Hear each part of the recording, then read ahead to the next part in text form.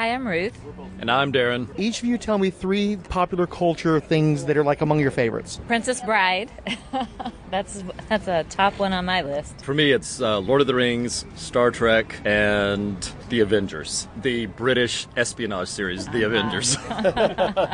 You got 2 more? Good to clarify. Aquaman and Mara and The Prisoner. That's a good one. Prisoner. I still have my toy collection from when I was a kid. My parents saved it all, so I've got Star Wars figures and Planet of the Apes figures and Migos out the door. For each of you, who is your favorite either Marvel villain or Marvel hero? Spider-Man was always one of my all-time favorites. Yeah, when I was growing up, I got one comic a week, and if there was a Spider-Man there, it was always, I think I have to get that. Oh, let me choose the Hulk. I can remember some childhood memories about the Hulk. Did you watch the TV show? Yes, definitely. It's Bill Bixby. There you go. Were you what was the show he was on before that, where he's the dad? Oh, Eddie's father. Yes. Were you an Eddie's father person? No. Just the Hulk.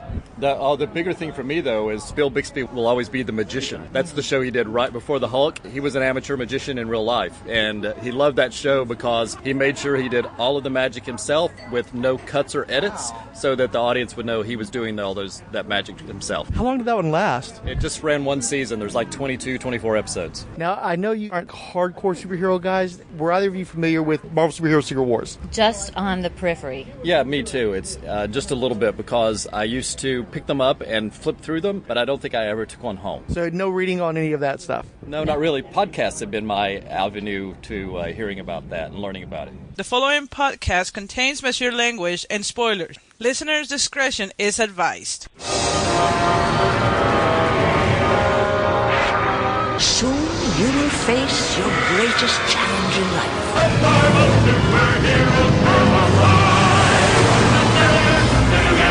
Fantastic Four. Spider-Man. Spider-Woman.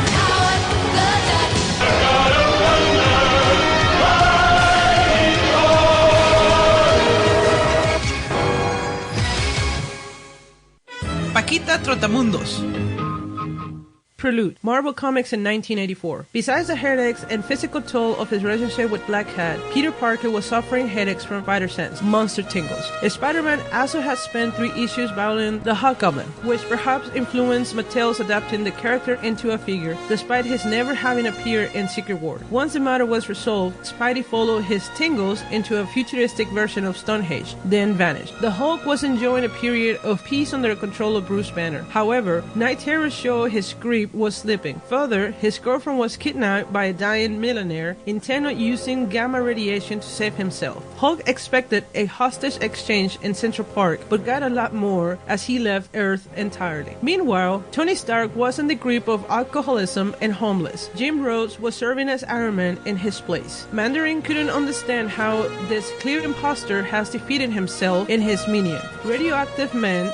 Back in New York, Rhodey was asked to investigate an enormous arena-like alien structure in Central Park, then vanished inside. The mutant Storm was finally confronted by Kitty Pryde over her radical changes in appearance and personality. Peace made, Kitty was dropped off at the airport. Professor X, who had recently regained the ability to walk via the clone body, has been getting strong psychic signals for weeks. Storm, Colossus, Wolverine, Rogue, Nightcrawler, and Lockheed follow him into the source. Both the Thing solo series and Fantastic Four feature issue-long foreshadowing on their own inspection and disappearance, leaving a pregnant invisible woman behind in New York. The first Spider-Woman, Jessica Drew, was revived from a near death by the Avengers. Hawkeye then announces marriage to Mockingbird at Avengers Mansion. Thor returned to the team from the occasion after months of warring in Asgard. Captain America had a tacked-on mention on joining the Avengers to investigate on his solo book. The Vision, Scarlet Witch, Mockingbird, and Star Fox remain unsure of their teen main fate. Welcome to Marvel Superheroes Podcast, Secret Wars Edition. I'm a legal machine. With me is... Diabolu Frank. And... Mr. Fixit. So the Marvel Superhero Secret Wars. Can the combined might of Earth's most powerful superheroes defeat the ultimate menace? Well, what do you think? Did you read the story there, Illegal Machine? Who was the ultimate menace? What was going on with all the whole thing? The fucking Game Master or whatever? Beyonder. The fucking was the Beyonder, right? Okay, sure. And essentially Doctor Doom too, right? Yeah. And Galactus. And Galactus too, right? And it's a pretty stacked deck on this book. Mac, did you ever actually read the comics? Yeah, I think I did. Well, no, you know what? I did not. And you want to know why I never did? Was because Tony Stark wasn't Tony Stark. That was not Iron Man. That was James Rhodes. Spoiler alert. Sorry, guys. So, racism? Shit. No. It was one of those things. You're like, oh, I want to know, because the whole thing about Secret Wars was fighting against. It's like we were talking earlier with our good friend Shag. It's the lowest common denominator of comic book talk is versus shit, right? Can the Hulk beat up Thor? Can Silver Surfer, beat up his girlfriend or whatever? I don't know. It's all this arguing, bickering shit. But when the comic books actually do it, where it's going to pit heroes against heroes, and they're actually going to fight shit out, heroes against villains or whatever, you finally get to watch these team ups of these characters you don't see before and they're going to fight. Well, when you find out, like, my guy was Iron Man, Tony Stark Iron Man, and it wasn't even him, you kind of check out of it. You can see the dynamic, though. They're producing a G.I. Joe comic where it's G.I. Joe gets into battles with Cobra, and they fight, and Cobra loses, and they reset it, and they start all over again with the same people for a new battle. Transformers, you got Autobots versus Decepticons. They make these toys, they make tons of money. You can see where Marvel would be like, we can do that. We pretty much already do that. Let's just do what we were already doing more so. And they're already making money off the comic books. We'll just do it with the Marvel superheroes as well. Count Drunkula. Secret Wars was kind of my introduction to the Marvel superheroes, but it wasn't through the Secret Wars comic. The toys were on the shelves, and I had gotten some of them. I remember that I had Doctor Doom, Spider-Man, and Iron Man. Those were the three that I know I had, but I must have had friends with some of the others, because I remember playing with the Captain America one and some of the, like the Kang action figure. And I think I had that Doctor Doom toy for years, way longer than I had the other ones. I don't know why. That was how I got to know who the Marvel superheroes were before I was reading the comics, like 5 years before that. I knew who Spider-Man was. I knew who Captain America and Iron Man and the Hulk were. It was the toys and it was cartoons and television shows, but didn't end up reading the comic, the series, until about 1 year ago. So this is a toy comic. I had the toys. And definitely more memorable for the toys. You think? I don't know if that's true, actually. No, I would say the covers. I remember the covers really standing out at the time. The covers were good. Well, because this is a 12-issue limited series, and they didn't do a lot of limited series back then. It was a big deal. It was an event. It featured every major Marvel character of the time. There was toyetic, as we would say these days. Everybody that normal people would recognize from cartoons and stuff was in this thing. And they got good artists. They got Mike Zekoff, Captain America, to do this. It's a good-looking book. It is a really good-looking book. Those kind of events where it's like its own separate series, and you could buy that one book and take in the entirety of the event. That was a rare thing at those days. So it really established the formula for event books to come, up to the point of it being sort of formulaic and ultimately meaningless. Saturating, man. They saturate the market with that crap sometimes. This is Curtis. The Shadow. We talked about this previously. You came to the book as an adult. Is that correct? That's correct. I didn't read it back then, or probably I've read it within the last, 15 years. Were you reading comics back in 84? I was actually just born. So a little bit before your time. From 1987 until 3 or so years ago, you couldn't be a DC guy without at some point Crisis on Infinite Earths coming into the conversation, because so much continuity was hinged upon that. Mm-hmm. But at the same time, I always told people, don't read Crisis on Infinite Earths, for God's sake. You as an adult approaching this material, has anybody ever built this book up for you, or is it one of those things where it's like, yeah, I keep hearing about the Secret Wars, I ought to try it out? Did it have a reputation that preceded it, or did you just go, hey, I'm going to read some Secret Wars? I honestly didn't even know that. I knew Spider-Man was in it, and I knew that the Venom symbiote was in it, but I didn't know this was the actual issues that the Venom symbiote would first come into play in. I thought that he had already showed up in Amazing Spider-Man at that point. So what actually got you to pick up the book and buy it or read it? I can't remember. Was it just the Mike Zeck cover and you're like, hey, this is nice artwork, I want to check this out? Well, no, this is actually the Alex Ross one too. So Okay, I've had 2 copies of it. So was it the Alex Ross art that was like, hey, this is kind of pretty, I want to check this out? Well, it wasn't even that, because I'm not a big fan of Alex Ross art on most stuff, but this is pretty good. I think back then, I think there was a sale or something for trade paperbacks and graphic novels, and I think it was like 3 for $10, so I picked it up. Okay. Yeah. Hey, I was getting a good deal. I figured, what the hell? Yeah, and that's pretty much how most of my buying is nowadays with trades. The first issue, man, that cover is one of my favorite comic book covers of all time, though. Marvel Superheroes #1 or Secret Wars #1. Mm-hmm. I've got 2 versions of this as t-shirts too. I've got that Ultimate Allegiance one too, where they stick in Black Panther and random Luke Cage and Doctor Strange and take out all the X-Men and Fantastic Four. It's a great image, and we all love Mike Zeck here. Yeah. Do y'all remember how this book goes? Let us begin. No doubt I startle you. Let me assume a more familiar form. Think of me as one from beyond. Call me the Beyonder. We have traveled a long way and have seen many curiosities, but none as perplexing as a planet we stumbled upon called Earth. Our scrutiny has revealed much about humans that we don't understand. The most intriguing are your concepts of good and evil. I felt they warranted further study and observation. You are obviously an agent for good. Therefore, you have been chosen. I want to know which one is stronger. I intend to devise an experiment. Behold, a planet somewhere in the galaxy. This planet has found peace for centuries. Their technology has eliminated hunger, pain, and unhappiness. These humanoids have no concept of evil.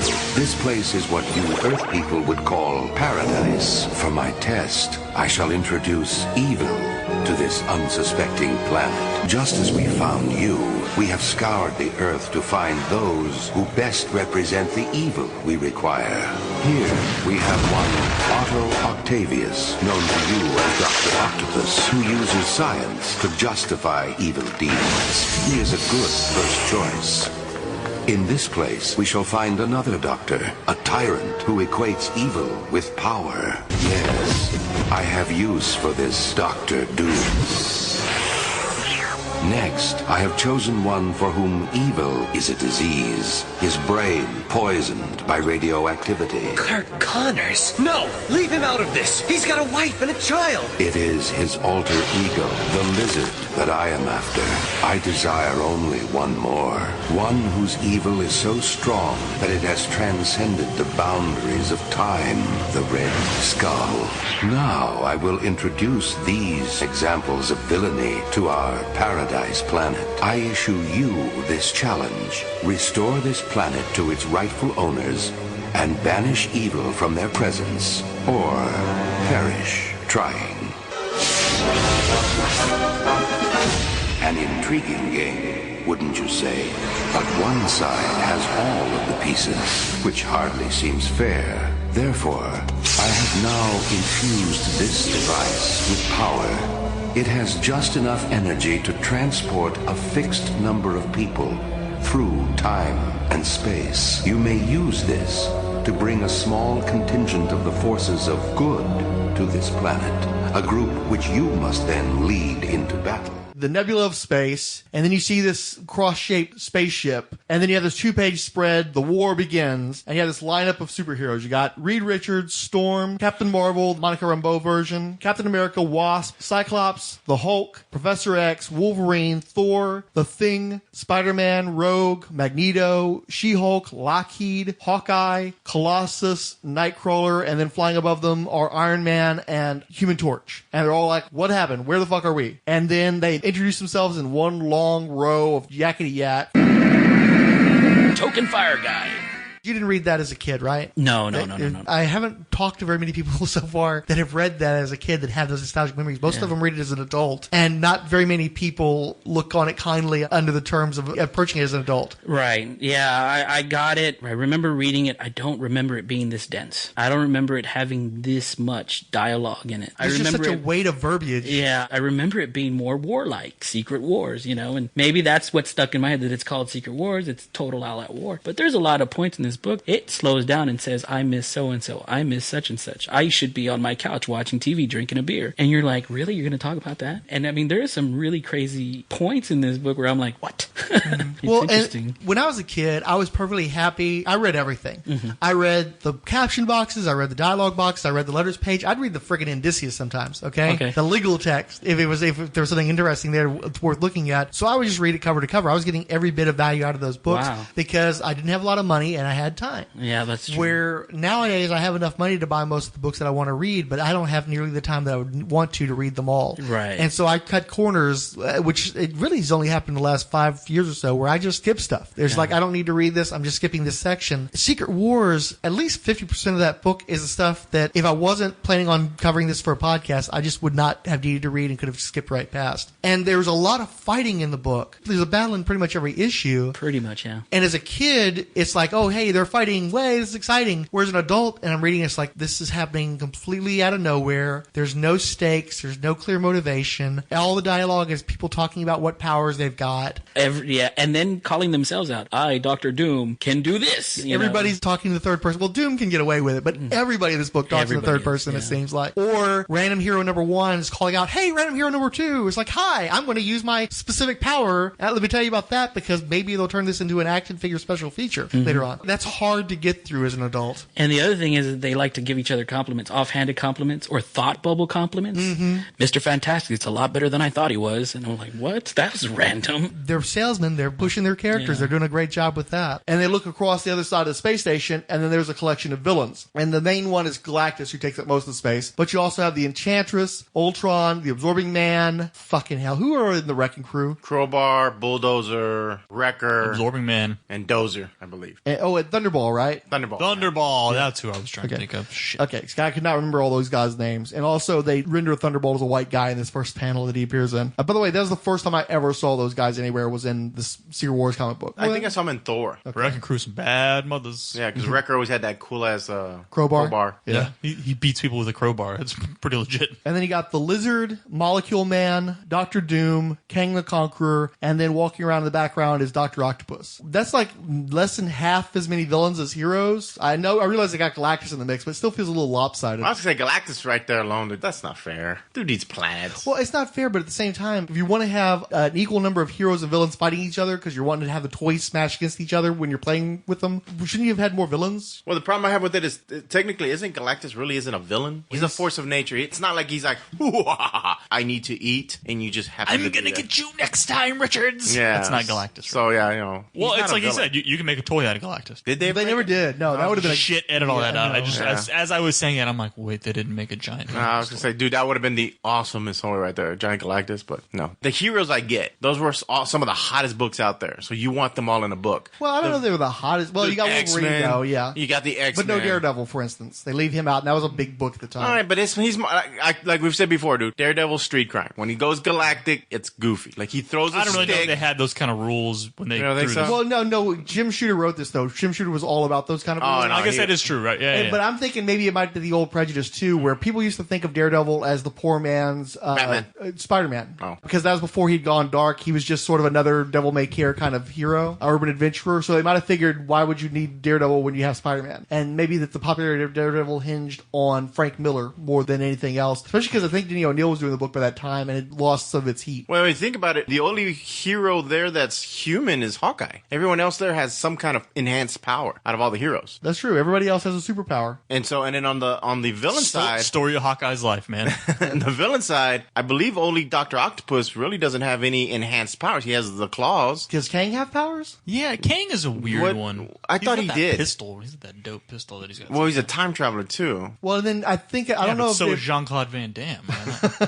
I know Dr. Doom dabbled in mysticism, but was he enough of a mage where you consider him having powers? He beat the shit out of Fantastic Four. Well, his armor's got all sorts of shit. Yeah. Well, so does Kang's armor. But the point is, in Hawkeye. Okay, so I guess so. You got armored view. So they have armored weapons, but I mean, you have Hawkeye. He shoots arrows, right? And you got Galactus. He had no innate powers. Yeah, and then you got Galactus, the Devourer. Galaxies tremble at his name. Everyone else they're only known in the universe of which that Earth takes place. Well, and you could argue Cap as well, because he was still peak human at that point. They weren't playing him as superhuman like they do in the movies. What do you mean? Well, Captain America doesn't have superhuman powers. He's just the peak human.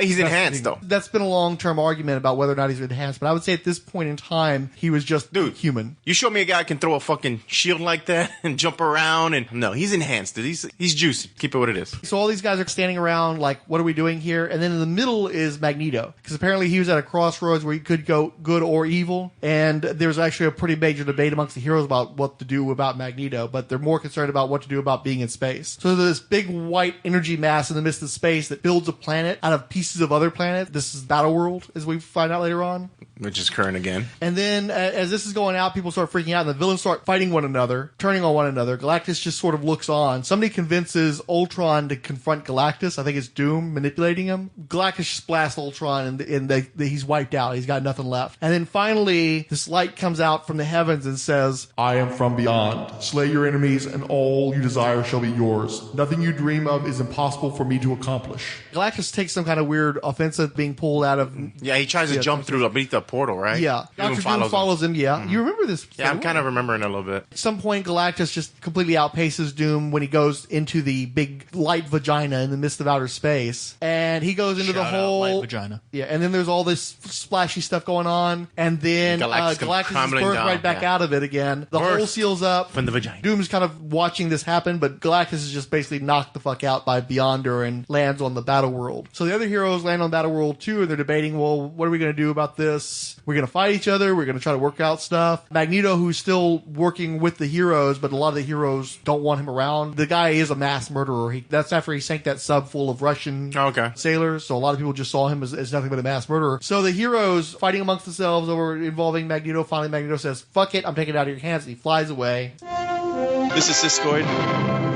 There's so many great moments in that. It is unfairly attacked sometimes, maybe because the premise is so basic, good versus evil versus hunger. But there's so many crazy things that happen in there that I can't believe people don't love it more, because it's really insane stuff. It is used as an editorial device to change some things up, put She-Hulk in the Fantastic Four, or give the black costume to Spider-Man, but there are very few things really that change. I understand that at the time it was like 1 year later, like DC did. They all go away, and then it'll take you a year, you, the reader, to catch up on why these changes happen. So it makes you still interested in Secret Wars, even though you know the outcomes, I guess. But there's so many crazy things happening. It's really pure comics. And that's why I still love it. I still sometimes finger through it. It's got good art as well, mostly. There are a couple of artists there, but for the most part, it's Mike Zeck. It's still a great series to me. And it is the grandfather of all the crossover events, which is one of its sins, I suppose. I've always found it more interesting and coherent than Crisis on Infinite Earths, which was basically the next one. All right, let me give you 10 highlights. Right off the bat, Magneto thrown in with the heroes. Amazing. To me, as a young reader, it's like a villain's with the heroes. Okay, I see his motivation. And so that made Magneto, who I barely knew, much more complex right away. And this was a story that wasn't necessarily black and white. And the X-Men quickly shot off on the side with Magneto. So it's like the mutants are still the pariahs, and they're still apart from the rest, which made it really two forces on the side of good, although Magneto, who knows, Magneto goes off on his own. So it became a story that was much more complex. It's not just the bad guys stay with the bad guys, the heroes stay with the heroes, and Galactus is alone by himself. These people have agendas, and sometimes they work against one another. So right off the bat, the fact that Magneto was with the good guys, and they didn't like it, was great. The remaining heroes and the remaining villains all congregate in various areas of the battle world and decide to figure out what their battle plan is going to be. But one thing that is interesting is Dr. Doom decides that the best way to deal with the situation is to actually work with the heroes, form a united front against the Beyonder. But Kang doesn't believe that's correct and goes to a base where the villains have shored up and actually tries to blast Dr. Doom out of the sky with this big laser cannon thing. And the heroes go to check on Doom and make sure he's okay. And Doom's like, Doom needs the aid of no man, and just sort of says, screw you guys. He blasts the heroes too and walks away. And then that's when the villains decide they're all going to fight the heroes. They're going to ambush the heroes. And that's the end of the first issue. I wonder what kind of logic went into picking these heroes and villains. Who do you think's missing, or who do you think doesn't belong? Most of those characters have on the other side of the aisles no, Spider-Man's not there, so he's not. No, Spider-Man's there. Is he? Okay, so Dr. Octopus is his nemesis. No direct villain for Captain America. No Iron Man villain. Well, what'd you say? No Iron Man villain. Well, there's a number of. Well, they're all Thor villains though. Really, are they? I think. But didn't Cap go against them? I don't remember the Cap. Iron Man. Spider-Man did, but I want to say Spider-Man did it after Secret Wars. Yeah, I'm confident of that because I was a Spider-Man fan when I was younger, and I remember buying, there was a 2-issue story arc where it's Spider-Man and Spider-Woman versus the Wrecking Crew. And it was the black and white outfitted Spider-Woman that did that. So, yeah. Okay, so then... So I think they were just sort of like generic cannon fodder, Cobra Troop type villains amongst the group. The Absorbing Man. That's a Thor villain. There's no Hulk villain. The Absorbing Man, the Hulk. Yeah. No, the Absorbing Man got his powers from the Enchantress to fight Thor. That's okay. Yeah, right. And so all this is So yeah, there's no Abomination, there's no leaders. There's a number of generic Jersey or like, is this like kind of Kang. that pre-Vengeance type thing? Remember Vengeance? The whole thing about Vengeance books was the villains swap. Acts of Vengeance? Yeah, where the villains but swapped that's not even really relevant. No, but I'm saying similar to that, where they picked villains who you wouldn't. I think they were just looking for name-ish brand, or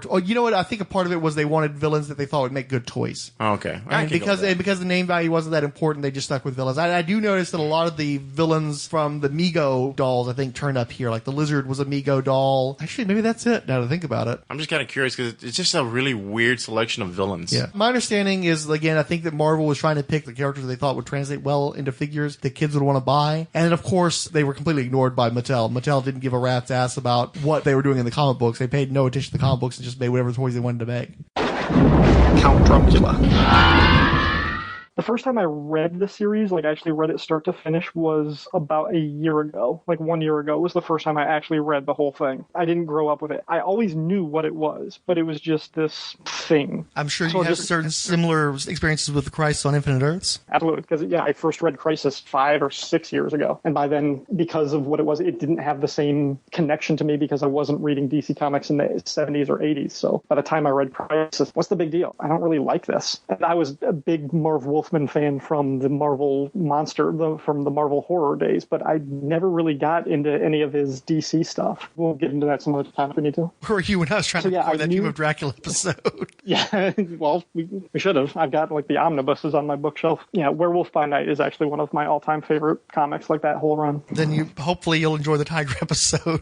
Yeah, because we'll talk about it. I'd always kind of shied away from Secret Wars because I heard that it was a toy tie-in, and in my mind, I assumed that it was produced by in-house writers and artists working for Mattel, the kind of comic book that would have come in a cereal box. Like, I thought it was that quality. Like the Superpowers mini comics. Yeah, exactly. So when I actually looked at it, I was like, oh, Jim Shooter wrote it. I was like, really? Okay, he's got actually some credentials. He was the editor-in-chief for a long time. Do you have any history with Jim Shooter as far as reading? Just sort of retroactively, I would go back. I really liked his time on the Avengers, but that was sort of it. I didn't know his history with the company until relatively recently, and I didn't know a crap ton of really good comics came out of his era, but a lot of people did not like him. I didn't know any of that at the time. For me, Jim Shooter reminds me a lot of the 70s auteurs, where everybody loves the golden age of cinema, but there's a reason why that fell apart because of the madness and the madmen that were behind creating that material. Right. They just couldn't sustain. Like, there was too much infighting. And then I saw that Mike Zeck and Bob Layton were the artists. I was like, okay, these are serious artists. These guys are worthy. I actually went back and looked. Zeck left your beloved run on Captain America with J.M. DeMatteis to do Secret Wars, right? I'm well aware of that. I think that era lines up. No, that's exactly right. He was hired off because DeMatteis had been building up to a major turning point for the character with issue 300, and all of a sudden, 6 months or so before that's going to happen, I swap out Mike Zeck for Paul Neary. And you can imagine how well I responded to that. I went back and I reread those issues recently, and strangely, the art, the change in art was jarring a little bit, but I actually thought DeMatteis's writing took a bigger hit after Mike Zeck left. Like, I didn't like the next 5 issues, like that whole thing with the old geezer Red Skull and his daughter. Well, just to point out, the final chapter of that story was rewritten without consent by Jim Shooter, because the ending that DeMatteis had written did not sit well with Shooter, so he rewrote like half the story himself and gave the book a new direction, and DeMatteis never came back. Okay, well, that explains a little bit. But yeah, so for years, even like as I would go back, I would reread all the old X-Men books and the Fantastic Four and the Avengers books, and I would always get to this point where the heroes leave, and it says to be continued in Marvel Superheroes Secret Wars issue 1, and then the next issue, okay, the cast is completely different, or something terrible has changed. I never got into it because I thought that didn't have the credentials of a real Marvel Marvel product. I finally read it a year ago, and I reread it again so that we could talk about it. I don't know who this book was for. Was it for new readers who were buying the toys? Because the first issue reads like that. There's a lot of over-expository dialogue. There are roll calls where the characters all just line up, and it's like, hey, who are you? Let's all exchange names so we know each other. And that would be easy to digest for a kid. But then pretty quickly, as the series goes on, they're making a lot of continuity references and a lot of things that I think would go over the heads of a young reader. Somebody's talking to Hawkeye, and they actually make a reference to Hawkeye Pierce from MASH. Are they thinking like a 9 or 10-year-old reading the comic is going to know that MASH reference? I don't know. I could be wrong about that one. I think MASH went off the air sometime around 83, so it was still present in people's minds, but Lord knows that's a dated reference 30 years later. Do you know how was the series when it came out? Was it well received at the time? How were the sales? The sales were spectacular. Carol Kalish was one of the major people behind sales at that time, and at a retailer conference, she said, hey, Secret Wars, that was crap, huh? But we sure sold a lot of it, didn't we? Irredeemable Shag. Secret Wars 2. No, not Secret Wars 2. Secret Wars issue number 2. Oh, yeah, that's an important distinction. It's very, very essential. Huge distinction here. With Magneto and a bunch of heads. What do we feel about this cover? Awesome. You like this cover? Not as poppin' as the first one. Few covers are, but how do you think it rates in general? Well, out of the 12 issues or what? Or out of the 12 issues? Just start or out of reviewing the comics in issue. general? Taking too long talking about the cover. Yeah. Thank you. So this one's Prisoners of War. It's got a nice splash page of Cyclops pointing going, hey, the villains are coming. And a bunch of the heroes going, yeah, we're going to fight these guys. These guys fight, and those guys fight, and smash and blast. And Kang has a cool gun that looks like the one that he came packaged with as a figure. And then there's a recap of what happened before. Doom tries to play around with Galactus, but Galactus pays him no mind. He gets up from where he'd been dropped off, walks off into the distance. What about Ultron? Doom picks up the remains of Ultron and starts playing around with that. And then after the heroes drive away the villains, they go and find their own base to go hang out at. And then Captain America lectures everybody about how they're going to handle things in the battle world. Of course, he's a team leader. The villains come crawling back to Dr. Doom, and Doom decides, no, this is Doom base now, and you bitches aren't going to pull this kind of shit on me again. I will fry the lot of you if you try any bullshit. You serve me on this. Galactus is still out, right? Galactus is kind of off in a mountain just chilling. Okay, let me set the stage. It's March 1984, and I'm at lunch with my chums of 6th grade. And these are kids I didn't know in elementary school, so I've just gotten to know them this school year. And I felt a bit like an outcast, as every kid in middle school does. So we're sitting around the table.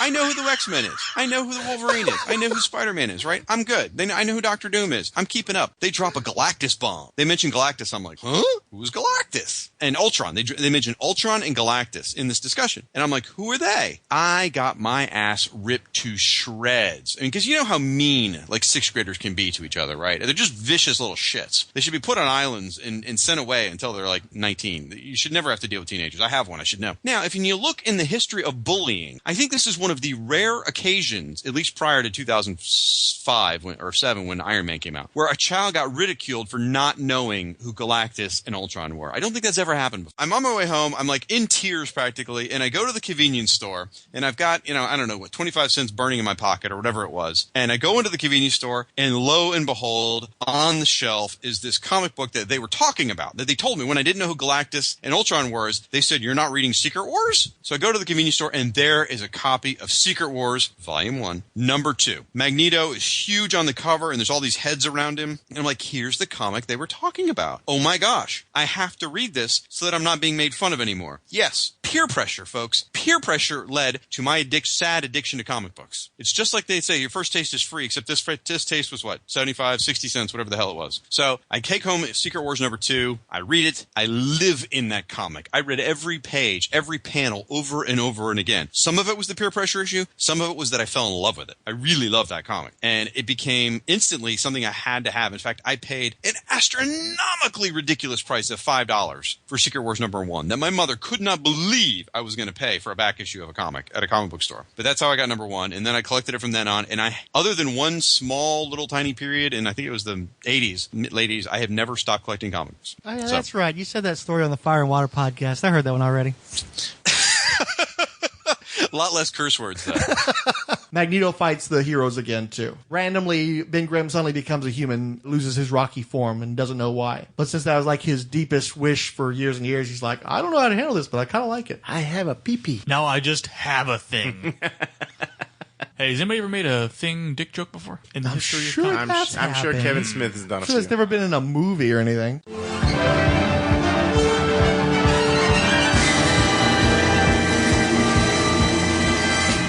Hi, I'm Keith G. Baker. I'm sitting here talking with Frank. I'm just some guy that he found on the street, and he's buying my lunch today. 3 of my favorite things in popular culture. Favorite book is probably Hitchhiker's Guide to the Galaxy series, Marvel superheroes. I love The Thing. And let's see, other popular culture is probably, I have so many coming into my head right now that I can't think, but I'm gonna probably go with the Hulk television series from the 70s. Are you familiar with Marvel superheroes Secret Wars? Secret Wars, yes, because I was collecting and reading comics when it came out. I got it off the stands at the time. So I also got the action figures when those hit too, and it hit me right in my wheelhouse. I guess I was, what year was that, 84? Yeah, I was target audience for that stuff. So did you see the house ads, were highly anticipating it even before it came out, or did you just happen to see it on the stands? I wasn't much of a Marvel kid at the time, but I remember that Contest of Champions was a few years before, and I had gotten that, and this was another big mashup of all the Marvel superheroes, and if I could get more bang for my buck from a Marvel book, I saw that was coming out. I was definitely going to grab it.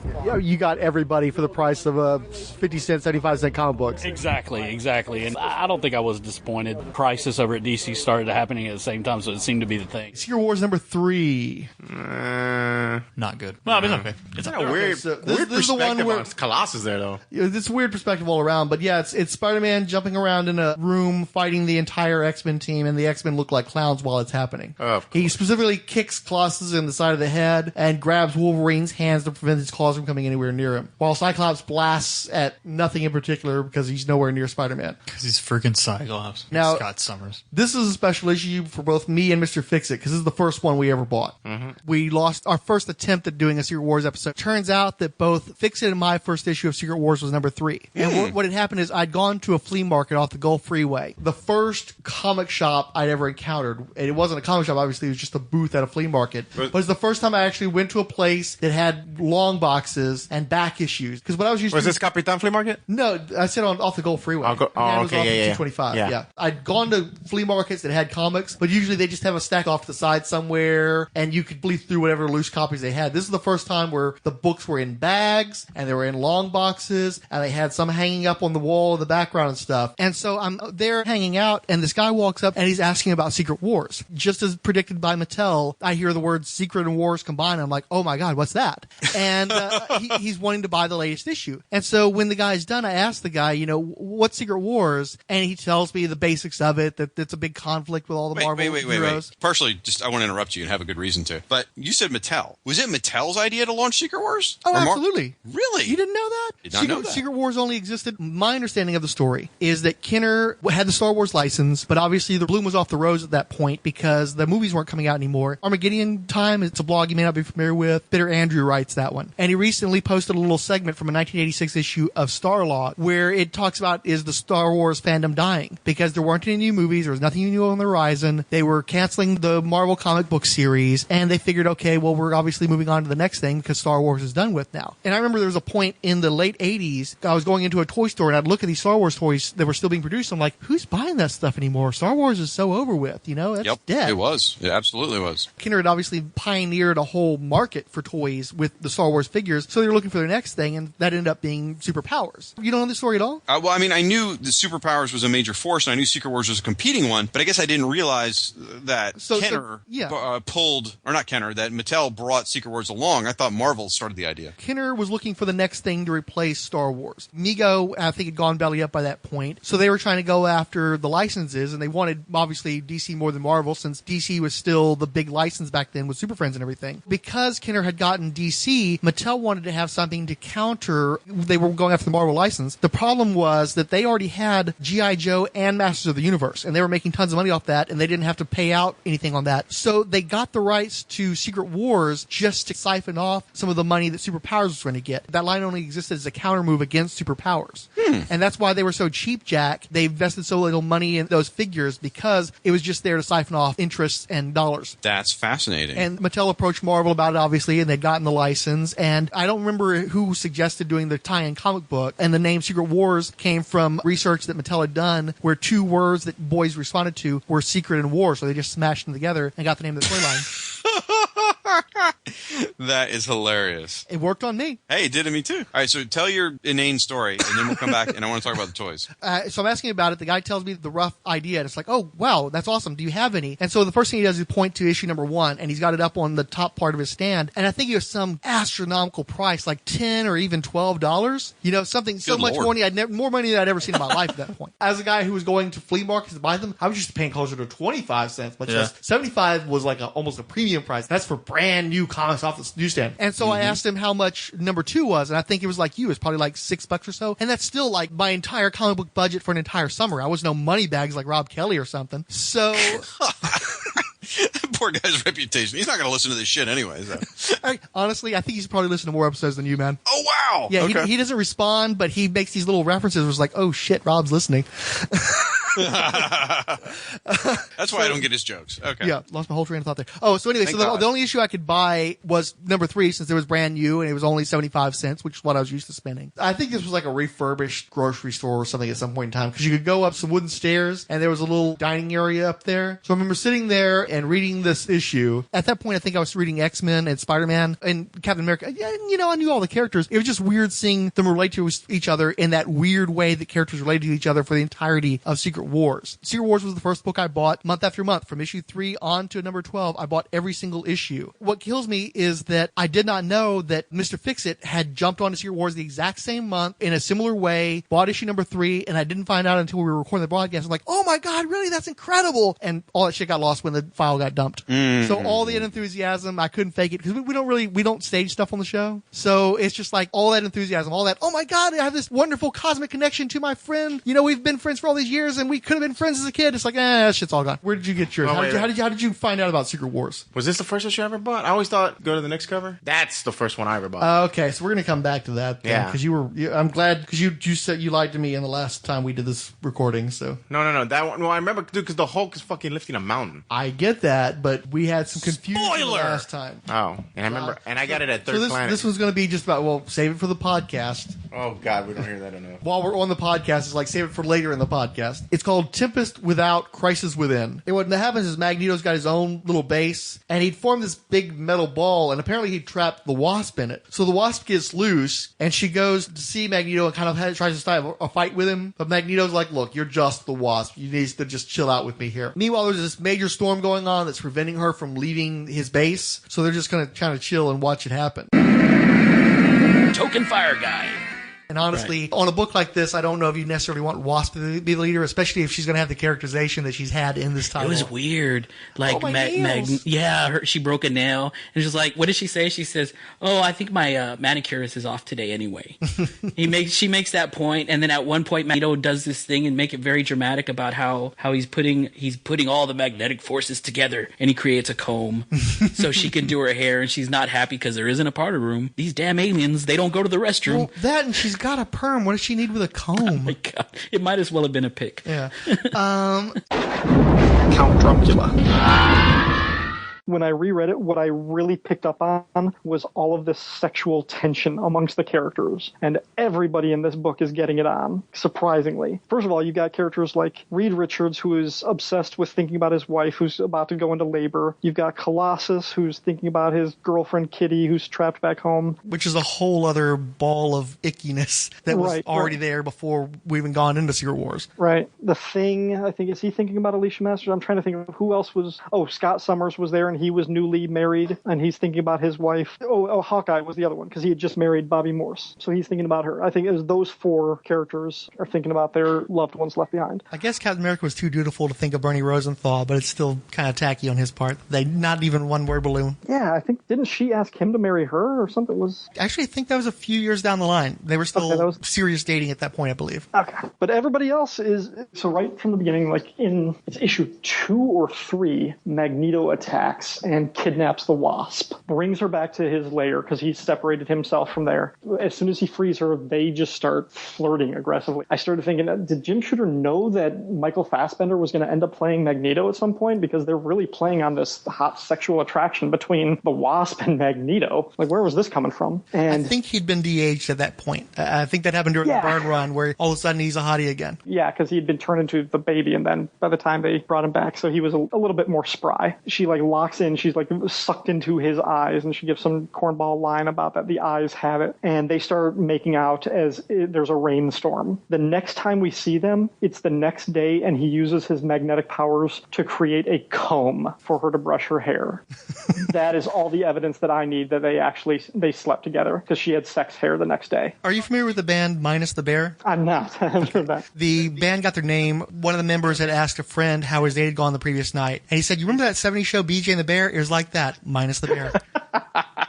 Because Jen spends way too much time worrying about her nails and her hair and her outfit and everything else. I really think the best you could do there would be a beach. She's newly divorced from Hank, and then she's going with Magneto now. That's the transition. That's an interesting rebound choice. The heroes are rebuilding their base after the attack that they'd faced. And Spider-Man's slinking around and checking to see what these various teams are doing, because this is at a point in time where the X-Men are really outlaws. They're feared and hated by society. When Storm had her mohawk, Wolverine was this guy with claws when heroes didn't have claws, so he was seen as some unsavory sort. Spider-Man sneaks up and eavesdrops on the X-Men. The X-Men are debating whether or not they should work with Magneto, because they don't really feel like they're comfortable with the other heroes. They can feel that the other heroes aren't comfortable with them, and they see the benefits of decentralizing, I guess, the hero collective and working with a known ally. But of course, they've also been fighting Magneto a ton of times over the years, so they're debating this. Spider-Man assumes that these guys are turning on us and they're going to be like traitors, so he confronts the X-Men. The X-Men try to stop him. Spider-Man just totally freaking owns the X-Men. It's just tossing them all over the place, making a mess out of them. That's what happens when your book's hotter than theirs. But that's just it. Spider-Man, while he was very popular at that time and he did have multiple titles, I don't think that any of those Didn't he have a TV show too? He did have the TV show. Well, I think the TV show was still on the air, but I don't think they were making new episodes anymore. Because this was, 84? Because I just can't see Spidey taking out the X-Men like that. No, I don't. I've never been a big fan of a single character taking out an entire team, with exceptions. You should. Well, yeah, there's Cap. Okay, but that sort of situation where you've got a guy like Deathstroke who's taking out the entire Titans team. It's like, yeah, that's rad, until you realize he's much more ruthless than they are, and he's willing to use stealth techniques and catch them unawares and all that kind of stuff. And B, they're teenagers, so they're young, they're still discovering their powers. Well, there's an older veteran guy who knows just how to strike at them. And also, he's a villain and they're heroes, and you want to have a situation. It's interesting to have a dynamic where you've got a villain who's sort of the underdog, so you kind of want to root for him a little bit, because that was, I think, sort of the point of that. Spider-Man is supposed to be the everyman. He's supposed to be the guy who's got bad luck and struggles to get by. So having him beat an entire supervillain team sort of undermines the concept of the character, I think. Yeah, I don't understand what the point of having him kick all their asses is. You get the feeling throughout this miniseries that Jim Shooter just does not like the X-Men, because the X-Men take it on the nose an awful lot in this miniseries. But, I mean, back then, though, that's when Spider-Man, especially like his strength level, was kind of... Spider-Man is super fucking strong. People forget how strong Spider-Man is. So, I mean, see, we're getting into this whole, could Spider-Man... See, they're drawing us into this bullshit, dude. We're talking about whether or not it's Spider-Man... like that story I mentioned where Spider-Man and Spider-Woman take on the Wrecking Crew. If I remember correctly, there was a sequence where he lifts a jet plane for a short period of time. So that's pretty fucking strong. Yeah. You don't think of him as being the strong guy, but he's way beyond. But that's like Colossus' strength. So if he's as strong as Colossus, but he's got the web and way better agility, I guess makes sense. He could do some damage. Well, and I think there was a tendency too. You wanted to downplay the X-Men's powers because they're underdogs too. Okay, kind of makes sense. Spider-Man escapes from the X-Men. He gets right up to Reed Richards. He's about to tell him that the X-Men have been thinking about leaving and going to work with Magneto, and then he loses the thought because Professor X had used the telepathy to just stop, wipe the memory from Spider-Man's mind. Cyclops is debating, well, what about the moral implications of that? And Xavier's like, look, we're on the alien world. We got to do what we got to do right now. Meanwhile, Magneto is communicating with Dr. Doom while simultaneously trying to romance the Wasp. And then out of nowhere, Dr. Doom finds two women. One's a scrawny little Sissy Spacek looking Carrie chick, and the other one's a little bit beefier of a gal, Robert Crumb character. Voluptuous. There seems to be a lot of still making it up as we go. The new characters that are introduced, that like all of a sudden Dr. Doom, he just makes two women. And that was Mattel. Mattel had asked for there to be two more women created that they could turn into toys later on. Of course, there was never a female figure in the entire line, but that was a request of Mattel. That's why those characters just suddenly appeared out of nowhere. And Spider-Woman too. Yeah. This entire miniseries so far, we've only seen the people who were transported to Battle World, and now these two women just show up out of nowhere, and Dr. Doom turns them into super beings. Hashtag Mattel's agenda. So Dr. Doom zaps these two ladies, and one becomes Volcana, and the other becomes Titania. Two brand new women who came from Denver, because we realized halfway through the story that this battle world includes a subsection of Denver, Colorado. And I just have to point out, too, Denver was not mentioned until Spider-Woman shows up. So when they came up with Titania and Volcana, which are the most generic names you could have possibly pulled out of your butthole when you're on a deadline, where did these people come from? As far as we knew, there was nobody else on the planet, and then there's these two women randomly just show up. I was like, Doom just created women. Like, and what was Doom doing hanging out in Denver? Yeah, exactly. I think they even mentioned it. It's like, where did these women come from? And yeah, one of the other villains was like, Doom, he's always got a trick up his sleeve. I was like, wait, what? And that's another issue I had, too, is that Captain Marvel had flown all over this planet trying to find the one place that the heroes could crash after their base got blown up. And she passes the suburb of Denver and lands in Huttville. Nothing from that. Sorry. Anyway, so Doom creates these two brand new women, and instantly we've got this weird sexual tension or relationships between them. Titania gets her costume, and she goes to meet the other villains, and she's like smashing stuff, and she's looking to fight somebody. She wants to prove, show what kind of power she's got. She used to be this scrawny little wimpy girl. And Absorbing Man's like, hey, chill out. We already had a fight. We're not interested in fighting you. And so she's just sort of frustrated. Like, now that I finally have this power.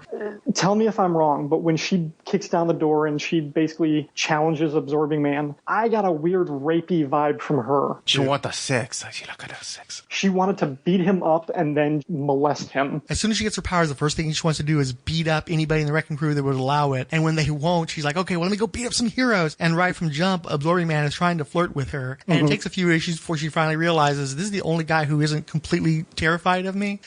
But she's got this weird thing where I don't think she was getting much action when she was skinny little Skeeter. And I don't know that Absorbing Man is necessarily the guy that she wants, but she wants a guy, and something happens there. It may not be right, but if Absorbing Man doesn't have a problem with it, I'm not going to have a problem with it either. Yeah, it was creepy, and it came early on, and again, it brought this question up. Was this comic for kids who were buying the toys, or was this for an older audience? And I really didn't know. And meanwhile, Molecule Man's staring off in the storm and wondering about whether there's any point to all the Secret Wars type stuff. And Volcana immediately goes, yeah, this is a cool little introspective guy. Gloms to him. She likes the emo dude. You got Volcana falling all over Molecule Man because, of course, he's the one that you would gravitate to in this room full of basically Mr. Universe models. Well, they do establish that those two characters were social outcasts, and that for some reason, they keep referring to Volcana as though she's some kind of big old hefty gal, which ain't how Mike Zeck drew her. No. But she apparently that was what she gravitated toward. And honestly, look at the guys you got to choose from amongst that group. I think probably Molecule Man was the way to go. Yeah, but every word out of his mouth, every sentence he uttered started with, my therapist says.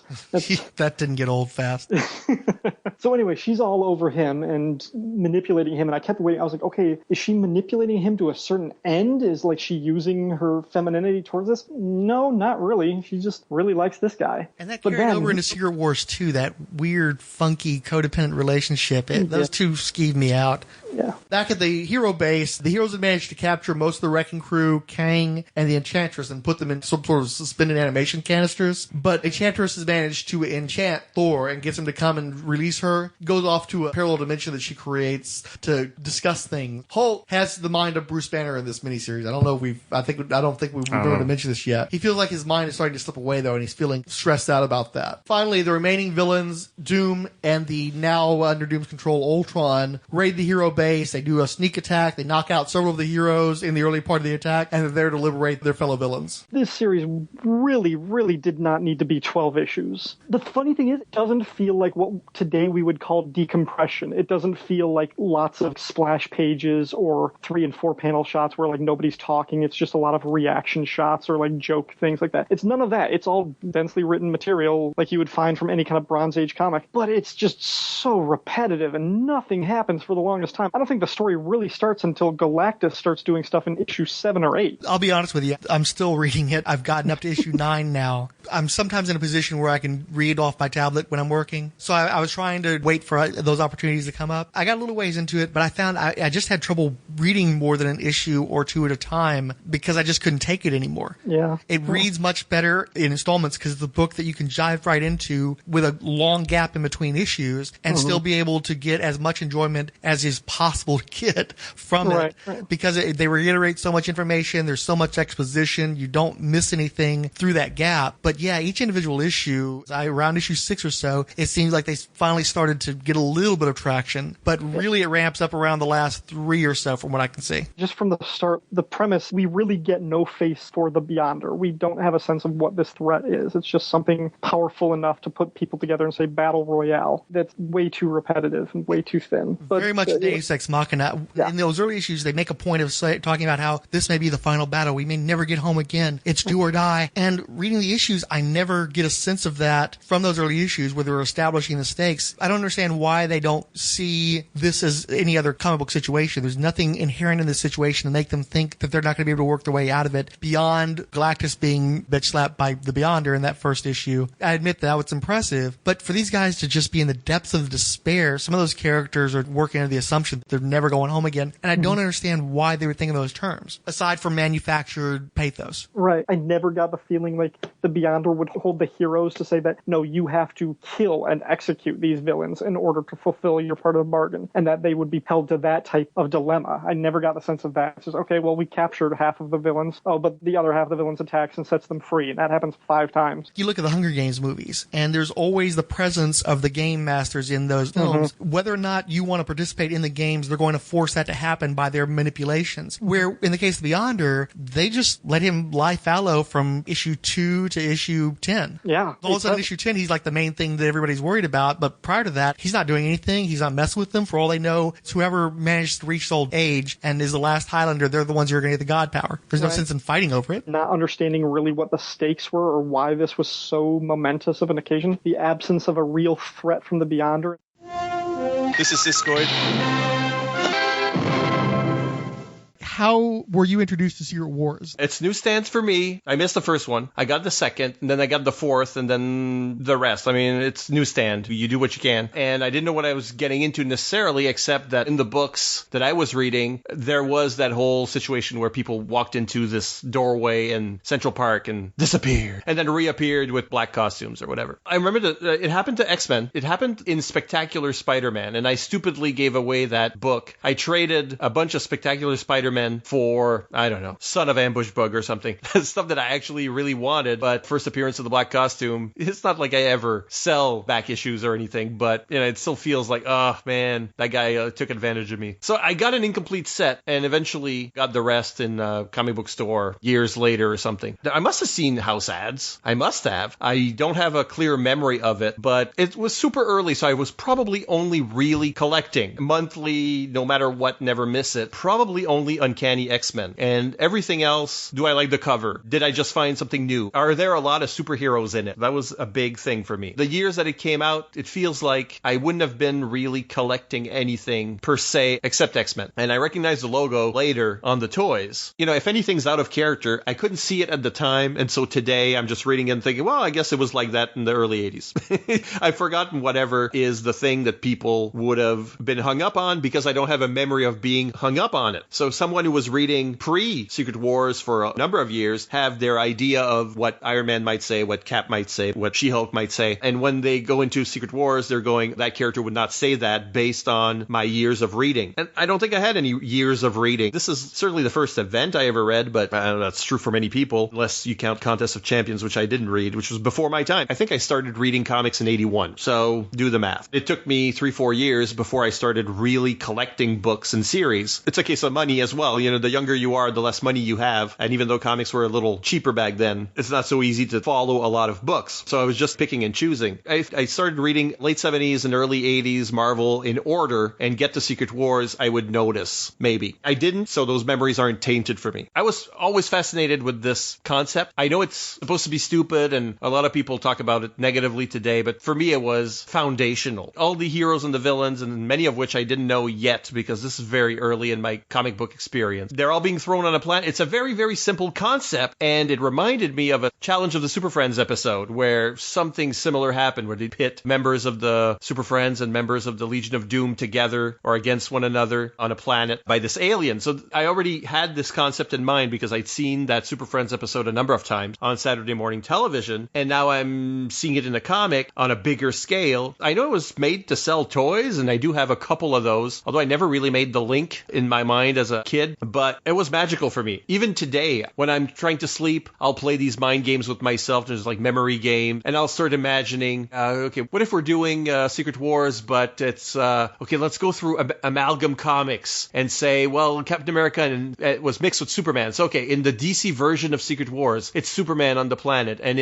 I would go through that and recreate whoever was to be on that planet. I kind of still do that. I've probably done it in the past couple weeks, that kind of thing, where I'm putting people on the Beyonder planet. It's just the thing I do. For a while, I was like, I read a comic, and I would go, okay, who's the hero of this comic? Whoever. And who's the villain? All right, they're both on the planet, and there's an environment in this comic that's also on the planet. And I would run this list of hundreds of characters that were now on the planet, or I started doing it with movies that I own. Whenever I need like a mnemonic kind of game, and I play a lot of those, the simplest might be, okay, rattle off all of Shakespeare's plays or something. But this is one of the ones I do, or used to do. Run a list of heroes, villains, and environments from every series that I bought and put them on the Beyonder planet. And then, okay, now I've got to play a mind game. Okay, who's on the Beyonder planet right now? That kind of stuff. So I'm a little insane about Secret Wars. Moving on to number 4. Oh yeah, I bought that one. Classic cover. Fixit, you said it, and appropriately enough, it's a Hulk cover, and it was the first issue of Secret Wars you bought. Beneath 150 billion tons stands the Hulk, and he's not happy. It's this great image where almost the entire cover is rock, and there's just a sliver of beaten heroes with the Hulk in the midst of them holding these two pieces of rock apart from one another and saving everybody else, and looking pretty unhappy about it, as they say. This is Curtis. The Shadow. Somebody made the suggestion that they actually, I think it was Mike Zeck that did the cover, or Bob Layton. I think that was a Layton. So that was a Layton cover, and he said that he had done it where it looked more like the old classic Jim Steranko cover. And the editor at the time, I can't remember the name, DeFalco? Might have been. I mean, he was definitely around at the time. It might have been him. I didn't actually make a point. I halfway thought that Shooter had edited this. I don't know. I'd have to go look at the books. But I think one of the editors told him to change it because it looked too much like the classic cover. So, I mean, that's cool. That's stuff that I like to hear. That, hey, not every time does it work out the way they planned it. Well, and I like those happy accidents because I've seen that cover swiped so many times. Instead of having this leftover recycled image, that's an iconic image for me as a kid. That stuck with me, and it was a new image instead of just seeing the same old thing. So that's an instance where hurrah for whichever editor told him that. Right. This is a cover, nobody ever references this cover, it seems like. I've never seen somebody do an homage to this cover, but I've always thought it was... we should have been. I think so. I think I had a t-shirt with that on at one time. Oh, yeah? No, but he means like, how other comics have told like Amazing Spider-Man or Amazing Fantasy 15 where him swinging, that's been knocked off by other people about a billion Or like the Steranko Hulk cover that everybody does where he's lifting this big logo, version of his own logo. Oh, yeah. And yeah, it's sort of a variation of that. It's the Hulk lifting this heavy mass, but the scale is such where you really get the sense of, wow, this must be, he's holding a freaking mountain up. Maybe it's because it's too specific. You can't just plug in an image like this in the 80s scenario. It's gotta, you couldn't have insert dumb character doing that. So why did you buy Secret Wars? I believe I was taken to a comic shop. I want to say it was Third Planet, the one that was in South Houston. I don't know if you remember that one. Yeah, the guy who went on to run New Horizons ran that shop. Okay. Phil Botany. And so I believe I went to that shop. They used to put in plastic bags along the walls certain comics, the books that were hot, which were always X-Men books, Punisher books. There weren't any Punisher books back then for the most part. Spider-Man issues, and because the Punisher miniseries hadn't come out yet at that point. Are you sure there was no Punisher? Nope. I mean, the Punisher existed, but you're talking about like Spider-Man comic books that feature the Punisher. Maybe. You're assuming he bought it brand new. Oh yeah. Did you buy this? No, as a I new didn't buy it book, brand or new. as a back issue? No, I bought it as a back issue. Oh, okay. The series had already, I think, was already done or getting to be done. But they would put, like I said, whatever was hot or whatever they thought people, because back then they would put the books on the shelves like most comic shops do. But, people want that pristine edition. And so they would put all these up here. And so you'd walk, I want this book. And they would take it down and, they would give you with the plastic. It was that cover. I remember I kept going back and I'm like, man, it's just a cool cover. So I grabbed it and then found out it was part of a miniseries and had to go back and start finding the other ones to read them. So did you go back to issue number 1? I want to say I did. Was it still a whole $12 then? No, No, I found a majority of my books at either flea markets or where did we used to go? Well, Capitan Flea Market. That's why I was asking if you went there, because that guy would just put anything out there. He basically would just sell everything and then shut down. And I don't know where he went, but he would come back with books the next week and just try to sell again. And we would go there, and I remember we would buy rap tapes back then when they had tapes. And I went there, and it took me a while to collect them all. I didn't have them all in the beginning, but it took me a while to collect them. But I didn't read them until I had them all.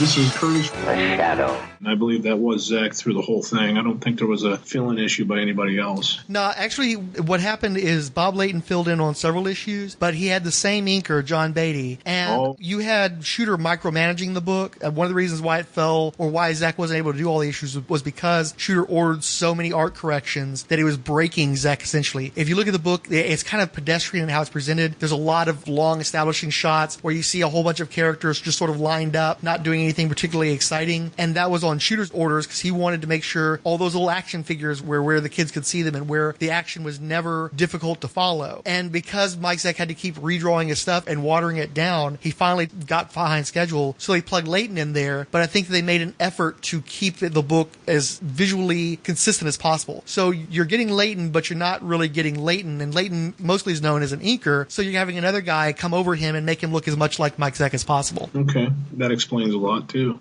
Secret Wars number 4, Situation Hopeless, opens with the hero's base exploding in a big boom. Also, this is the first issue that was not drawn by Mike Zeck. This was a Bob Layton issue, yeah. Honestly, as a kid, I didn't really notice that they had changed artists because the inking was consistent enough, the basic look of the characters was right. It wasn't until the covers of later issues that I could tell that they weren't Zeck covers, and that's when I was like, hey, wait a second. Plus, this was only my second issue of Secret Wars, so I hadn't formed a consistency out of terms of the artists. The hero's base gets blown up, and the villains are just sort of wandering through the base looking to see if they can find somebody. A Dr. Octopus uses binoculars, and he sees the heroes in the distance, so the villains are going to go and attack them, but Titania's like, screw that. She takes a big chunk of the base and just throws it miles away to land on the heroes. And then the Wrecking Crew get in, and they start doing the same kind of stuff. And then finally Molecules Man's like, hey, I can do something a little bit cooler than that. So he lifts an entire mountain up and sends it hovering over the heroes. You can see are all banged up. The only guys that are still standing are Iron Man, Captain America, the Hulk, who's carrying 4 different heroes, and Hawkeye randomly. Plus Human Torch is flying around with his arm busted up. So the Spidey Spin starts tingling, and he's like, hey, look, mountain. First they send the hunk of the base, and Hawkeye uses an explosive arrow to split it in 2. And then Iron Man manages to continue to hold Captain Marvel while he's shooting his repulsor rays to separate those 2 pieces further. It's actually a really cool bit of teamwork there. But then after they manage to do that, they're like, oh shit, mountain. What are we going to do with mountain? And they can't do anything with mountain. Mountain falls. So all the villains are like, yeah, we totally freaking kill those guys. And then Molecule Man just having the ability to lift a mountain and throw it upon people 5 miles away is just, it was hard for me to believe at that time. Today, it's even harder after thinking about it. And Jim Shooter, the way he wrote this particular miniseries, I want to strive to enjoy it, but there's just so many faults when you read it that it's just hard to get through at some point. I think the book actually defies enjoyment. Okay. It's like I read this book when I was a kid. I tried to approach it with an open mind, especially in the early issues. I'm like, man, this is being written for kids. This is an opportunity to use these toys to introduce kids to this universe. So I'm not going to be hard on it. I'm going to try to just credit it for its smart choices, but it makes so many dumb, irritating choices that you can only give it so much slack. And while I don't hold it against anybody if they can enjoy the book, I personally tried. I really tried to enjoy it, and I struggled getting through the issues. No, that's kind of how I remember being, but I still finished it because I wanted to know what people thought about, and I had not ventured into the Secret Wars, so I wanted to know what it was like and how it was going to be. I enjoyed it while I was reading it, but there were still faults in the book that held me up. There had to be a lot of head scratching. I mean, even reading it in the time it was published, there was still, for me, like, really? But meanwhile, Enchantress and Thor are off in a little la-la land that she pulled. I think she just teleported them to a different part of the battle world now to think about it. And so she's trying to get her fuck on with Thor, basically. And just as they're about to kiss, they feel the vibrations from a fucking mountain dropping at another part of the world. So Enchantress teleports the both of them back to the hero's base, which now doesn't exist anymore. And instead they're in the midst of a whole bunch of villains, including guys who specifically fight Thor. So they all just gang up on Thor, and Thor's trying to take them on. He's doing okay. He holds up for a number of pages. But then Ultron shows up and blasts him, and apparently nothing. He just supposedly vaporizes him. All that's left is some shreds of cape and his helmet. Enchantress starts crying over that. Pekita Trotamundos.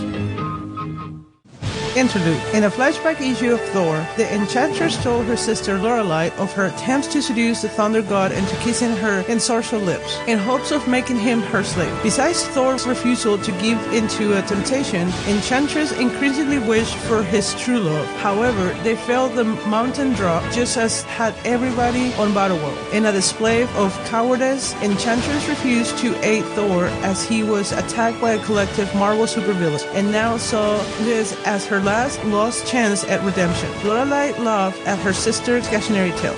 And then randomly, out of nowhere, considering this is issue number 4, now that the heroes are out of the way, Doom's like, hey, Kang, remember that time you shot me in issue number 1? And Ultron vaporizes Kang. But then you see Thor's hand in the distance, so apparently he faked his own death somehow. Then you've got the X-Men who have their own ship, and they're flying around, and Colossus is thinking about how much he loves Kitty Pryde. So apparently Magneto, I guess his base is on top of pink spaghetti, or brain matter or something. It's just this weird squiggly crap. And inside the base, the X-Men show up, and Wasp pinches Magneto's cheek and was like, I was faking you out the whole time. You know, Mags, you're a pompous, overbearing jerk. Cute, though. And so she turns into Wasp and she flies away, and Magneto gets all pissed off at feeling like he's played by Wasp, and Wasp blasts Magneto and knocks him out. Then the X-Men go to attack Wasp, which I don't quite understand, because she just blasted Magneto. You'd think that they'd be pretty thick-skinned about their archenemy turned occasional ally getting fucked around with by Wasp. Don't fuck with mutants, man. No, Wasp fucks up the X-Men even quicker than Spider-Man did. And it causes a, what's that, rope-a-dope? What do you call it? The one where one guy's behind you and you push the other guy over him? That's not alley-oop? That's not rope-a-dope. Is that alley-oop? No. What is that? Alley-oop. Tripping someone. Swoop and squat? I don't know. I don't know. Wait. So anyway, wait. She kicks Wolverine in the face. She kicks Wolverine in the face, but she's like Wasp size, so she just like flies down feet first and slams Wolverine in the face. So Wolverine flies backwards over Colossus, who's also fallen over apparently, and then Cyclops literally cowers. And then she proceeds to blast in rapid succession Storm, Xavier, Nightcrawler, and Rogue. Boom, boom, boom, boom, all in one panel this happens, and then flies away. And the X-Men are just standing there going, she caught us flat-footed, clobbered us. We deserved it. We reacted slowly. No teamwork. So the fact that Wolverine's made of adamantium, apparently the strongest metal in the Marvel Universe, and she kicks it and doesn't walk away with 2 broken ankles is amazing. She's a little person. I don't know. He's a little person too, actually, now that I think about it. So, and she also, she steals Magneto's hovercraft thing, but she doesn't know how to fly it, so she's bouncing off the pink spaghetti, trying to get away from them. And Magneto is going to try to bring her in, and Xavier's like, no, this is going to be causing some problems. We can't keep fucking with Wasp. Just let her go. Couldn't he just turn her off? Oh, like the machine? Yeah, just like, click. Oh, yeah, right, because he did and she's just like, Spider-Man, so yeah, it's stupid. So anyway, so the mountains is always on top of the Marvel superheroes. Damn, this verse versus verse shit. Yeah, and you find out there's just this little hole where Hulk is managing to hold off part of the mountain and prevent the heroes from being crushed, and Captain Marvel's using her light powers to illuminate things. Oh, by the way, the Thing is back to human form again, because he keeps going back and forth, so he can't help to hold up the mountain, just to specify that. So they wake up Reed, and Reed takes Cap's shield, some sort of energy disc from Iron Man, and web shooters, and some of Hawkeye's arrows. We read comic books, so I can't, knock it out, but the whole, when they were under that mountain, and how quickly Reed made the amplification system for Iron Man's suit with arrows and a web shooter was just, it was just mind-boggling to me. I mean, you have to suspend disbelief to a point, and that one you have to throw it out the window. You can't just suspend it at that point. I understand it. In comic book world, that stuff can be done, but when I read it, I was like, what the?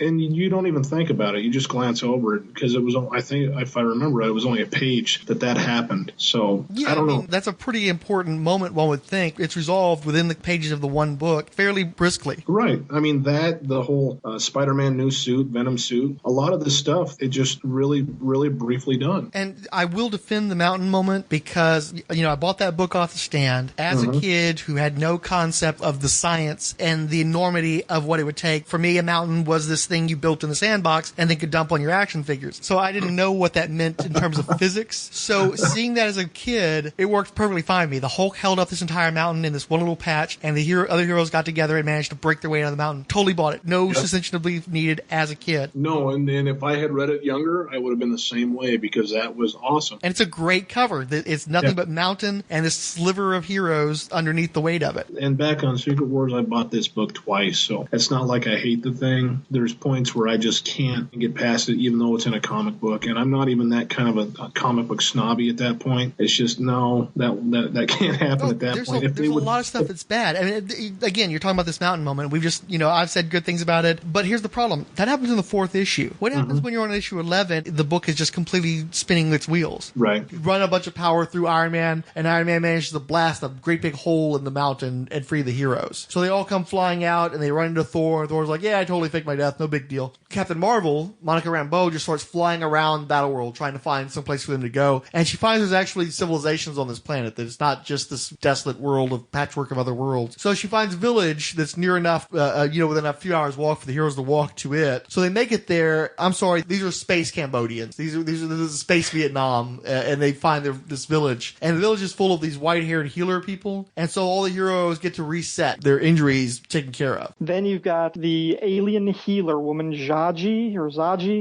your own, man. I've tried to pronounce that. I can pronounce Zaji Darklock because I like that character, but I do not care enough about the thinly veiled Vietnamese village girl to remember her name.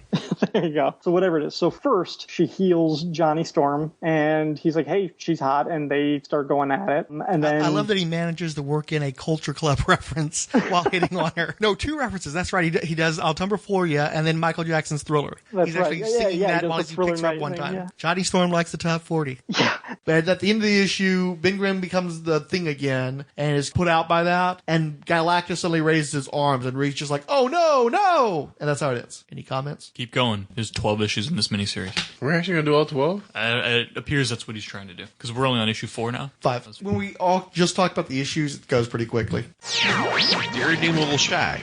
So, Speaker Wars, I think it's issue, I'm flipping through to issue 3 and I can't find it. One of my favorite lines from Secret Wars, and I use it all the time on stuff. It's a moment with Cyclops and Wolverine and somebody else. And they're having an argument and they basically are saying, I think it's Wolverine says it about Cyclops. I'm not sure, but he goes, he's a jerk. He may be a jerk, but he's our jerk. Oh, yeah. And that is the greatest description for so much of my life. Like, that's me and my brother perfectly. My brother's a jerk, but he's my jerk. So I'm going to stand up for him. And that's how it was with Wolverine and Cyclops. And I love the line in the series, and I just can't find it in here. I really wish I could, but oh well. Yeah, I'm looking with you now, too. I just was breezing through 2 real quick to make sure we didn't miss anything noteworthy. So, I am primarily a DC guy, although I grew up reading Marvel. I kind of viewed Marvel when I was younger as like Marvel was the training ground for reading real comics, and then you moved on to DC. Oh, harsh. Now, here's a question, though. Mm-hmm. Yeah, you say you're a primarily DC guy. When did you make that shift? You started out with Marvel, you're saying, right? Yep. I started with Marvel. It was Secret Wars issue number 2 that did it. And from there, I quickly moved to collecting X-Men. I collected, oh God, gee, you know what I need? I need like a list of titles right now. I can't remember right now. X-Men, I bought Spider-Man off and on. I collected, Marvel Team Up. I loved me some Marvel Team Up. Yeah, that was I bought a lot of those later issues too. I was into that. I loved all the Team Up books because you're talking about how you came in with Marvel, and I started out with DC because I saw Superman in the movies, I saw Batman in live action, I saw the Super Friends. So the DC stuff was the stuff I bought first as a kid, and then as I got older, I wanted something a little bit more sophisticated, and I went over to Marvel. Interesting. See, I was reading, okay, here we go. I'm on, by the way, Mike's Amazing World of Comics. I don't know if you've ever been to that website. It's they amazing. Have this cool thing. What's that? It's amazing. Yeah. They have an area called the, whatever, I forgot how I got here. The it doesn't really matter. The newsstand? Newsstand, thank you. Yeah. Where I have just cycled and I said, show me everything that was on the shelves in January 1985 by Marvel. So I get to see all this cool crap. Anyway, so I bought off and on, I bought Alpha Flight, off and on, I bought Spider-Man, I bought X-Men religiously. Shortly after this, I got into Daredevil. I was buying Doctor Who from Marvel. I bought the occasional Hulk issue. I really got into Iron Man starting around, I think it was 181 through like 215. I was really a hardcore Iron Man reader. What else? I did not get Mother Teresa. Now, just out of curiosity, with the Iron Man, was it still Denny O'Neil and Luke McDonnell after that point, or did Leighton and Michelini come in at some point during your run? Believe it or not, I have no idea. Okay. It's interesting. I didn't keep up with it back then, and I haven't revisited them, so I really don't know. Because me and Matt talked in that issue, that the Iron Man episode about, everything led up to Stain in issue 200, his alcoholism and the homelessness and all that kind of stuff. But then after issue 200, I'm kind of fuzzy on what happened. Yes, Denny O'Neil, Luke McDonnell, this is issue 193. Basically, when Tony put on the gray armor is when I started reading it. Mm-hmm. And then once 200 came around, the cool thing after that was you had the Silver Centurion armor, which I thought was totally badass. But you also had that I'm confident was Bob Layton. You made the transition into the second run of Michelini and Layton then. Well, I don't know. I'm looking here. I'm up to 205, and it's still Denny O'Neil. And Mark bright. Right, but the Silver Centurion armor didn't. Right? That was issue 200. Oh, was he in the Silver Centurion? Oh, I did that's not the know issue that. where it debuts. Where is Illegal Machine? I know where Illegal Machine is. He's shitting his guts out. No, I'm not kidding. He got food poisoning, so he'd be so much right better now for it's you right it's now. a lot of Daniel Fingeroff issues is what I'm seeing here right around where I quit. Oh, somebody clearly. Oh my gosh, I can't believe it! My last issue was David Michelini's first issue back. Well, see, I left at the wrong time. Danny Fingeroth was that guy who was always plugged in whenever somebody quit abruptly or something. And I remember specifically that he was a guy who helped me to quit Cyforce, which Apparently shows his career trajectory there. Apparently, he helped me quit Iron Man, which is a shame. So and it's funny too because you bought the Iron Man issue. I've spoken in past episodes where I was always tempted to buy Iron Man. That was like one of the last issues that I saw on the newsstand that tempted me to buy it. And you made the plunge, and I didn't. And I think you're the better person for it. I am the better. Well, I'm the better person for so many reasons. But anyway, that Iron Man was great because you had after 200, you had 2 Iron Men running around, which was a cool idea. And no one was doing that. No one did something like that. So I loved it. Micronauts I came too much later, so I can't really count that. But Power Pack, I was way into Power Pack, and I mentioned X-Men. I guess that's it. And then the occasional Web of Spider-Man issue I'd pick up or something. Well, it sounds like you had the same perspective as me. Teams had more characters. Team-up books had more characters, so you bought them to get more for your money. Yeah, Marvel Team-Up was... and actually, Marvel Team-Up may have been canceled by this point. Let's see. I don't see it in the list. But Marvel Team-Up was I loved that book because you could get multiple characters, and I learned so much about the Marvel Universe through Marvel Team-Up. It was a great series. They were great about bringing in the Obscuro characters. Yep. And so actually, I'm reading X-Men. I'm reading all this stuff. And X-Men was probably the thing I was into the most. And so I'd pick up any ancillary. Other than I wouldn't pick up New Mutants for some reason. Even though I had heard it had been great, I wasn't getting it. Issue number 5, At Last, the X-Men Strike Back. I'm not familiar with that cover. Yeah, this is a Bob Layton cover, and it's not terrible. Iron Man in chains being held by the Absorbing Man's wrecking ball. Spider-Man is on his knees with Doc Ock arms all over him. Mr. Fantastic is completely knocked out and all stretched out. Captain America's crawling in the background. The core Marvel heroes are getting their ass kicked, and then the X-Men are rushing up to save them. It's okay, but I think this is the first time where I noticed that this cover just wasn't up to the standards of the previous covers that I'd seen. Include me in if there had been a change in art there. So this is the Battle of 4 Armies. Galactus has called his home to Beyonderworld, which lets Reed Richards know that Galactus is going to begin the process of trying to eat this fucking planet that they're on. They've got a clock ticking right now. That's like when Pizza the Hut ate himself. Nice. Better wire before pizza orders for you. We need to do a Rolled Spine podcast on fucking Spaceballs, dude. Token Fire Guy. Doom was very prominent in this series. Very prominent. It's really Doom's book. I think out of all the characters, the only one who comes off really good to where you could see somebody becoming a fan of the character based solely on Secret Wars, I think it would be Doom. Definitely Doom, and I really liked his lack of interaction with Galactus, where he thought so highly of himself that he can just walk up to Galactus and say, hey, buddy, let's work together to get out of here. But Galactus was like, Nat, get out of here. Well, wait, was that Doom or was that Reed? It was Reed tried the first time. Or Galactus actually brought Reed to him. Right. Well, and then he had this weird detente that didn't hold up. It didn't do anything. And it was like a tangent. I didn't understand why that was even in the book. Well, initially it was Doom was trying to talk to Galactus, and Galactus was just ignoring him, trying to do his you own mean in thing. the first issue? Yeah, the first issue. So, and then later on, after Galactus gets knocked out and he's lying on his back, and Galactus stands up, he was like, of course he doesn't sit up like everybody, he just writes himself. And he tried talking, he's like, hey, so this is what we're gonna do, and he's just walking away. Doom is like, I'm just a gnat, I'm nothing. And then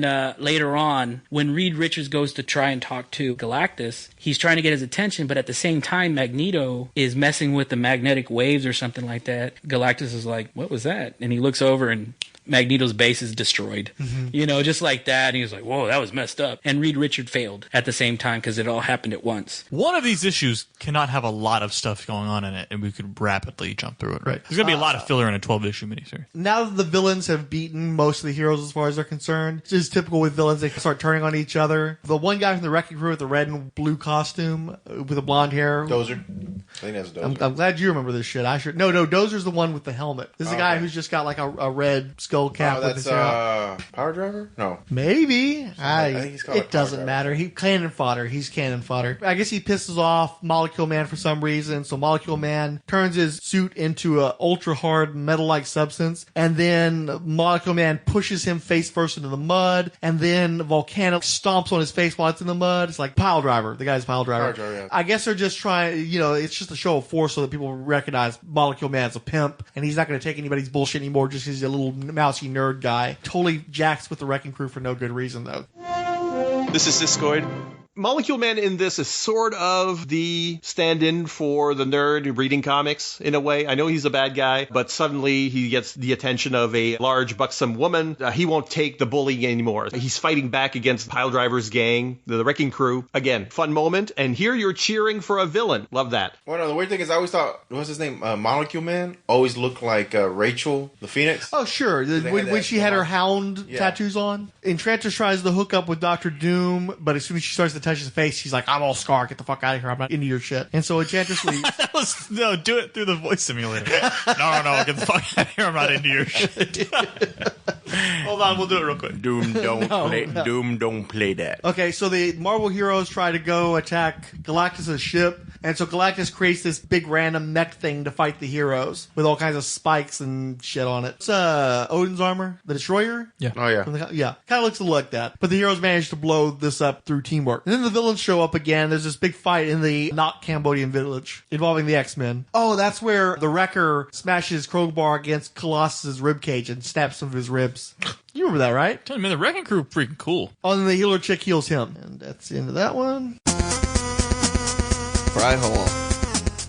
Did you read Secret Wars when it was coming out? I didn't. I originally got 2 toys for, it was a birthday or Christmas for my grandma, and it was Dr. Octopus and Magneto, which were like the 2 characters I knew who Dr. Octopus was, but I didn't really know who Magneto was. They were cool, but I remember thinking, I would have rather had any except for the 2 I got. I think one of my neighbors was having a birthday party, but he got sick and he was moving away, and I had got him Iron Man for his birthday. He ended up moving. We couldn't. I can't remember why. It got canceled or something, and he moved. So my mom gave me Iron Man. So those were the 3 I had. I had no idea there was actually a Secret Wars comic until 10 or 15 years later. I had saw it referenced in some of the stuff I had read, but I didn't get into superhero comics till, just about high school. I was always into G.I. Joe before that, so I didn't realize. I think I was reading like Silver Surfer or something, and they had referenced the Beyonder, and that was the first time I heard about it. Have you read the books since then? Yeah, I read them 10 years ago, maybe. I tried reading the new Secret Wars, and I just didn't think it was that good. What did you think of the original one? Not too bad. I like the idea of everybody fighting everybody, but I think at the time I read it, I didn't really understand the concept of the Beyonder. Didn't one of the issues have, like, he was dressed like Elvis Presley or something? I think that was Secret Wars 2. Okay, well then, I probably never read the original Secret Wars. I think I read Secret Wars 2. I'm so sorry. That's not fair. I think that's what happened. I'm pretty sure that nobody liked Secret Wars 2. Literally no one. Yeah, I think it was awful. I don't think it had the amount of fighting I was expecting it to have either. Yeah, the first one has a lot of fighting. Probably too much fighting. So we're issue 6 now? Yeah. This is the villains version of the #1 cover, I figure. It's a good cover. They don't show it a lot, but I like it. Yeah. Yeah. You can't get as excited about Titania and the Lizard and shit versus the greatest Marvel superheroes, but it's a nice cover. This one's called A Little Death. And oddly enough, while Leighton is doing the covers, Zach's back on the interiors. And I remember this one very well. This is the one where Wasp's ship finally crashes because woman driver. And really, but it really does come down to that. And so she's flying around and she's seeing all these alien terrains, and then she almost has a rock dropped on her, and it turns out it's the Lizard who's trying to attack her. And then meanwhile, Hulk is having outbursts. He wants to just go in there and attack the bad guys. Dr. Doom has somehow managed to get onto Galactus' ship covertly, and so he uses this teleporter thing and he brings down Claw, Master of Sound. This is Siskoid. Claw wasn't part of the villain. He's inside Galactus' big ship, which is another crazy, great moment, is when that ship shows up and it's as big as a solar system. I love that freaking thing. Well, it's a shape of 8 or infinity. That's a great, great visual. Really, the planet should just have crashed into it because of gravity, but Beyonder magic, or Galactus magic in this case. Claw was inside the walls of Galactus' ship because Dazzler had transformed him into light, and he was just like ambient light absorbed into the ship. So it's a fun way to bring him back. That's driven him mad. He's a kooky character after that. And this is my introduction to Claw. So annoying in this series. Because this is the one where he repeats everything. So Doom's like, answer me, fool, speak, so commands Dr. Doom. And Claw's like, Doom, Doom, Doom, Doom, Doom. So what had happened is he'd fought Dazzler, and Dazzler had absorbed the solidified sound that was Claw into her body. And then when she fought Galactus in one of her early issues, remember that happened? Yeah. She blasts Galactus, and apparently she shot Claw into Galactus. And so Galactus shot that energy into his ship, which sounds really erotic. I don't know why the fuck they keep going out of their way to bring completely random, largely pointless characters into this series. So then we go back to the Wasp. The Lizard has been injured in battle, and he's been off on his own since then, freaking out over the damage he took. So Wasp mothers him and takes care of his wound and endears herself to the Lizard. Also sounds erotic. Xavier, since he can walk again, he's become effectively the team leader. And so Storm finally decides to confront him because, like, hey, look, I'm the team leader. Because at this point, Cyclops was supposed to be off the team and with his wife, Madeline Pryor, and their new child, if I recall correctly. I guess Shooter wanted him in this series, so they managed to work him into it, regardless of the circumstances that were going on in the X-Men books. I'm the leader. You need to let me be the leader. Stop getting in my way. And Xavier's like, look, you're a field commander. I'm the general. You're going to do what I want to, or I'm going to make you do what I want to because I have telepathic powers, bitch. Which is really super fucked up and reminds me that I've always hated Professor X. Really? Yeah. Well, he is a jerk. He's a huge jerk. He does some pretty unscrupulous shit with his powers, too. Big time, yeah. So Well, there's that famous Kitty Pryde cover where she's like, Professor X, a jerk. it was a splash page. Probably the first issue of X-Men I ever bought. Oh, really? I still have a very strong fondness for that comic. I like yeah. the way you use that. Professor X is a jerk. Well, yeah, it's cool. It's a splash page, and it's just this giant caption of her saying that while she's like pointing at somebody on the other side of the door. Storm's like, I don't want to be mind wiped by you, you fucking bald creep. So I guess I'm just gonna have to back down now. And it's never addressed again. You fucking bald creep. Okay, the literal dialogue. Ad-libs this shit. The literal dialogue is, give your orders then and see who follows them. I will go my own way. And Xavier says, no, you will not. You and the rest of the X-Men will obey without hesitation. As loath as I am to tamper with others' minds, I will not tolerate insubordination, mutiny, or desertion. Oh, so you just read the Warren Ellis reboot of it. Token Fire Guy. Oh, and Professor X is fighting with Storm about being leadership. That was so fucked up. Yeah. And that's something I've been wanting to talk about, is why this book felt the need to make sure that every group was led by a white guy. Because the X-Men at that time was run by Storm. It happened to have Xavier and Cyclops were on the world with her. Mm-hmm. And Xavier not only reassigns Cyclops as being the field commander, but he himself insists on being the overall leader and directing much of the time in the field. He turns Cyclops into sort of his second. Right. So he was never the field leader for the X-Men to begin with. Right. Storm was the current field leader. No female in this book has a major leadership role, even though one of the groups, there's only 3 groups of people, and one of the groups at that time was led by a black woman, and she got sidelined. I thought it was Wasp. No, that happened too. Wasp led the Wasp Avengers. was the leader of the Avengers, and so Captain America usurps her role. Well, she concedes it. She does concede it. She says all these the X-Men and the Fantastic Four don't know me too well, but they know Captain America, so I will concede my power to Captain America. Yeah, and that's why it wasn't as big a deal to me, because she did that of her own volition. So I can deal with Wasp ceding her leadership role, but Storm had fairly recently fought Cyclops pretty savagely to take on that leadership role and prove that she was the person who was best serving the lead. They even make a point of mentioning that Cyclops really just wants to go home and bang his new clone of Jean Grey. Right. And then for her to not only lose the leadership role to Cyclops, but then to Xavier's sorry ass. Yeah. And he basically threatens her. He says, oh, you're going to do what I tell you to do, or I'm going to telepathically make you do what I want you to do. And that happens, I think, midway through the book, and it never gets referenced again. I don't understand why she didn't shiv the bald fucker. It happened twice where she kind of like, hey, wait, I thought I was in charge. It was at the very end and right in the middle, like probably where you're talking about. It was kind of awkward, like Mommy and Daddy are fighting. Mm-hmm. This is not right. The X-Men are not, they're known for unity, and yet they defend Magneto's right to be in the team for the Secret War more than anybody. Nobody steps up for Storm, not even Cyclops, like, hey man, she's in charge. Let her be in charge. Nobody. They just let her, like, hey, Xavier said it. He's in charge. It is weird. Very skeevy. I really think that this book was foundational in my knowledge of the Marvel Universe. I think I was introduced to a lot of concepts through this book and became familiar with the greater universe. Mm. And I think I gained a hatred for large swaths of the Marvel Universe because of the mischaracterization of the book. Because some of these guys are just such scumbags. Yeah. Xavier especially, I never liked Xavier. And looking back, I really do think Secret Wars is what made me hate Xavier. That's the way he threatened Storm like that. It's like, you fucking bastard. Yeah, it was like, this is my team. team. I put them together. It is what it is. Colossus is still healing from the damage he took from the Wrecker, and now he's suddenly having like wet dreams over the alien healer chick. Count Drunkula. And then the next time Colossus sees her is after Colossus was fighting Human Torch, or he was saved by Human Torch. For some reason, Colossus hated the Human Torch in that second, and he was jealous that Johnny got this girl. So maybe it was some element of the healing transfer that, he had, what is the Florence Nightingale syndrome, that he just sort of falls in love with his nurse. He completely forgets about Kitty Pryde, and he pledges all of his love to her. He gets kind of stalkery. Yeah, when he's picking up her unconscious body, taking her into her hut, playing around with her memory gases. Real creepy, Peter. And you're not a guy who we're not looking at with EBGBs to begin with. You were hooking up with a 15-year-old girl. Right. And I guess, he was supposed to be 18 or 19. That's still a little bit too old in the United States. And for no other reason, you've got that whole Hayden Panettiere, what is the name of that basketball player she was dating? Oh, gosh. There's just something like the proportions are so out of proportion that it just makes you icky. And here's this guy who's 6'4", I think he was, or more.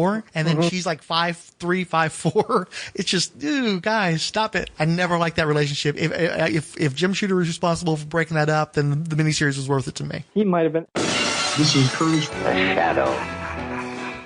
To turn the screws on Mac, what is it about Iron Man that you specifically hate? I've just never liked the Tony Stark persona. He's a Batman character, but he's gone far above what Batman is. And I think Batman's the ultimate no-powered character. And then you get Iron Man, and I've just never liked the way he's portrayed or how he is. The only portrayal that I've actually ever liked is Robert Downey Jr. in the movies. I don't like him outside of the movies at all. You don't really have Tony Stark in Secret Wars, though, do you? How did you feel about Jim Rhodes in that book? I actually really enjoyed Rhodes, especially when he was on his roller skates for that one panel, I believe it was. And of course, you know it's not Tony Stark in the armor when he tries to Mac on Captain Marvel, and she totally shuts him down. Oh, Mr. Rhodes, she ain't no holla back girl. So he's not a player. Oh yeah, and I think the only person that found out was Reed found it, didn't he? When he was repairing his arm. It was a nice moment too, because if I remember correctly, that's when he's helping with the armor, and Rhodey's like, "Were you surprised to find out there was a black man in this armor?" And he's like, "I didn't really think about it. I'm just kind of working on the tech here." And Reed just strikes me as the guy who would totally,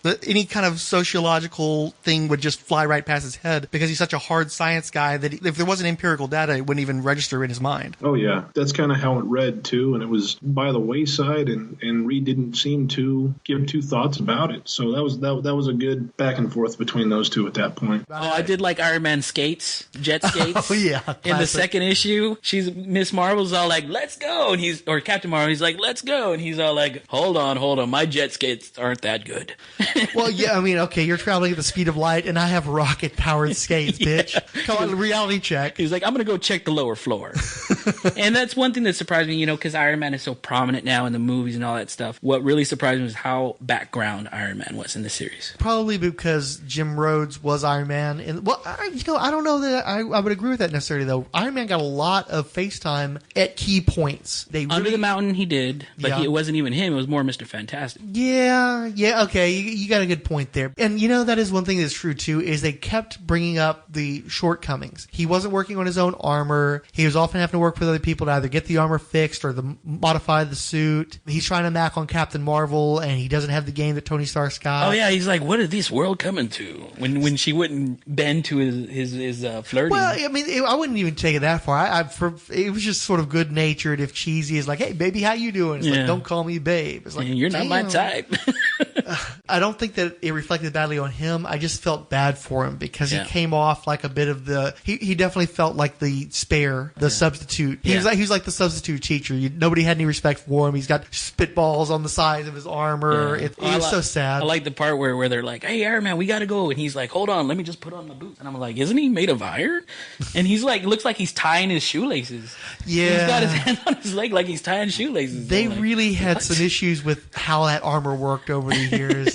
Sometimes it was just like tin foil. Sometimes it worked like plastic. I don't know what the hell they were doing. It was pretty crazy. Peter Parker was real fun. I liked Doom. I even liked Galactus for the most part. Yeah, Spider-Man did come out of this the best, and it didn't help that he got to beat the entire X-Men team in the third issue. I know. And then they're like, in the span of half a book, the X-Men got beat twice. Mm-hmm. Because I think the Wasp whooped their ass too. Yeah, see, it's one thing when Spider-Man, because at least he's being evasive for the most part. He's catching him by surprise. With the Wasp, it's just like, okay, I guess this team's just going to be the pushover. I was surprised she didn't throw the comb at him and stuff. Well, and again, if it had only been the Wasp, then it had been like a great moment for the Wasp. Yeah. Doing it after Spider-Man, it's like you get no credit. You just it's now at the point where the X-Men look bad. Not that anybody who does that looks good. Yeah. But yeah, they did make a point of building up Spider-Man in this story. I think they really wanted to make you know that he was a world-class hero. Oh yeah, they really gave him some good props and stuff. I kind of think too, Marvel knowing what side the bread was buttered on, knowing that he was their most popular guy, I think that they almost wanted to elevate him to that Superman role in this book, where it's like, this is the guy. If you take nothing else from this book, Dr. Doom was our big, great villain, and Spider-Man is our great hero. Yeah. Buy the toys, kids. Yeah, because even when Spider-Man got knocked out at one point and Hulk had him over his shoulder, he's the one that had his spider sense tingling to let him know that they were about to be crushed by that giant piece of metal that Titania threw at him.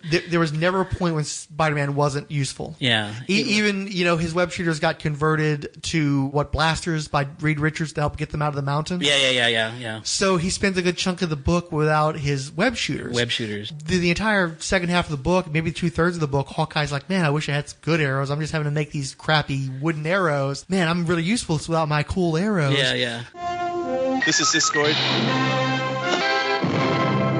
What else? Big moment for me, Hawkeye making his arrows. I've always loved Hawkeye. Hawkeye is, to this day, my favorite Marvel character. And the fact that he's making his arrows and Spider-Man's going, Hawkeye, what you doing? And it's like, hey, even if you don't have your web fluid, you're still Spider-Man. If I don't have any arrows, I'm nothing. I'm nobody. And the reason I love Hawkeye is that he is the underachiever, the dark horse. He started from little means. He started as a villain basically because he'd been manipulated into it. And he's always trying to make good. Captain America's his idol. He gets the West Coast Avengers. He just wants to make Captain America proud, basically. He just wants to do the right thing, even though he has like this inferiority complex. To me, that was a moment that always resonated with me and that I've always remembered. And he's making wooden ones. Right. He's all Robin Hood in this motherfucker right it's there. so sad. It's like, this one's got Galactus' name on it. Yeah. Like, That's right. It's got Galactus, and he does say that.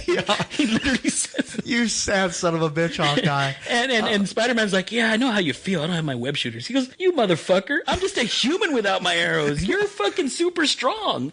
Right. He's jumping all. Yeah, he's even without the web shooters. It's like, oh, what a terrible handicap. You're only incredibly powerful. Got it. Senses against all pain. Yeah. Fuck off, Peter. Fuck off. That's all it. That's what I think he should have said. They should have a adult contents comic book where they're just like saying what we really want them to say. Fuck off, Peter.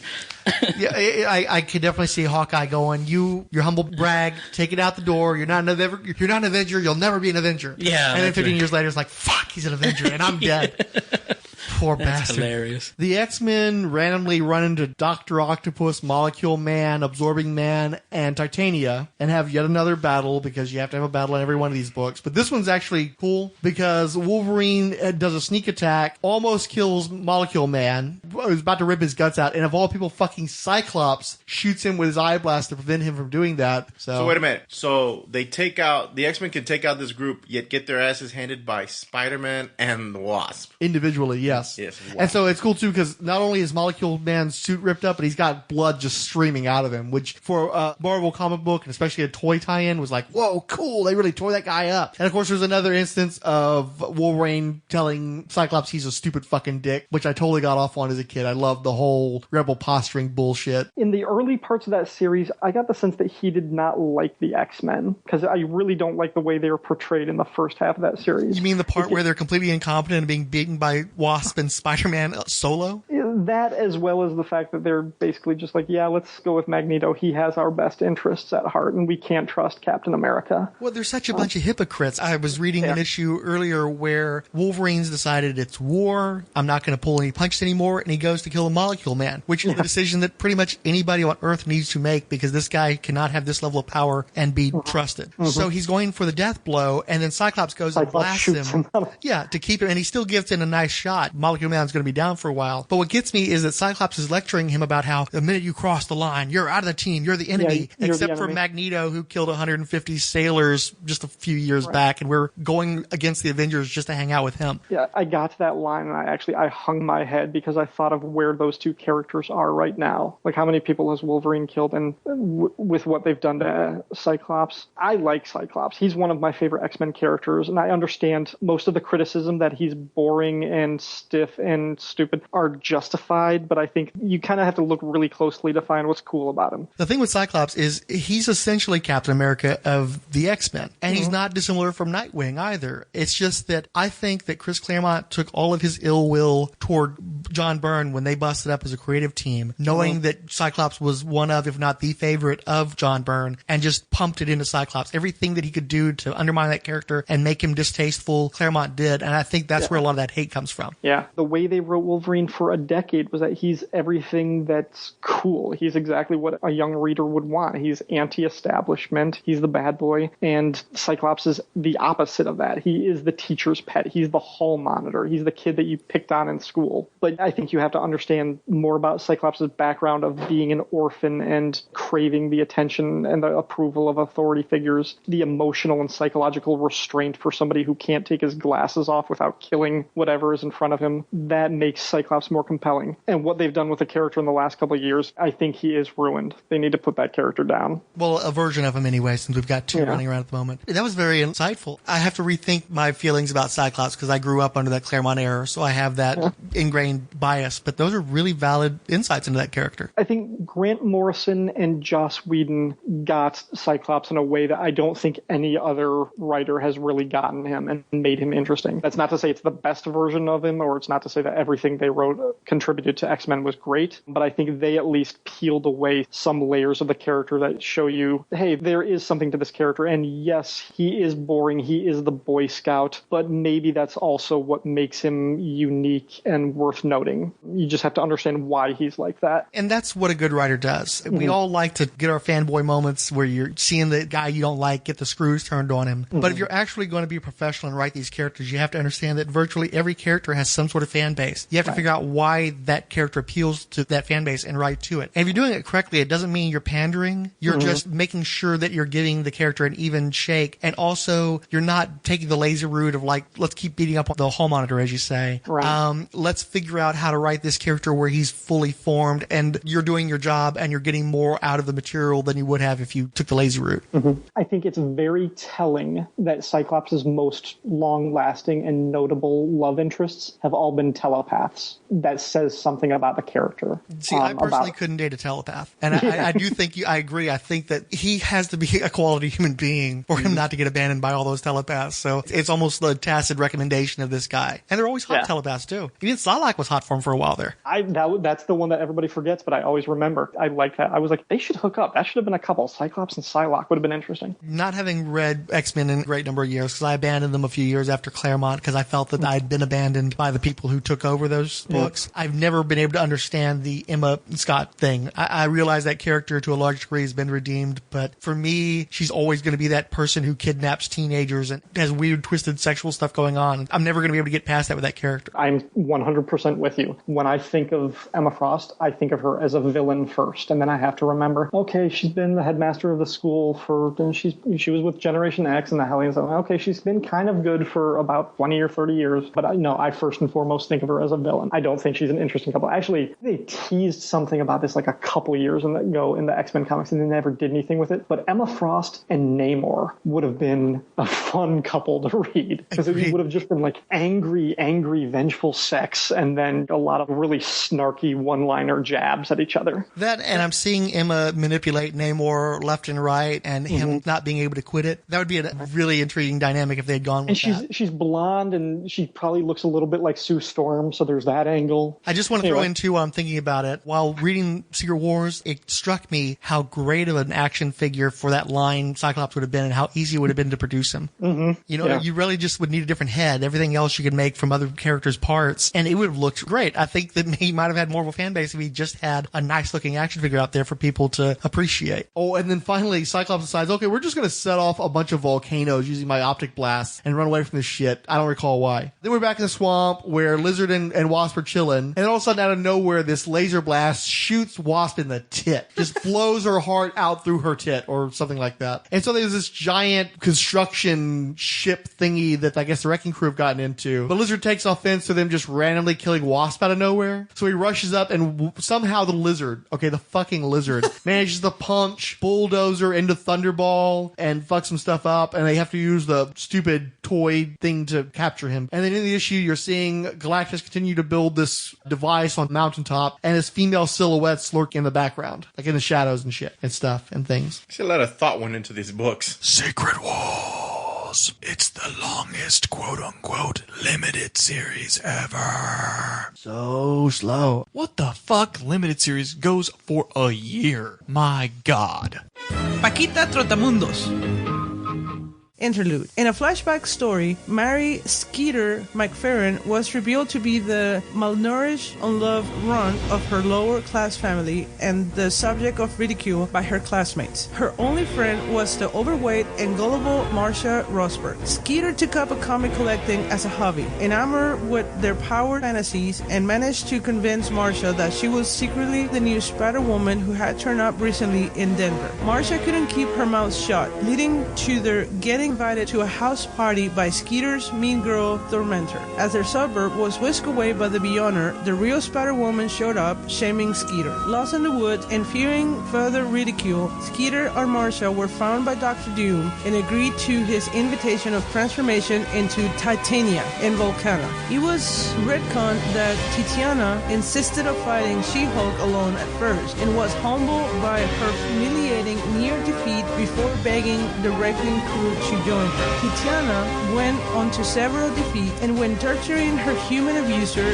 didn't solve her wound, Titiana became fixated on finally defeating the She-Hulk. Number 7, The Death of an Avenger, the X-Men's Greatest Battle, and introducing the all-new Spider-Woman. Another Bob Layton cover. Yeah, I saw that. That was nice. I like this one. And, that's a good cover. Cap is majorly front and center, so I'm sure I forgave a lot of sins because Cap was on it. And in fact, the only thing that's a drag is they introduced the new Spider-Woman, and she's like this tiny monochromatic figure off in the background. Well, she'd be monochromatic anyway because she's got a black and white costume, but I mean, there's no color, and there's a blue tinted background surrounding Captain America, so she doesn't have any color visible there. And you also have a shot of Titania punching She-Hulk and the X-Men battling essentially the wrecking crew with the corpse of Wasp way down to the bottom. So this issue is called Berserker. Spider-Woman goes from a silhouette to full-blown splash page look at her costume with Human Torch like, who the hell are you? I'm Spider-Woman. And the heroes accept her almost immediately as she begins to demonstrate her powers, that she's really strong. I think she's apparently supposed to be stronger than Spider-Man as of this appearance. So the heroes are like, well, we don't know who you are, and you just randomly shown up, but we're going to go ahead and take you in anyway because we need your muscle, your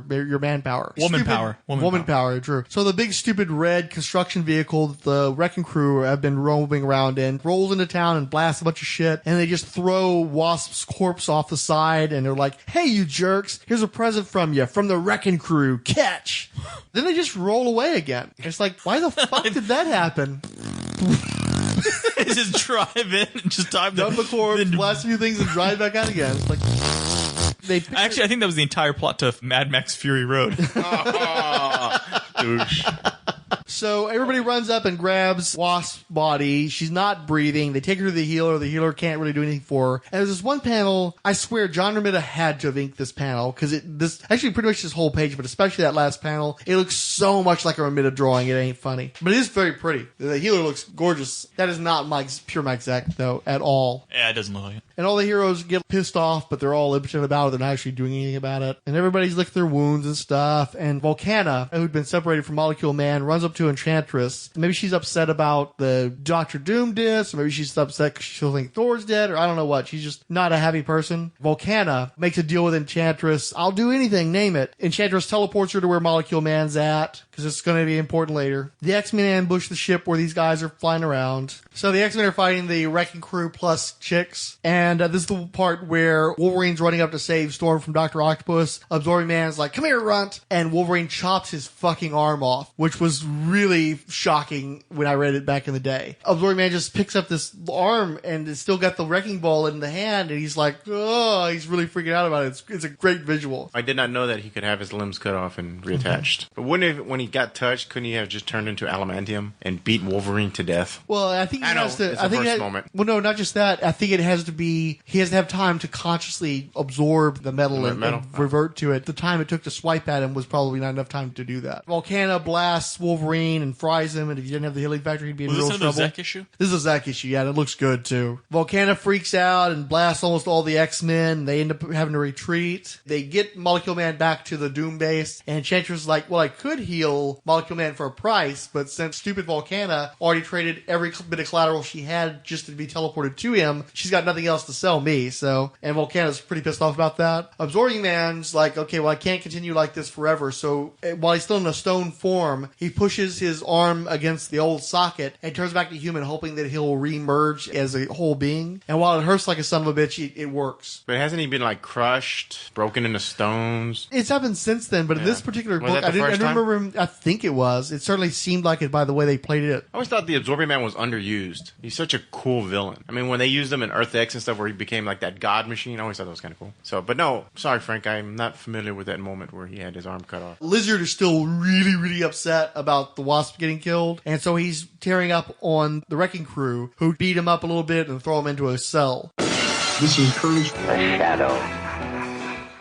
Like, I looked through it just recently. I didn't read it again, but the way the teams are split up, it's just haphazard to me. We lose the Lizard shows up. We lose him. We don't find him till halfway through the trade. I'm going to go out on a limb here and think that you're a Spider-Man guy, considering this Spider-Man stuff has come up a number of times. How did you feel about the characterization of the Lizard in this book? There was nothing to him, really. He was just there to be found. I don't understand why he was brought in just to be frozen and imprisoned and then released again. It just seemed like he was a place filler, really. I suspect that the involvement of the Lizard goes back to the fact that Mego made an action figure of him in the 70s, and that Shooter was trying to think in terms of toy makers, and considering there was a pre-existing toy, he wanted to introduce him into the line because of that, because he thought maybe at some point Mattel actually wanted to spend some money and make a Lizard toy. That's a very good point, because it just seemed like he was a throwaway character, or anybody could have filled that swamp-related character. Well, especially because they make him so,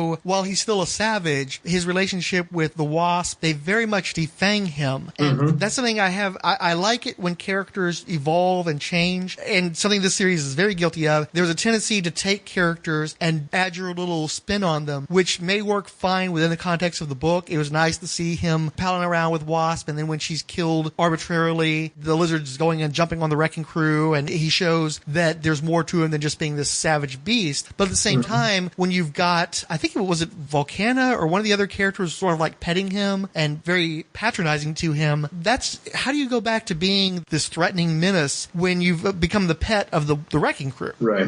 No, I saw that as well as the introduction of Lockheed, just to lose him at the beginning of the book and then find him at the end of the book. Yeah, I have to go thumbing through my X-Men to see, because I'm sure they made a point of setting that up in such a way that he must have teleported to some weird place, or I seem to recall there was a Lockheed solo issue at some point over the course of that period's run, and I'm sure that was all done just to tie into that stuff that Claremont had done. But yeah, it was so left field, and within the context of the story that's supposed to be what you're reading, it makes no sense. It only works as this tangential element that forces you to buy another comic book. Right. There was also the characterization of Janet that was just, it would not survive today at all. The way she's portrayed as just a woman who cares about her makeup, wanted to look good even when she's being rescued, and it just seemed at the time I read it, nobody would forgive that nowadays. Very sexist. And the funny thing is, my understanding is Jim Shooter is a fairly progressive guy, or at least he was in those times. So for him to have such a dated concept of what that character should be. But I honestly think what it was is, Shooter was a DC guy, and he wrote a lot of Marvel stuff, and some of it was great and some of it was awful. But Shooter started with Legion, didn't he? Yeah, and he was like I think 14 or even younger than that. I think he was like 13, 14 when he started that book. It's just that since he's 19 feet tall, even in junior high, he looked taller than most grown men. Right. And my understanding is Weisinger, when he found out how old he was, put him in a suit and walked him through the DC offices and just treated him as though he were an adult and everybody bought it. Well, be darned. Yeah. It felt to me like Shooter was actually, if he had been writing the book for children, he made some fairly smart decisions in how to encapsulate characters in a short span of time so that you had a strong, lasting image of who that character was supposed to be. And I think that was perhaps what he was trying to do with Wasp, and instead what he did is managed to capture every negative stereotype about women that you possibly could in this one awful, awful representation of a character. That's true, and I'm not certain about other books of this era. I've read a few, but it just seems the explanation point of a visual medium, he just over-explains things, and I know that's a throwback from the old, but at that time, through books of 85, 83, 84, I don't remember him being that contextual at that point. Like really spoon-feeding you information to make sure that you're up to speed, folks. Definitely, and I understand it, and I get it, but at that time, I'm like, man, this is, I want to see this instead of be told what's happening at this point.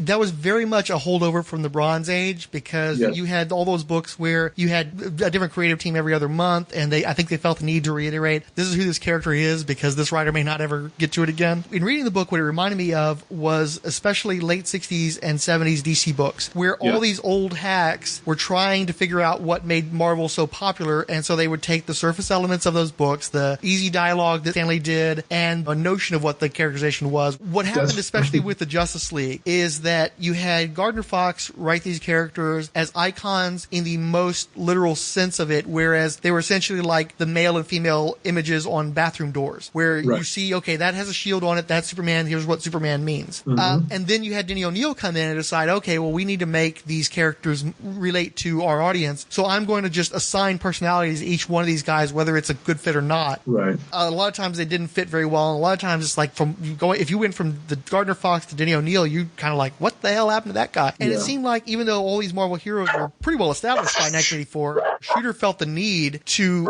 assign them personality extremes. The characters were still in character, but they were so broadly painted, it felt as off as those DC books did. Right. No, I totally get that. Dr. Doom tried to tap into galactic energies or some shit, and he gets fried. His armor's all busted up, and he's like, it's over, I'm done. He's in a quitting mood for that particular story. But he gets over it because he's Doom. Doom gets knocked down and gets right up again. Doom prospers. Bulldozer goes to his room and he sees a giant hole in the wall because She-Hulk, close friend of Wasp, is really, really pissed off and went off without Cap's consent to go beat up some people. So she beats the heck out of Bulldozer, but this attracts the attention of the rest of the Wrecking Crew and Titania. So there's a nice fight with Titania, and she's the one who really turns the tide. She's the most powerful of them, seemingly. And then the entire Wrecking Crew just pile on She-Hulk and beat the fuck out of her. And there's this great upshot where you're just seeing them looking down, the perspective of She-Hulk, basically, if she were on the ground looking up on them. And they're like, she ain't moving. She's had it. Now what? Kill her. Yeah. All together now. Another scene of surprising brutality that I was not expecting in the Marvel comic book as a kid. I always credit Jim Shooter for whipping the House of Ideas into shape, because I've been reading a lot of 70s material lately, and it's bad. It's hard to read. It's inconsistent. Creative teams are coming and going. It's just a total mess. And he's the guy who made that stop. But then you get to Secret Wars, and he is such a passive narrator. You really get the sense of him not being at the wheel. You don't get a sense of him knowing where he's going with the book. And as you said, there's a lot of stuff in there where if this is supposed to be a kitty toy tie-in, why are you doing this weird stuff? Why is it that the women are the ones who always seem to get beaten up and killed in these stories? And yes, you do compensate that somewhat by showing how powerful some of these women are. Titania is such a Mary Sue, but it gets weird and skeevy, and there's deaths where you don't need to be deaths, but they're not deaths with consequence, so your psychologist can come in and debate whether that's better or worse for the kids. But being the editor-in-chief, he didn't apply his own rules to himself clearly. And then at the same time, he's telling other writers, this is how you should be writing your books. And I mean literally, he said he used Secret Wars as an example. He basically had his outline of what a script needs to have. Hey, this is Derek WC of Fanholes Podcast and History of Comics on Film. Favorite Marvel hero? I'm going to go with Silver Surfer and maybe honorable mention for Ghost Rider. Are you familiar with the Marvel superhero Secret Wars? Absolutely. There were moments where people beat the crap out of each other. I mean, the Wrecking Crew comes in and beats the crap out of She-Hulk, put the hurt on her and everything. I would get upset when the Wrecking Crew would be played for chumps in modern comics and everything, and you're sitting there going, well, they beat the hell out of She-Hulk and everything. I don't know. Sometimes I feel like people forget where certain characters came from. Just fucked up that the only Avengers that really get totaled in this story are the two women. I didn't think about that. But at least on the saving face front, Titania is one of the main ass kickers throughout this miniseries as well. She's got a lot of opportunities. Her and Volcano both have a lot of opportunities to show how powerful they are. Frank agenda. Yeah, but those characters went to nothing after I think this they series. pop up in like Secret Wars 2 and then that's it. No, I don't even. Well, Volcano did. I don't remember Titania. I thought Volcano just always was actually, she following her dates the Absorbing Man. Because I remember, there's another, I think there's a Thor issue when I think Thor played to be a ambulance. Wasn't he like like a doctor at one time? Yeah, he was Donald Blake. Yeah, Dr. Donald Blake. When he was Donald Blake, I think there's one where he's chasing her around and they find the Absorbing Man, and I think there's something wrong with him or somebody's like freaking out or some shit. Anyway. Okay, if we're going to have He took too much Molly. And so at this point, the Marvel superheroes have realized that She-Hulk is gone, and everybody, especially Hulk, wants to go after her, and is like, can we take a vote on this? And Cap's like, no. She went off on her own. We can't afford to lose other people with these half-cocked decisions, so we're just going to stay right here, which is an instance of Cap being fucked in this one. But I can understand the logic. Oh, and at one point, the healer chick walks out of a building, and she's all jaundiced and looks sick, and Colossus is like, oh my god, what happened to you? So finally, Xavier contacts Captain America and says, hey, let's join forces, we'll go beat those guys up. And that's enough for Cap to go, yeah, let's go get those butchers. Hey, it's Dr. Ange.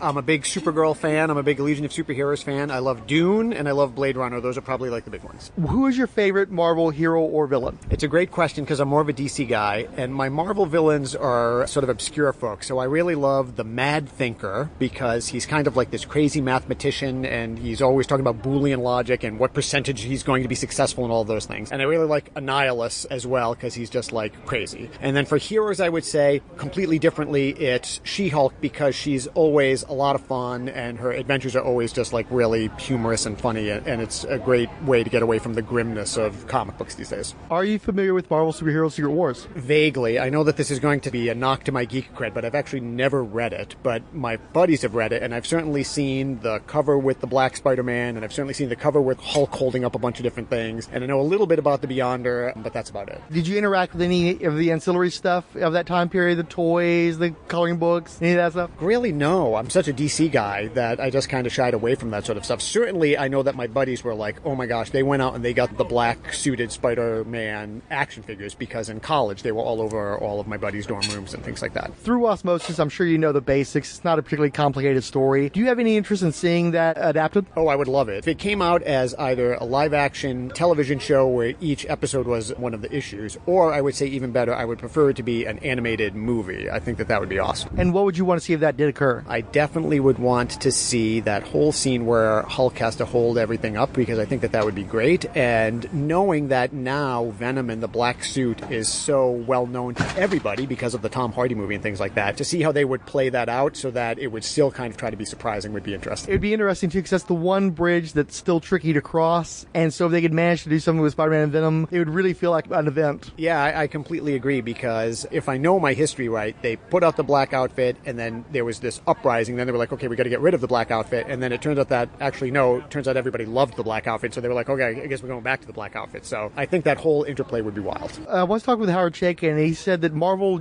always makes sure to use the whole pig from snout to tail, and it's one of those things, it's a throwaway costume, and they end up building a whole character and now a movie franchise out of it. For me, my buddy collected Spider-Man when those McFarlane issues were coming out, and so the reveal that it was Venom, it was the suit, it was on Eddie Brock, all of that stuff made such perfect sense when you knew what happened in the post-Secret Wars and when he got rid of the suit. So that was just all very impressive. So much Secret Wars. This is such a long series. I'm looking at it on the Marvel app, and what's funny about this one, this is one of those key issues. So they give you a little tiny cover with a big black border around it to let you know it's a key issue. And it's like, yeah, but the image space sucks, and it's a tiny version of the cover, so that's kind of fucked. Now, this is the one that everybody knows, where it's Spider-Man in a black costume standing in the midst of a battle. Amid the chaos, there comes a costume. It's always funny to me when it's like, let's talk about somebody putting on a change of clothing. Let's like put that in big letters and have its own font and everything. Well, it was a big deal. It was a big deal, but Spider-Man had never changed his costume ever. But it's like, okay, they killed Wasp, and there's like little tiny text on the side of the cover where this was like the costume. Let's give this on. So this issue's called Invasion. Enchantress has just become a lush at this point, totally drunk, and she realizes that the heroes are coming in and like, oh shit, we're in trouble. So she tries to walk off and let people know what's happening, and she literally falls flat on her face. Claw lets Lizard loose for, again, no apparent reason. The Wrecking Crew is still beating the fuck out of She-Hulk. Dr. Octopus delivers what he calls the coup de grace, where he picks up the lifeless form of She-Hulk and smashed her against the wall, which was so not the coup de grace. I mean, just the panel before him when everybody's beating on her, that was way more effective than anything Doc Ock was doing. There's a bunch of fighting. Thing fights Absorbing Man and loses his powers again, has to be rescued by Spider-Woman. Hawkeye manages to shoot Pile Driver with his little arrows, his little plain wooden arrows, and catch him just the right way so the guy's stabbed in the shoulder and totally trips out over it. The Enchantress beats Hulk through the sheer power of her sexual appeal and knocks him the fuck out. Captain America is immune to to her pelvis magic and smashes her in the face with a shield, knocks her out. Titania is beaten badly by Spider-Man. It really knocks out her confidence. She'd finally seen that she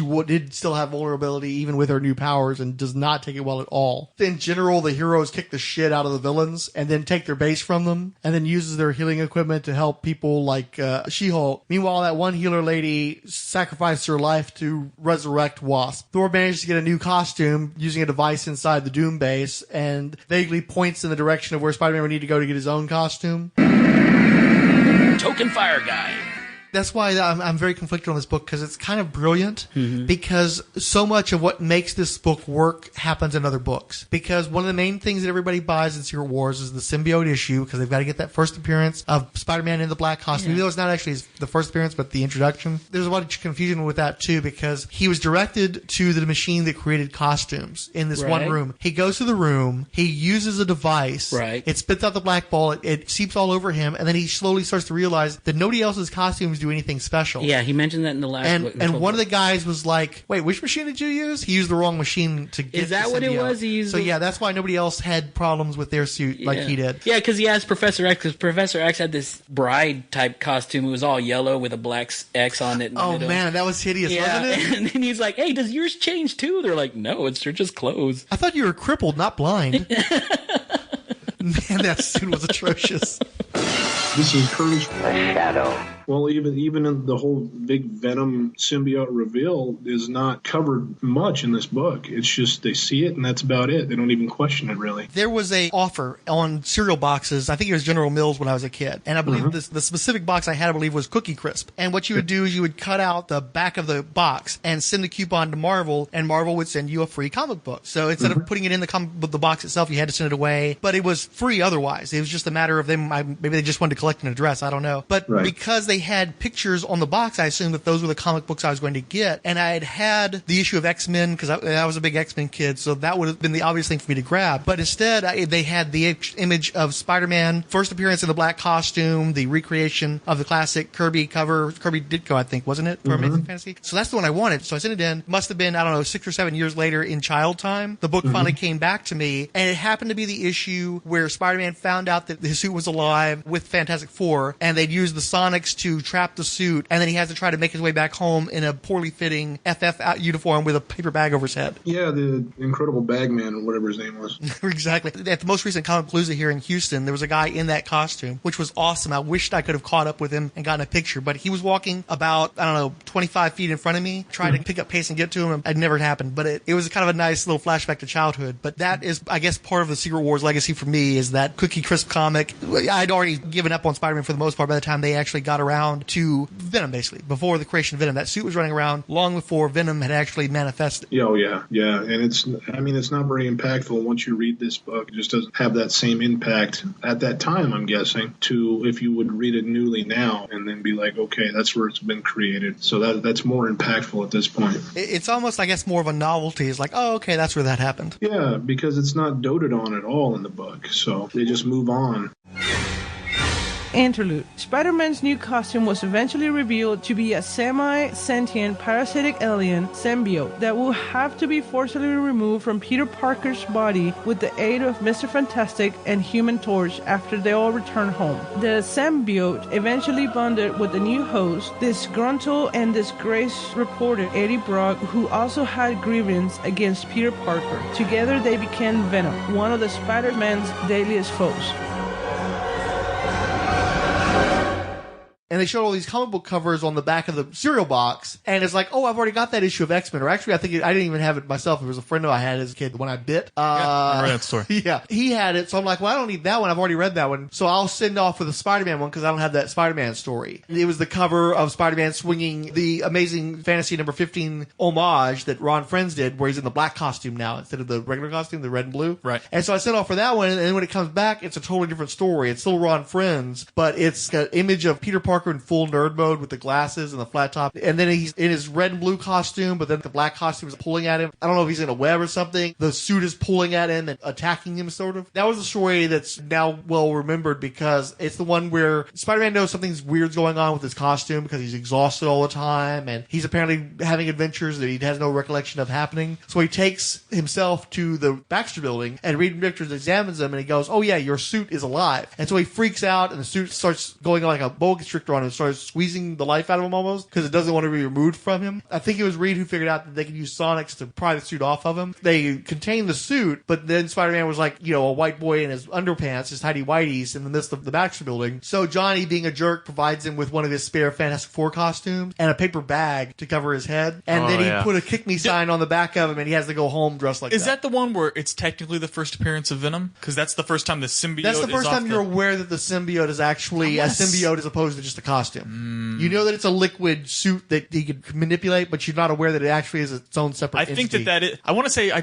remember seeing... I think what you're remembering is Wizard hyped every... Symbiote is the first appearance of the symbiote or something like that. Or something by that name. But I mean, he's wearing the suit earlier than that. Yeah. It's one of those situations where Wizard Magazine like to find those speculator items. Like, well, yeah, this is the first appearance of this aspect of item, but this is the first appearance of this aspect. So yeah, they pulled that kind of bullshit. And I think we have the what is it? Where they introduce Spider-Woman, and we don't even get a name for that lady. I don't think, if I recall right. No, I don't. Though I think the only thing they established in that series were her basic powers and the fact that she was from that Denver suburb. And I think that was something that was written in later on, specifically because people were wondering where the heck are these other people coming from. I thought that the heroes and villains were alone on Battleworld. No, yeah, and that's what I thought as well. Then we have the symbiote show up, and then Peter mentions that maybe it's taken of Spider-Woman's costume. Maybe it's mimicking that. Yeah, that stuck with me as a kid too. I liked her costume okay, but I just, for some reason, I liked that he would attribute that to her. Right. It's just like that wasn't something that you had very often, where she's the derivative character of Spider-Man, but he's got the derivative costume from Spider-Woman. Yeah, it was just it seemed like a weird dynamic at that point, especially since we don't see a lot of time between the two, so we don't know what kind of relationship they've forged, or if they've forged one at all, or if Pete has some resentment toward having a better costume than him. You just reminded me too, I continued to read Spider-Man, picking here and there after Secret Wars, and I specifically bought 2 issues with Spider-Woman just because her backstory had never been resolved in Secret Wars, and I wanted to find out who this person was. And if I remember correctly, I think they teamed up to fight Titana and Absorbing Man in those issues. Right. So I guess they got what they wanted. They managed to tease me just enough to get me to buy some more comic books to find out who that person was. Yeah, I don't think nowadays that selling factor would work on kids, though. That's the sad part. What kids? What kid buys a comic book anymore? No, that's the truth. I was TV, movies, games, all that. And at the end of the issue, Xavier calls all the heroes and says, hey, Galactus is going to start eating the planet now. It's time for us to team up and fight that guy. So we're going to talk about the origin of the black costume? That's the most interesting part of this whole fucking series. Okay, why don't you do that? So it was a fan contest. I believe the guy's name was Randy Schuler. Submitted the idea to go ahead and have Spider-Man's abilities enhanced. And so I think it was supposed to be some fucking, like he was supposed to get Reed Richards to build the costume for him. And that's how he now has even more strength or whatever, just to kind of give Spider-Man a new angle. So Jim Shooter bought the idea for $200. That's right. It was like $200? I think it was 200, yeah. And that was like in 82, and then he didn't use it until 84 in the series, which is crazy. I know I liked the black and white costume when I was a kid. I thought it looked cool. It's real sleek. I didn't realize what a handicap it was for artists. What a great way for an artist to have to put no time into a Spider-Man costume as opposed to doing all the webbing and take a ton of time doing the Spider-Man costume. So that was a nice break for that one year. But I remember that Shooter himself was convinced that it was going to be a failure, and the plan was initially to have it literally be in an issue of Spider-Man, then quickly revert back to the other one. But 2 things caused a reversal, of course. Number 1, Tom DeFalco convinced Shooter that they needed to keep the black costume until it was introduced in Secret Wars, which meant 8 months of black costume. And then number 2, it was so positively received in pre-press and such when they were first publicizing the event that they went ahead and kept it for, about a year or 2, I think. Yeah, I guess by the time they got rid of it, people had liked it. Yeah. Right? I mean, ultimately they formed an entire character out of this alternate costume. A very successful character. Well, yeah, but so then he actually got a cloth version of the suit, right? Yeah, eventually he just made another regular version of the same right, suit. I think that's what it was. They were like, okay, everybody doesn't like the black costume, let's get rid of it. And they got rid of it, and they were like, no, we like the black suit. So we're like, okay, let's make a cloth version. And he started wearing a cloth version. Yeah. Crazy. Keith G. Baker.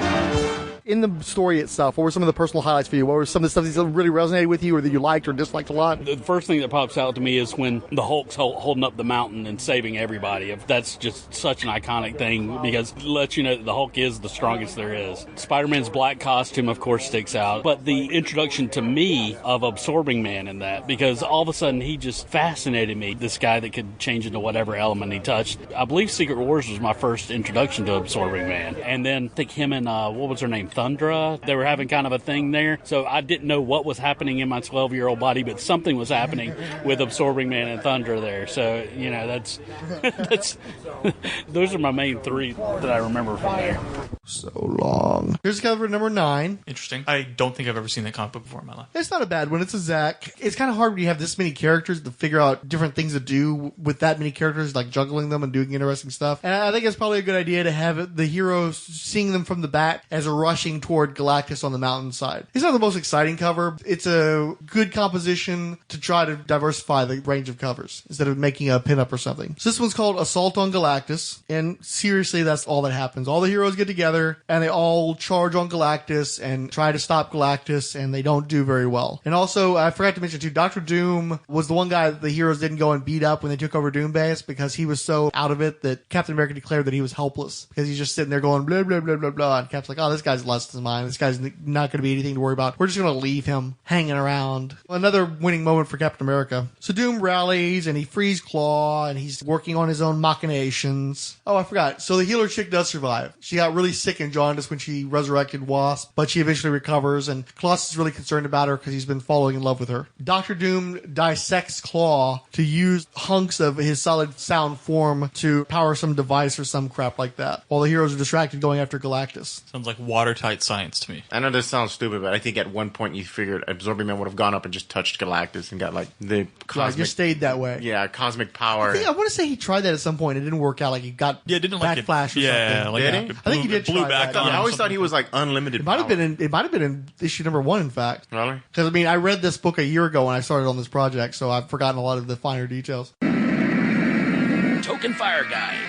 And then later on, Galactus summons Reed Richards to his throne room and shows him his pregnant wife with his son in tow. And that was it. And comes back, and Reed Richards is like, I changed my mind. We need to stop him. Because at first he was like, let him win. Let him win this whole thing so that we can stop Galactus' hunger. Because when the Beyonder said, I can give you whatever you want, Galactus was like, stop my hunger. That was his whole goal. That's the thing, though. Galactus never actually says that. He's just assumed. So Reed is willing to sacrifice his life and the life of everybody on the Beyonder world on the assumption that Galactus No, he says it in the first book. Galactus says it. But does he say it? No, Galactus says it in the first book. You can stop my hunger. Because the Beyonder gives the promise that he can give him whatever he wants. Okay, I missed that. And Galactus or I think it was just such a gap between maybe reading the first issue and the last issue. It took me a long time. And Galactus is like, stop my hunger. You can stop my hunger. It's all good. And so he goes and he tries to, and the Beyonder repels him and Dr. Doom. Yeah. After seeing his wife and kid, at first he was like... Kill them all. Yeah, let us die in order to stop Galactus being hungry and feeding on planets and stopping billions of lives. It was like a major bone of contention, too, because it split up the group. Like the FF were going to side with Reed, and the Avengers weren't. And all of a sudden, Reed's there. It's like, no, we're going to fight everyone. I've decided I want to be with my wife and kids. So.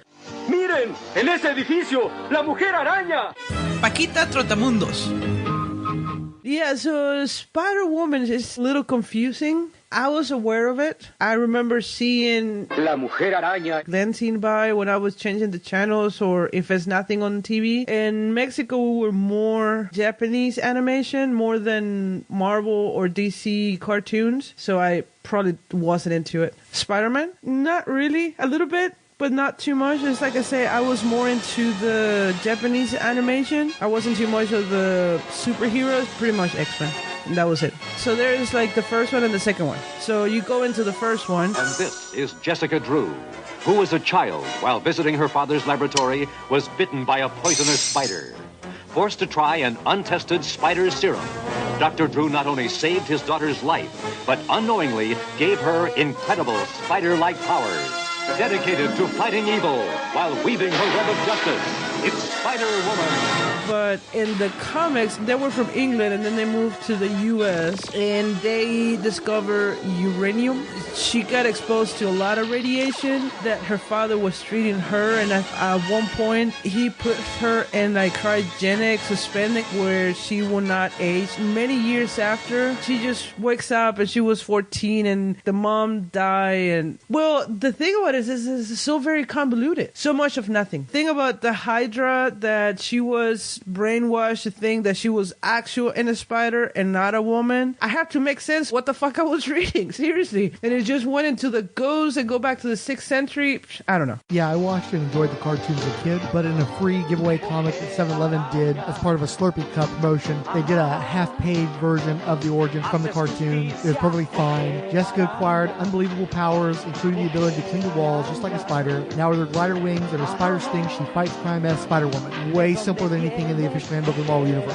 No fucking high evolutionary, no fucking cow people, no fucking Wendigo Mountain. Way simpler. The only major downside is basically She-Hulk's origin too. I would read the comics on occasion, but I almost never saw them on the newsstand, so there was always some friend's copy who had access to shops or stores that I didn't. And a lot like what happened with Supergirl, one of the ways they differentiated Spider-Woman from Spider-Man is by getting her more involved with the supernatural, which I think could have been cool and could have worked, but I don't think it was played that well in the comics that I've read. It's pretty clear that they wanted a Spider-Woman to exist for copyright purposes, and then they tried to reverse engineer a character around that desire. Because I don't think they knew what to do with the character, her adventures tended to be really oddball, and then toward the end, it was nice they got a female writer in Anna Cinti, but she's known for doing weird stuff too. Is that when he came back to the 6th century castle? I think she did all this stuff with Morgan Le Fay, yeah. And when it came time to wrap the series, what she decided to do was create this situation where Spider-Woman's soul was imperiled, and the only way to save the world was to retroactively make herself never have existed. And then a few years later, right before Secret Wars, the Avengers got involved in some mystical battle that enabled her soul to go back into her body, and people, I guess, sort of remembered who she was again. I'm not sure. And it was in this weird, ambiguous place that they started to introduce the new Secret Wars Spider-Woman. This is Spider-Woman, Julia Carpenter. Well, if the first one is a lot convoluted, the second one is worse. The only thing that I know is that it came out in Secret Wars, and pretty much everything about her is unknown for what I was reading. She's the one who can lift 10 tons. She can shoot a spider web, and I don't think she can fly. Nope, but what you can do, according to old Hot Moo, is create a web of psionic energy through a combination of mental concentration and physical gesturing. She cannot cause the web to materialize instantly. Instead, she must weave it. The psionic web has great strength, but beings with sufficient superhuman strength can break through it. Like, for instance, she once held the Hulk back for a little bit in Secret Wars, but he managed to bust through. And I think that was it. Not a very good character, the first one or the second one. Yeah, they didn't really start developing her until she started showing up regularly in Avengers West Coast in the early 90s. Her name's Julia Carpenter. She was an undergraduate who went to school with Val Cooper, who would later form Freedom Force out of members of Brotherhood of Evil Mutants to work as government agents. And she would also head up one of the versions of X Factor. But Carpenter got married. Her husband slept around too much. She got a divorce. Her life was a mess afterwards. So Val got her a job in Washington, D.C. with the Commission. They were wanting to create their own superheroes so they wouldn't be stuck with supervillains like the Brotherhood. Carpenter agreed to a bunch of experiments. She was a guinea pig. They mixed up a dose one time and she got the spider powers. That's why they weren't able to replicate Spider-Woman. She worked for the Commission for a while, but she kept finding herself on the wrong side of the just, in particular the Avengers. It convinced her that she wanted to switch sides. She eventually did work with the Avengers, but then she ran afoul of some other experiments that the Commission had pulled together, and they ended up killing her husband. She had a bunch of troubles holding on to custody of her daughter. She was on this team called ForceWorks for a while. She was on the Iron Man cartoon in the mid-90s, but she keeps retiring to support her daughter and then coming back, and usually in a different identity, and things get confusing with her too.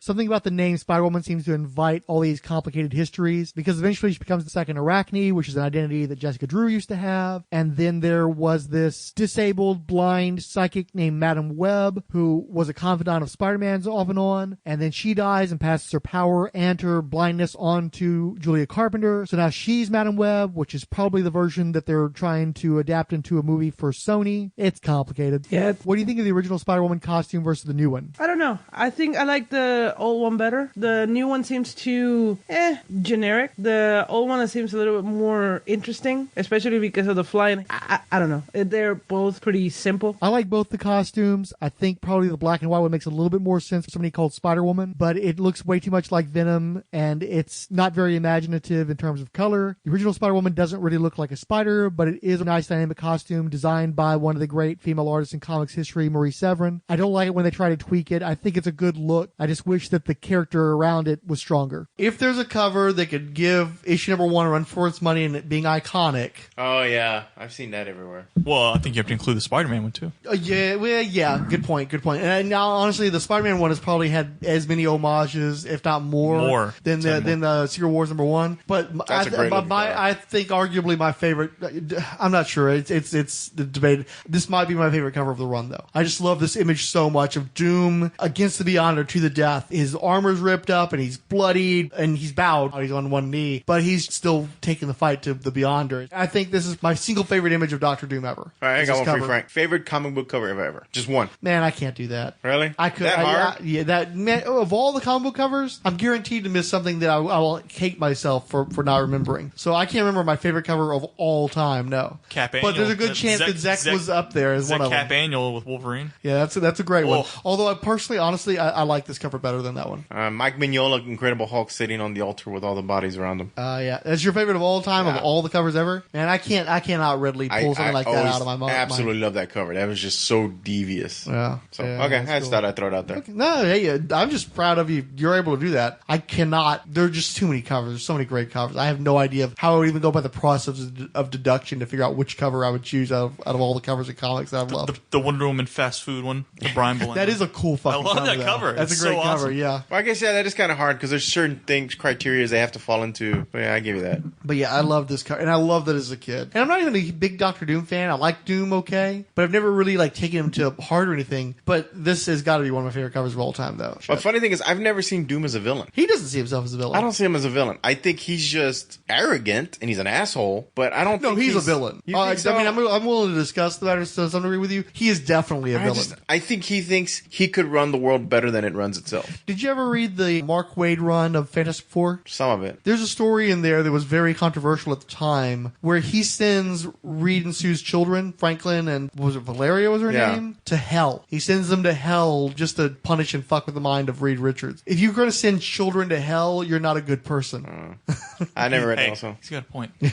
Yeah, true. He's got a point. Okay, Even though I'm sure Mr. Fantastic's banished people to other... Mr. Fantastic he does. Negative zone. Do it all the time. Yeah. Okay, so this one's called Death to the Beyonder with an exclamation point. And Galactus has activated his ship or his base thing, whatever. He's going to destroy the planet or eat the planet, destroy it and then eat the planet, convert it to energy and then eat it. And there's this one cool panel that I've always loved where you see x-rays of the heroes in action. Show me. Oh, okay. From the radiation or? Yeah, just like there's so much energy coursing through the environment that you see their skeletons mixed in with their costumes. I especially love the elongated skeleton of Reed Richards, but also Wolverine's little pointy mask coming out of the skull because I was a Wolverine fan at that time. It was just so cool to me. I love seeing skeletal versions of the Marvel heroes. I always assume Reed Richards did not have bones. They're just soft and stretchy. Spongy. This energy starts to erupt from the planet, but it's directed away from Galactus. Dr. Doom managed to take these hunks of carved claw and turn it into some sort of siphoning device where he absorbs the energy that was supposed to go to Galactus. Captain Marvel goes to investigate what's going on, and Dr. Doom is so powerful that he's able to convert her into a pure light being that can't interact with her environment. And he is hardcore acid tripping over his new power, where he's seeing all sorts of pop art bullshit and can see his own brain and all kinds of stuff that happens when you're on drugs. Now he's had too much Molly. Yeah. I like how Dr. Doom is still having a conversation with the severed head of Claw, too, after his ascension to demigod status based on absorbing Galactus' power. Oh, and that's when he converts his armor into the bullshit action figure armor. Oh, I remember that. Didn't they have holograms or something with them? I vaguely remember. Well, they were lenticular. You'd put the little cardboard piece in the shield, and then it would cause it to animate very slightly. That was the thing back then. Yeah, I was going to say, you were a few years away from holograms. I guess No, because the first holograms that came out was those damn toys that they had those hologram shields. So if they had a lion would jump out of the chest. Yep. And then you're thinking of Visionaries. Visionaries, there you go. Yeah, and then they had an actual hologram in the chest. And then you had those. Still got one, I think. Remember those? They were all animal creatures in armor. That's what I'm saying. Or you mean the figures were actual animals? Yeah, they were like goats and octopuses and lions. See, I remember the night guys that had animals on their holograms, and they would like have the animals. Yeah, those are they were Visionaries. humans. Yeah, those are Visionaries. But there was another one where they're all different animals. Some of them were missing arms, and they would have like weapons, and they all had this little square on them, and you would touch the square, and that would tell you their allegiance. So there was a fire, ice, water, they were wood, heat sensitive, and that would tell you who they were with. Nah, so I forgot those existed. Yeah, I remember those were the sickest toys, man. Because like the lion had like a mace for a hand. The shark creature, they were cool because they were small, they were compact, so you could have like 20 of them and have a cool fight. Yeah, there was one other one too that weren't nearly that good. What it was is like the figure like would be one dimensional on like their face. Their face and their chest would just be a flat surface, and they had a hologram that filled in the space. And they were like, I think you're supposed to be like Skeleton Warriors or stuff, where they had arms and legs, but like their center portion would just be the hologram. Because it was supposed to like look 3D-ish, right? Yeah. Kind of like that Jesus that follows you in the bathroom. Okay. The picture. I know what you're talking about. Yeah. I'm getting flashbacks to Born in East LA. Oh no, I had a friend, his mom was very religious, and she had one on the way to the bathroom, and you'd walk in, Jesus would follow you to the bathroom and then walk back. So the heroes go back to Doom Base once Galactus is no longer an issue, and they find that Doom is no longer present because he's engaged in conflict with the Beyonder. Epic fucking conflict too. I like the one shot where they just chop off Doom's leg, and then he falls to the ground, he's just getting blasted, and you can see the terror in Doom's eyes through his mask, and he sends this hologram calling for the heroes to come and aid him. He's got the Beyonder on the ropes, but if you guys want to join in this last moment, then I'll reward you. Magneto's the only one who almost falls for it, and then like 3 Avengers just tackle the shit out of that guy. I'm having flashbacks of elementary school where the teacher would tell you the story. That's exactly how it was. Wow. Yeah. This is Courage. The Shadow. A lot of the fight with the Beyonder almost seems like an afterthought. He's so busy doing all this other stuff, setting up things for the other books, and all these distractions. So at least back in number 4, when they dropped a mountain on somebody, everybody was looking at what was going on inside that mountain. But it's almost like the main plot became an afterthought. And Shooter completely dropped the ball on selling the grandeur of the battle. It was all on Mike Zeck to make that thing worthwhile. Right. And it seemed like a lot of the fight sequences were actually, it didn't make sense. It wasn't like it was written out. It was all on the artist's shoulders at that point. So we get that flashback to Dr. Doom's origin, which is the first time I'd ever seen that, and I thought it was a really freaking cool origin. His mom's a gypsy sorceress, and she goes to hell, all kinds of cool shit. And then you see that shot where his armor comes off, the remnants of his battered body are just floating through space, and he's freaking out. I remember this issue. Yeah, it's such a great issue, such a great battle. It's a classic battle between Beyonder and Dr. Doom. And Doom Base is falling apart based on what's going on with the battle. The Marvel superheroes have to save these villains that are incarcerated because they're going to fall apart. They're going to be crushed by Doom Base if they don't get rescued. And then toward the very end of the issue, Dr. Doom shows back up again. Not only is he whole, but he's giant-sized. Ultraman. To put the heroes at ease, he tells them that the war is over and he shrinks back to normal size and takes off his mask at the end of the issue. Definitely one of, if not my favorite issue of the series, and one of the strongest issues, because to me it felt like this is where the book finally figured out what the hell it was going to be and what story it was going to tell. Yeah. That this was the Dr. Doom story. Where it's like, okay, what is the point of the heroes and villains fighting over and over and over again? What's the ending? Fight. Endgame. Atmosphere, feel. Yeah, this book meanders so much. Just so many random conflicts. You know what? It fucking meanders. Thank you. That's the word I was looking for. This is Derek WC. Motherfucker! My personal highlight is when Spider-Man kicks the crap out of all the X-Men, because that's how it would go down. Screw you, X-Men fans. Spider-Man owns all the X-Men. What else? A money moment. I love Doom. I love that issue 10 where Doom's tenacity and sheer willpower, his leg is getting blown off, his rib cage is showing, his face is getting blown off, and he's like, I will not be denied. I'm going to get this power. And that's pretty epic and awesome. I'm trying to think, because it's been a while, but I guess this is free-flowing, so it would show like what sticks and what doesn't, but I'm like trying to remember like other intense moments about about it. But I mean, I definitely point to Spider-Man and Doom. Sometimes I think Magneto has moments. That was an interesting learning curve for me, the whole aspect of that he was sort of in the heroes camp per se, and there was this kind of discontent over it. I guess the other moment, and it's probably an obvious go-to moment because it was in the movies now and all this other stuff, everybody always talks about the moment where Hulk's holding up the mountain, right? There's always that moment where you're like, damn, that's a visually stunning image. You can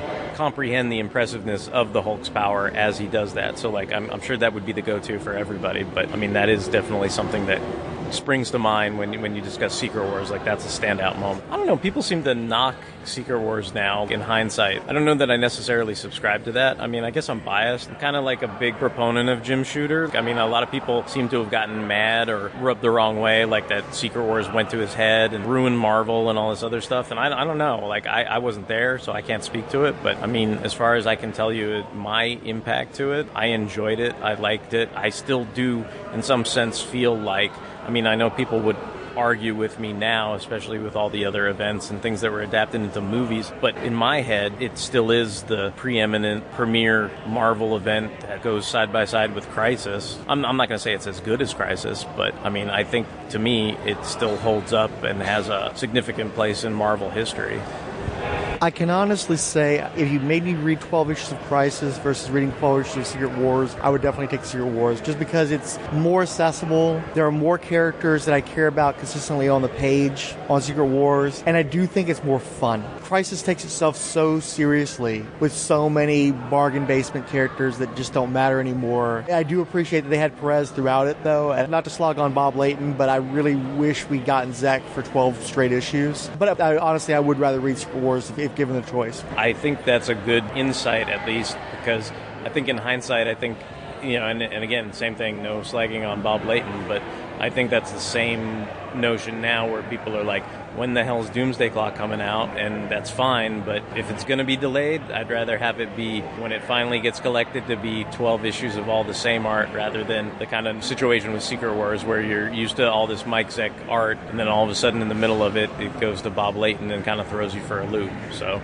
the thing is, though, as a kid, because I wasn't as familiar with art styles, I didn't really notice. It's just I knew that I liked some of the issues more than others. And I'm a big Mike Zeck fan, and I like Bob Layton fine. I don't have a passion for his work. And so it's always the Zeck issues that resonate the most with me. And so especially as an adult, when I go back, I kind of like, oh, hey, here's one of the Bob Laytons. And again, it's nothing against him. He's a great artist. And it was weirdly consistent, I think, because I think John Beatty inked most of it. So you didn't necessarily see the shift. It wasn't as dramatic as it could have been. But I definitely didn't respond to the issues that Layton did the way I did with the Zecks, especially 10 with Doom. That was just such an epic confrontation. Yeah, I mean, you'll notice, I mean, I think you already did notice, but the issues that I originally rattled off, you know, like 1, 8, and 10, like those are all Zeck issues, you know, and those were the ones that hit me the most. And maybe like you, even before I knew what an artist was, I knew I liked those better than, what is it, like 5 and 6 and 7 or what, you know, whenever it kind of goes off the rails.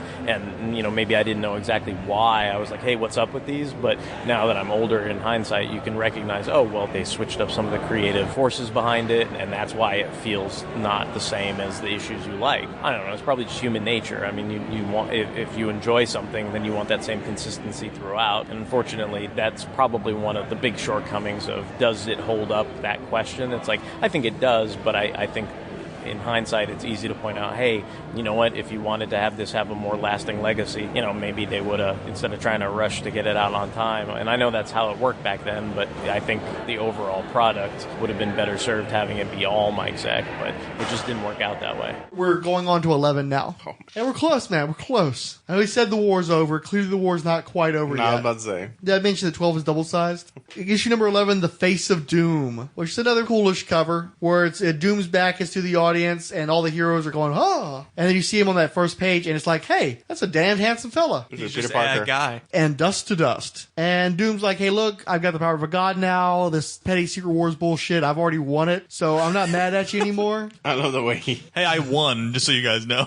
Dr. Doom goes up and he finds Molecule Man and, like, expands his consciousness. Lets him know, hey, look, you're a really powerful dude. You don't have to prove it to anybody. Just be cool, man. You know, everything's good. So now he's a hippie? He's like a therapist. I know, Doom's like a hippie. He's a He's a motivational speaker now. So Molecule Man's like, yeah, this is cool. That's fine. What I'm going to do is I'm going to take a chunk of this planet. We're just going to fly back to Earth because I'm over the Secret War shit. And that's what they do. Fly off into space. He's Molecule Man. He can create his own environment. It doesn't matter. Molecule Man was always one of those Nathaniel Richards. We need to figure out a way to do something. Well, dude, he's so so let's just powerful. get the guy that can do anything to do it. I don't know if he was necessarily always that, but he became that with this after miniseries. this. Yeah. This is one of those deals where a writer suddenly realizes, hey, the implication of this guy's power is he should be like the most powerful guy ever. So I'm just going to decide out of the blue to write him that way and make him his total villain Sue type character. And that's exactly what happens there. Everybody's just chilling. But then this energy takes over Hulk's body and makes him go and do some stuff. And Spider-Woman tries to stop Hulk because she realizes that he's like a zombie Hulk. So she has these mental powers where she can create a psionic webbing and trap the Hulk. But it's not quite enough. The Hulk bursts through. Spider-Woman tries to talk some more sense into him and he just slams her head against the wall and seemingly knocks her out. And even though he's totally accomplishing what he wants to, the energy form jumps from the Hulk into Spider-Woman and starts walking into the chamber where Captain Marvel is still stuck in light form, where Claw's head is sitting on a bench, and where the siphoning equipment is. Then all of a sudden there's a flash of light and you see written in gigantic lettering, "You are summoned to the Tower of Doom at dusk tomorrow." What the fuck is a Tower of Doom? And you look out the window, it's like, oh, there's a Tower of Doom now. And Doom basically says, look, you guys just need to be cool with me. If you guys are cool, I'll be cool. Hey, look, I'm even going to bring Kang back from the dead. I can do that now. I'm the Beyonder. It's not a big thing. And he's got pictures of his mom, and he's planning on going and beating up Mephisto and getting his mom back, so he doesn't care about the heroes anymore. And then Spider-Woman captures Claw and transfers her energy consciousness into Claw for reasons that aren't known. And Cap and Dr. Doom hash things out. Colossus starts making time with that healer chick finally. He brought her flowers, and she totally gave it up to him.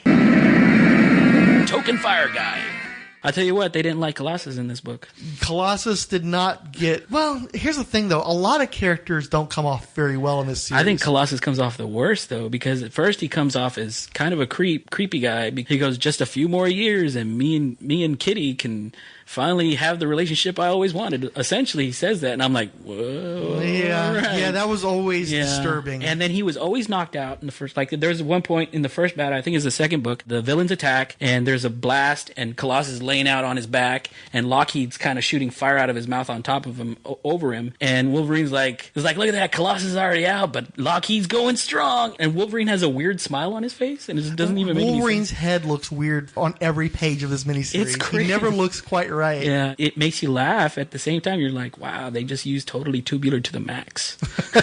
There's a lot of funky dialogue, but I didn't notice it so much in the early issues, although admittedly, Colossus the Creep definitely comes up into this. I think it's midway through the series where he takes a crowbar to the ribs from Wrecker. Mm-hmm. The guy's organic steel. This isn't the sort of thing that would normally be a problem for him in the comics, but for some reason I guess he got whacked just the right way. So he's out for like most of the next 6 issues from that one crowbar blast. Yeah. And it's a pretty major plot point that he's just sort of lying around not getting anything done. Fighting for Johnny Storm's girlfriend, and then when he finally sees that Johnny Storm's girlfriend at one point is looking like she's kind of injured or she's running for her life, he's all like, hey Johnny, this chick. He's like, I don't care about that chipper. This he actually calls her like a chippy, right? Like this freaking 1930s slang out of nowhere. She doesn't mean nothing anymore because Reed Richards is hurt. My buddy's hurt, man. I don't care about that girl. And it looked like Colossus was fixing like... Yeah, he looked like he wanted to assault Johnny Storm at that point. And something else happened. An explosion happened. It ended up not happening. And Colossus, all he cared about after that was trying to make this alien chick, the healing woman, love him. It was such a bizarre story arc. What I've been calling this is Alien Vietnam. It's this village where everybody's speaking with this sort of kanji. And these guys are only there because they're in the midst of this war and they needed someplace to hunker down. So they just go to this village and these orange-skinned people take them in, and the one girl has a healing powers, or there's a few healers, I think. No, it was one healer. She was the only healer then? That I saw. So they just keep coming back to her,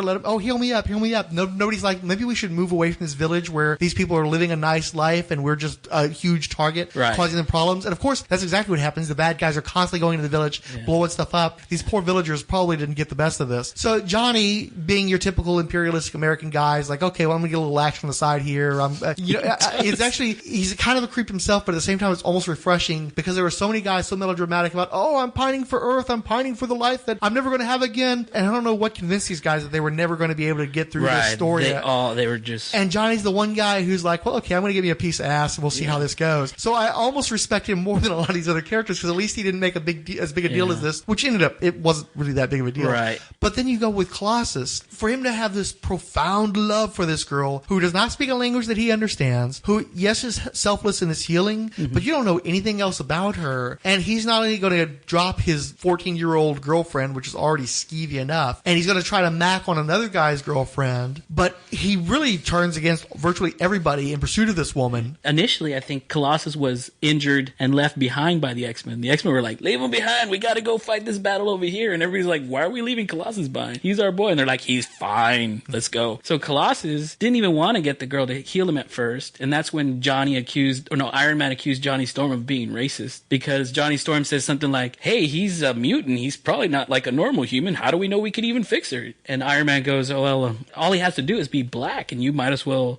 say that, it was a race thing. Man. And Johnny Storm's like, that's not what I meant. I'm sorry. And I'm an accidental racist. Yeah. Come on. And so meanwhile, let me put my dick in his chippy one more time. After that, Colossus, that's all he cared about. He's getting the girl. Well, and they even make a point. Wolverine comes right out and says, hey, look, this is obviously some residual issue from when she healed him. There was some sort of a transference. Oh, okay. But he's such a little lovesick bitch. He is. And really with no real cause for it. And then knowing the relationship he was getting out of to get into this relationship, you're right, it's very hard to be a Colossus fan after this. Yeah. And at the end of the issue, all the heroes get together at a table. I love that scene in book, I don't know, it was 11 or 12, where Cap's like, everybody come to the conference room. We got to vote. Oh, yeah, 11. We're going to vote on whether we attack Dr. Doom because he's nice right now, but he might go crazy. So they all vote, and they make this big, they use like 10 panels and 2 pages worth of everybody voting. Was it only 2 pages? I really feel like it ran longer. It felt longer, yeah. Okay. But I mean, there was just, everybody had their own panel. Yes, this is why, yes. And then as soon as Colossus, I think, says yes, the bolt from the blue, he wiped him out. I was like, but it's funny because you're talking about how bloated this series is. And I noticed, because I read it on the Marvel app, and almost every issue was either 24 or 27 pages. Most books were 22 at most at that time. So it's like, well, where's all these extra pages coming from? And it's stuff like, you spent 2 pages so that you made sure that every single character have their vote. Right. You could have had a panel where all the yays raise their hands, all the nays raise their hands, and then the decision. It's 4 panels, and instead it's 2 pages and 2 really long, drawn-out pages. And they set it up earlier in the books where they want to go avenge the Wasp. It's either the Wasp or go look for She-Hulk. And he just half the series, Captain America says, no, we don't want to waste our resources on that. No, we don't want to waste our resources on that either. They're just women. We don't need them. It's just She-Hulk. And the Hulk is like, that's my cousin. Can I go?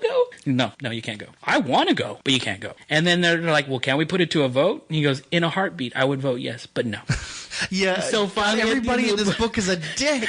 Everybody in this book is a colossal dick. Yeah. And I think probably the reason why I don't have more problems with Cap in the book is he's so dull. He's not an interesting dick. He's just like you said. He's like, I'd love to. I think that's the right thing to do, but no. Yeah. So at least he's not Xavier, where he's like, I'm going to mind fuck you if you don't do what I tell you to do. I guess by comparison, he's still a sweetheart, but he's still a fucking dick in this book. Right. And he didn't mind doing it to Storm, saying, I will mind fuck you. But when it came to doing it to Spider-Man, when he was going to reveal... Well, he mind fucked him and then felt bad about it later. Right, but he didn't mind thinking about doing it to Storm at all. But he you mean like the reservations? Because he owns his X-Men. Yeah. My X-Men will do what I say. That's true. How the hell... that guy. Forgive me, Zaji. Oh, that's the healer chick's name. I say yes, we fight. And then there's this big splash page where there's an explosion and all the heroes are just boom, dead. And that's how the issue ends. Just boom, that's it. Badass page. And it's pretty cool. If you're going to end an issue on a shocking note, that's a good way to go, except the whole issue is just, let's talk. Let's just talk for an entire issue and not do anything and talk about the same stuff over and over again and repeat ourselves like a shit ton. Filler issue. Such a filler issue. And you got a filler issue right before a double-sized issue. It's like, you fuckers. You just want to charge us more money for that last issue. Fuckers. What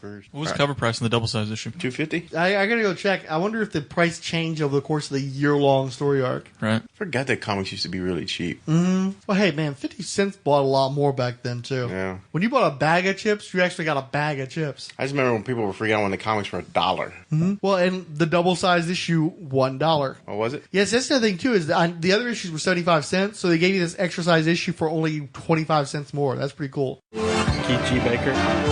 I enjoyed Secret Wars. In my head, I was thinking, were they copying Crisis over at DC, or was it vice versa? And that's when I started delving into how much crossover there really was between the two companies. And I think I started losing some of the flower of my innocence of reading stuff, realizing how much stuff crossed the street in New York to do storylines. But I didn't realize at the time that it was really to sell like toys and all that kind of stuff, but just anything that mashed all the characters together. But as a kid, you love seeing everybody fight and seeing is Thor stronger than Hulk, all that stuff. So plus, I didn't even mention this before, but Doctor Doom at that point became forefront for me and made me delve more into Fantastic Four stuff. So just Doom on that planet being this mastermind as the Lex Luthor in my head of the Marvel Universe just really grabbed me with that. I loved Mike's rendition of him without the mask too. Yes, exactly. And for just finding out that he actually hadn't all that scarred underneath it was just beautiful. So yeah. There's a school that likes him to be deeply deformed, and there's a school that likes him where he's just got one little scar, that one imperfection is enough to turn him off completely. I tend to like that second school. Yeah. If it's more of a mental scar than a physical scar, I think that says a lot more about him, that he's more about perfection and more about trains running on time and that type of mentality, where that one little imperfection in his face and he thinks he needs to have it covered is great. Diabolu Frank. After the Big Bang. I'm a Legal Machine. That's a very common cover too. Not common, that's a good but one. I've seen that cover a lot. This is the one where Dr. Doom, looking really evil with his mask off, is all like, yeah, kill them all. And there's the bodies of all the heroes in the background, and they're all red, so you can't see whether or not they're bleeding. And then an even more iconic image. The splash page just has Nothing to Fear as a story title, and you've got the shattered shield and the wreckage of the bolt from the blue that killed all the heroes. Dr. Doom talks to Claws, telling them, yeah, I had to do it. They were plotting against me. I told them not to. This is Siskoid. The villains are going back home on a patch of dirt.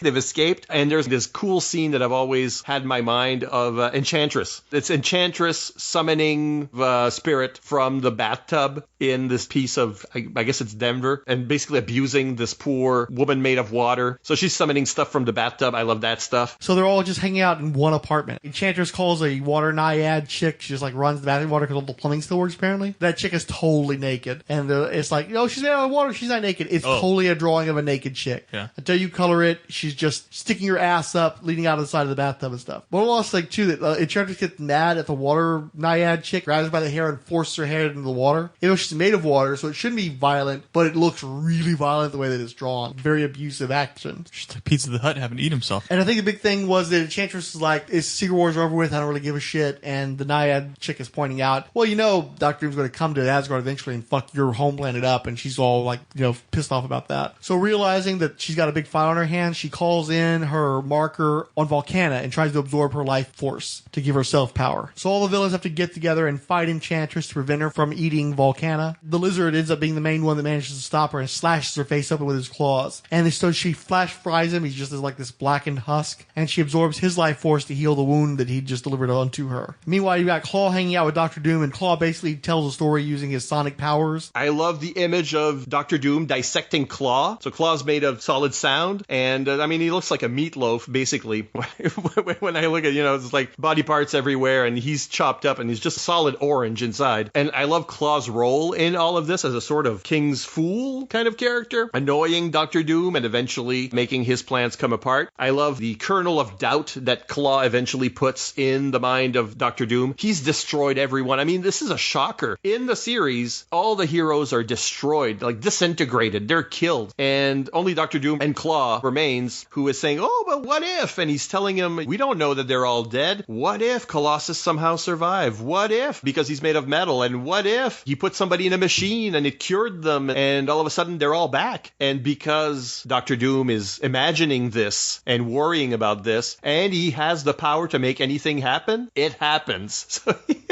he basically undoes his victory, which is an amazing way to end the series after this amazing climax. And Doom is insisting, no, they're dead, they're dead, they're dead. And there's this really cool splash page where Thor's hammer just smashes through the wall and lets him know, no, we're not dead, here we come. That was the worst Thor impression ever.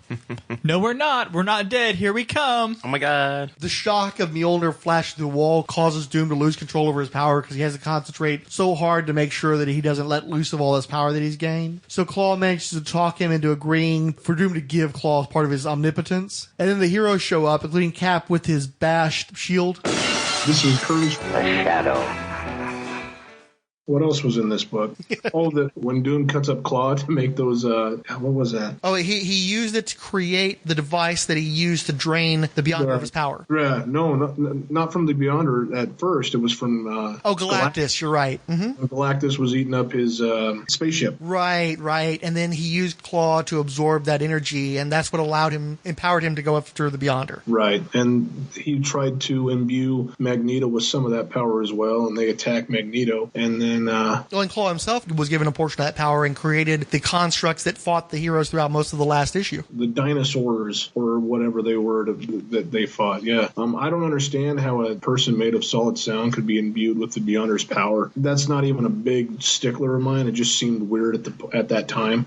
And the Claw as a character was so irritating with his comic book crazy, rhyming words, and self-echoing and such. Mm-hmm. I did not realize how important this book was to my concept of the Marvel Universe, right. As a young reader. And in rereading it, I realized that a lot of my prejudices against certain characters came from this book. Jim Shooter taught them to me. I learned it from you, Dad. Right. No, I totally understand that. Because I went back and I read Black Panther, and, Claw's one of Black Panther's major villains, and he's competent. And it's like I was having this cognitive dissonance because, that's not who Claw is. And I didn't realize, no, this book, Secret Wars, that's not who Claw is. That's not who a lot of these characters are. It's how they decided to portray them. Yeah, something may have got taken away from Claw when he got trapped in Galactus' ship as well. Oh, there's definitely some no prize options there, yeah. Yeah. And the heroes all attack, and then there's all these giant monsters that are created by Claw that fights them. There's a 2-page splash of the big battle. There's one page in particular. It's clear that there's been a bunch of inkers that are uncredited that they're inking these pages, but there's no way in hell that Art Adams wasn't responsible for this one page I'm looking at right here where the thing is that is totally Art Adams. It's so fucking Art Adams. Just look at the thing alone. The thing's Art Adams. Yeah, check out this. This might have been inked by Mignola. It looks like either him or Will Sportacio. It looks like that inking style. Okay, and then this is obviously Walt Simonson right here. I was going to suggest Walt Simonson for that last page. The heroes are fighting, and Captain America's the one who knocks out Claw, and then he runs into Doom's quarters, and Dr. Doom just destroys him, turns him to ash. But because he can't stop thinking about the unthinkable, Doom himself resurrects Captain America to come after him again, and Doom just keeps destroying Cap, and Cap keeps being resurrected until he rushes at Doom and batters him. This page is clearly a Joseph Rubinstein inking job, too. There's just a whole bunch of different uncredited inkers on this issue. You can't miss it. And so the end, ultimately, you find out that the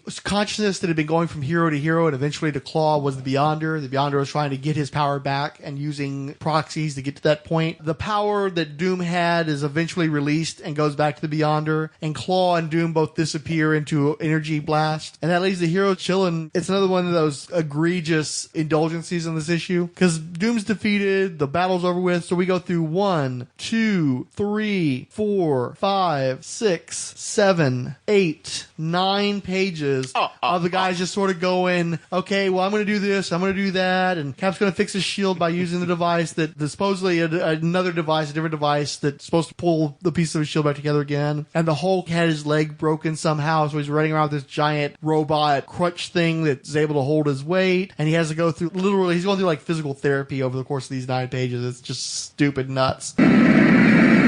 Token Fire Guy.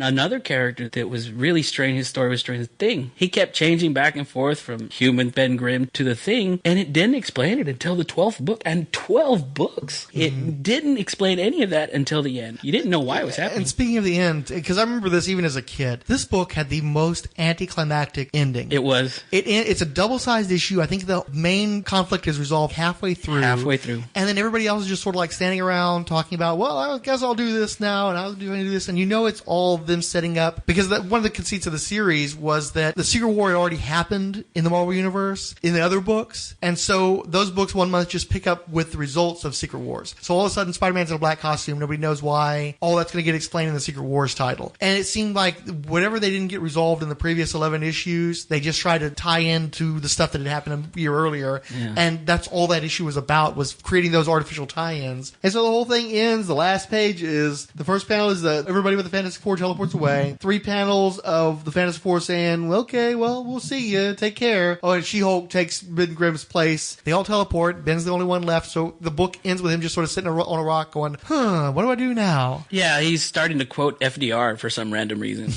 The only thing to fear, I think he says, like the only thing to fear is fear itself. Mm-hmm. He just starts with that and it just stops and it's just game over. It's over. But he's just going to go ahead and stay on the Beyonder world where everybody else is going to use their teleportation to go back home to Earth. But he's going to keep the little teleporter device so if he ever wants to go back home, he can. I was like, you needed 12 books to tell me that. Yeah. And Thing had his own solo series at the time. And I would occasionally buy it. I don't know why. I never was he still a big on that fan. planet in that book? Yeah. Actually, he spent an entire year, I think, of his series on the Beyonder world. Really? All these adventures, he's now, I think they called him Ben Grimm, like Space Knight or something. Okay. And it was just Ben Grimm on the Beyonder planet getting up to misadventures, wearing that goofy looking onesie thing. Wrestling the Andre the Giant wrestling costume. And just going back and forth between human and the Thing. And I think at some point there was some secret to the Beyonder world that allowed him to do that, going back and forth. Right. And he had to leave it behind because the Beyonder world thing started to fall apart toward the end. Mr. Fantastic said something. I hope he figures it out. I'll have to let him figure it out on his own. Thought bubble. But there was like a cool two-parter where he happened upon Space Transylvania and all the Universal monsters thinly disguised because they had the rights to them. You know, Bela Lugosi, Dracula, and Frankenstein. All these guys turn up and he fights them. And he was a fun little Halloween caper. Right on. But I remember reading as a kid thinking, well, that's kind of cool. But generally speaking, this book is kind of dumb. And I'm just going to enjoy these two issues and never read this book again. Right. And I think within 6 months of the story arc resolving, they just canceled the title finally. But yeah, it was a whole year of him just bouncing around Beyond the World. And for some reason, for the most part, he managed to find places where there weren't any people. There weren't any tie-ins to the main series. It was just a random planet as far as it was treated in his book. So I guess that was the intention of leaving it at that point, since his book tied into Secret Wars more closely than anything else. But nobody was reading the thing, and nobody just sits there. Well, how did he become... The book just sits there at the end. Yeah, how did he become the most important, like the last piece that they show at the end of the book? Honestly, I think the only thing... The last three covers, I think 3 or 4 covers, were all Doctor Doom covers. And he randomly disappears halfway through the book, like you say. He's done with... I think he disappears with Claw after Claw/Beyonder gets his powers back. All 3 of them, yeah. They all... And it's like, okay, we're done with you. We're just going to sit around and talk about tie-in books for the rest of the time. And again, I think because Grimm tied into the book most closely, they just ended on him completely arbitrary. No reason for it. No beyond just this is what we're going to do. This is what we put on this chalkboard. Yeah. Pekita Trotamundos. Epilogue. While Earth-minded heroes were away, the evil alien Dire Wraith launched an overt global offensive. President Ronald Reagan enlists the aid of the Space Knights Rum and Starshine, as well as remaining heroes like Ant-Man, Forge, and Alpha Flight. Shortly after, the Fantastic Four returned to Earth, with She-Hulk having replaced the Thing. Sue Storm Richard miscarried her second child despite the effort of Bruce Banner, Walter Langowski, and even Dr. Otto Octavius to save the pregnancy. For a year of his comic, Rocky Grimm, Space Ranger, has seen the Thing engage in science fantasy adventures on the increasingly surreal Battleworld. While sporting a beard and a ponytail, Grimm became the beefcake with wrestling talk crusading with a cross between Red Sonja and Tarna from Heavy Metal magazine called Terriana, while battling an evil duplicate, Ben Grimm, who acted more like Victor Von Doom. In a side story, a green-skinned little girl alien, Lucy Van Pelt, used the head of Ultron as a rallying point for a slave state that allowed her reproduce the android's body. She was promptly gifted Oblivion by Ultron, who in the span of an issue built a robot army to destroy all civilization on Battleworld. Plagued by illusory monster and other fantasies construct, Ben was left lonely and confused when the evil Ben and Tyriana kill one another in a gladiatorial arena, only for the pair and the arena to fade from existence. Seemingly, nothing that occurred in Battleworld was real, and Ultron's head was also soon left disembodied and alone. Isolated and traumatized, Ben decided that the price of regaining his human flesh was worse than his accepted skin condition. Cradling Ultron's head under his arm, Ben activated the remote device Reed Richards had left with him and returned to Earth, as well as the abandonment of John Byrne and the cancellation of his solo series a bit more than a year later. The empty husk of Battleworld collapsed into nothingness without the presence of Ben Grimm to sustain its own reality. The Thing soon discovered that his best friend Johnny Storm had seemingly hooked up with his best gal Alicia Manster and set out again on his own, hurt by the betrayal. Without him, the Fantastic Force made up of his replacement, She-Hulk. We're also dealing with Dire Wraith. It's weird. I don't know how people felt about Marvel 2-in-1 ends and the Thing starts. Secret Wars comes out and the Beyonder Planet is created. created. And even though Secret Wars is not finished, the Thing is on the Beyonder planet. I don't know how that worked for people as far as spoilers or what they thought the Thing was doing or how it would end for the Thing. I have like one issue. That's it. I don't know. It looks like a Halloween kind of thing. So that means I just picked it up to see what was there. Yeah, and over in Fantastic Four, suddenly She-Hulk was with the team. And I think that was, to me, like one of the better changes. I think She-Hulk in the Fantastic Four makes complete sense to me. I'd read a lot of Fantastic Four stories in French before, French collections of black and white comics that were translated in Quebec or whatever. So I knew the Fantastic Four as the real foursome, but I love She-Hulk as a character. So when I started reading and collecting Fantastic Four, She-Hulk is a member. So to me, she'll always be a member. She's always a good replacement for the Thing. I wasn't reading Ben Grimm's solo stories, and I have to say, at that time, I wasn't reading a lot of solo books. I might pick up a Spider-Man here and there, and obviously I picked up that one issue of the Thing, which is probably like number, 16 or 17. I like team books, and I sort of resented solo books. And it's only like later when I had more money that I said, well, maybe I should give Captain America or Iron Man or, the solo heroes a try. And I basically got into all the solo heroes around the same time, but at very pivotal times as well, because I got into Captain America as he became the captain and was replaced in the role. I started reading Iron Man just as the Armor Wars were about to start. I started reading Spider-Man just as Todd McFarlane jumped on the book. Same thing with the Hulk, just as he became gray. All those heroes, I knew them, I'd seen them in team books. I'd maybe picked up an issue here and there randomly, but when I really got into their series, it was like one of the runs, for all of them, runs that are memorable still today. And then Enchantress shows up, but they never resolve what she does at the end. I don't think she goes back with the Avengers. Yeah, what the hell? Because Enchantress showed up with Lizard. She teleported herself and Lizard, and then she apparently she absorbed his life energy to fix her face. Cooked, and that was Didn't she? I think she transported to Asgard from the Beyonder world because she was trying to eat Volcana's life force to power her jump to Asgard to warn them about Beyonder. Is that what she was doing? I couldn't even figure out what she was doing there. So and then Pet Lizard comes over and warns Molecule Man, and Molecule Man, that's my girlfriend now. Mm-hmm. That was another side story, Molecule Man. Oh God, the Molecule Man story arc. Yeah, see, my recollection is that there's so many things. Yeah, if I remember correctly, Shooter had been using Molecule Man as sort of his pet character during his Avengers run. Okay, and so he brought him into this book, and he's just about the most irritating character in the entire series. My therapist says not to kill anybody. Oh, every freaking line. My therapist says. And what drives me nuts too is Volcana.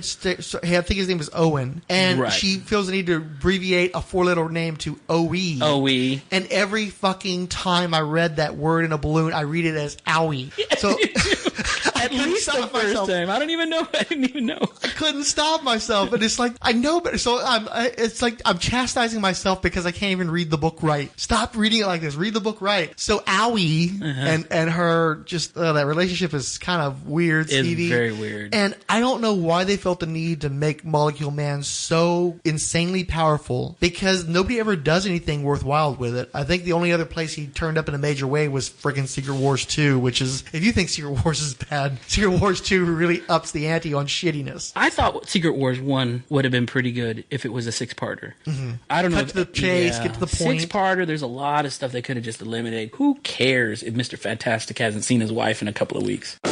This is Curtis. The Shadow. Secret Wars, it's very, nowadays, by today's standards and how it's written, it's very dated to me. It'll always be dated because I read it when it was dated. So it brings up the pregnancy of Sue Richards, which I dread because I know who that's going to be and it's going to suck. I just do not like those kids being part of the Fantastic Four for some reason. Just to get into there, I thought, and I might be mistaken because I'm so not your expert when it comes to Fantastic Four, I thought that pregnancy was her miscarriage. And that's where you're going to lose me, Frank, if that's the case, because I don't think I read anything past that. I want to say during John Byrne's run, she had a miscarriage. I think that's why they kept harping on that in the book, is they wanted that irony where he's, I've got to get back to Sue, I've got to get back to our baby, and then he gets back and there is no baby. Right. I think that was a built-in pathos for the series. Okay. Well, and Franklin's the constant 7-year-old like Bart Simpson, but his sister grows up to be like 5, and he's 7 in this book, it looks like. So I just have no love. There's was no love lost for those characters at this point. So the whole time he's like, "Oh, I can't wait to get back to Earth to my baby." It's like, yeah, ain't got no baby back. Okay, see that I didn't know. So and nobody knew that. That's why the book, while it was interesting for them to seed this stuff in other books. Wow, you would really have to read their actual book. The other one was Hulk had the storyline where he was Bruce Banner, but he was the Hulk at the same time. But Hawkeye kept bringing up like, "Hey, why is he acting like a creep? I mean, he's going crazy. Like his mind is degrading." I guess that was part of his comic storyline. Yeah, if I remember correctly, there was a storyline where through some means Banner gained control of the Hulk's mentality. And they made a big deal about he was becoming a classic hero. Ronald Reagan pardoned him for his previous crimes. Really? And yeah, they went all out with that. I did not know that. That's awesome. And I think what must have happened is he went off to the Secret War, and slowly that intellect starts to fade. And then he gets back, and probably pretty quickly he had that turnabout. Okay. Because I seem to recall he was on a high, and then like a month or so later, the Defenders are coming back together to fight him off, and the entire Avengers team has to come and deal with him. So I think it's one of those deals where, like, in issue 296 or something, he's fine, and then by 300, he's already a Savage Beast again. And all that degradation took place over the course of the Secret Wars. Okay. And it's funny too. Okay, Hulk leg was broken by Ultron, a blast from Ultron, and it's like this is the last issue of the series, so it's totally like, oh, we set this up because you remember in Secret Wars what they did was they showed all these changes in the Marvel universe, like Spider-Man in his new costume and all that the kind of symbiote. stuff. And then you have to read the Secret Wars series to see how they got to that point. So here is the last issue of Secret Wars. So they go ahead and break Hulk's leg so they can show up with the crutch in his own book. Yeah, it's just so cheesy and cheap and easy. Cheesy wheezy. Pekita Trotamundos. Epilogue. In the week following their disappearance, Spider-Man is one of the dozen plus faces of missing heroes to make the cover of the Daily Bugle. The alien arena had apparently vanished along with the hero, only to reappear with Spider-Man and Lizard Cure Kurt Connor's first back out. Cops confronted the unfamiliar black-garbed Spider-Man, but are distracted by the arrival of Iron Man and the Avengers. Spidey made an exit and soon teamed up with Daredevil and Black Widow. He also reunited with Black Cat despite her distrust of his new yet tweensy appearance, which make one wonder if it was really Spider-Woman he has patterned his suit after. Black Cat also fails to tell her boyfriend that while he was away, she had a strict deal with the Kingpin that gave her vague bad luck powers that would do the relationship no favors going forward. Hulk stumbled into an alien structure in a reinforced crutch. His leg is still mending from Ultron's energy blast. Hulk beat the kidnapper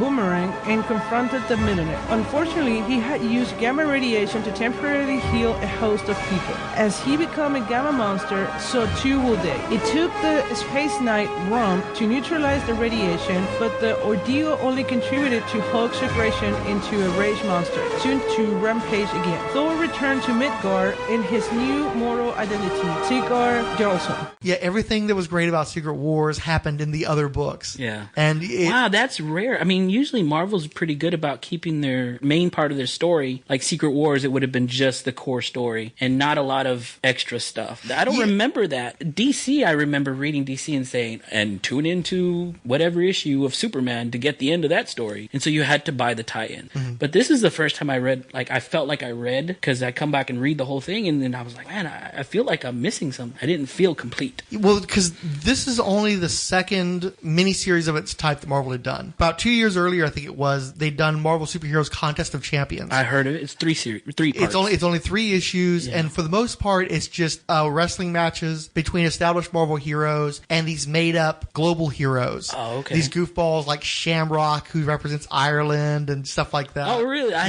haven't read it. I've got the trade, but I haven't gotten around to reading it yet, so I know it more by reputation than by actual, familiarity with it. But anyway, so they did that one. It did fairly well. And then, in the meantime, I think that Marvel had hit this huge success with the G.I. Joe comics, the Transformers books, where they saw the value in cross-marketing. In fact, Marvel put out a 30-second animated cartoon while G.I. Joe was at the peak of its popularity, but it wasn't to advertise the toys, it was to advertise their comic book. Oh, really? It's one of the only times, not only have comic books been advertised in the media, but advertised through something as elaborate as a 30-second cartoon. Oh, okay. If I remember correctly, too, Marvel was producing the G.I. Joe cartoons through Marvel Animation. Oh, really? Okay. So, my understanding is G.I. Joe sales were already big, and I think they got even bigger with that cartoon. Right.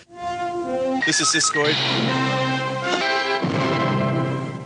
One of the things that I find amazing about Marvel Comics in the 80s is how they didn't phone in. I mean, they probably did for some series, but how not phoned in toy tie-ins were. I mean, late 70s, early 80s. When we think of ROM Space Knight, which is one of my favorite series. When we think of Micronauts. When we think of G.I. Joe and Transformers, what they did with those comics. One of my favorite miniseries of the time is Star Yours, which was based on these transforming robots as well. I love that thing. And nobody ever talks about it, of course, but, you know. I remember Star Years. I think I bought the first issue of that one, too, and I definitely had one of the figures. Yeah, I mean, it's got the same creative team as Power Pack or something, you know. Did it have some nice Sienkiewicz covers, too, if I remember correctly? Yeah, no, it looked beautiful, so of course I picked it up just based on the covers, and then really got into that. This was a sweet, even touching story. I mean, it was like, you shed a couple tears for robots in this. And I never even saw the toys in stores, I don't think. But Marvel was doing that kind of stuff where a toy tie-in, and Marvel Superheroes Secret Wars is a toy tie-in. By rights, a toy tie-in should not be good. You shouldn't be throwing a Bill Sienkiewicz cover on a toy tie-in, is what I'm saying. You know, for me, Secret Wars is like all of those, as beloved as the G.I. Joe comics of that era are, or the Transformers comics, or Micronauts, or ROM Space Knight, the last two being Bill Mantlo project. The idea that the writers don't say, oh, well, this is just for a toy. I'm going to write crap. I'm going to hack this. And they don't. And I don't think that Secret Wars is a hack job either. Toy tie-ins, sure, but the comics are actually good. I'm a self-serious, decades-long comic book reader, and I was an early adopter of trades, but there were consequences of that shift in how you read. Back in the day, you know, when they were putting books on the newsstand and you had to reach a general public, the primary concern is how many copies of this book did we sell this month, because this is where all the money was coming from. There's not a collected edition. There's not necessarily this devoted fan base that can just keep pillaging their wallets over and over again. Twice over in the 70s, Marvel Comics continued to exist because of licensed product, because of Conan, because of Star Wars. G.I. Joe didn't sustain them because they were doing quite well by the 80s, but he was still one of their big titles of that time period, and part of it was that kids really enjoyed those toys, but the other part of it was that they actually put effort into doing good stories, and they fed one another. The quality of the toys was based in part on the quality of the comics and the backstories they were able to develop in that venue, and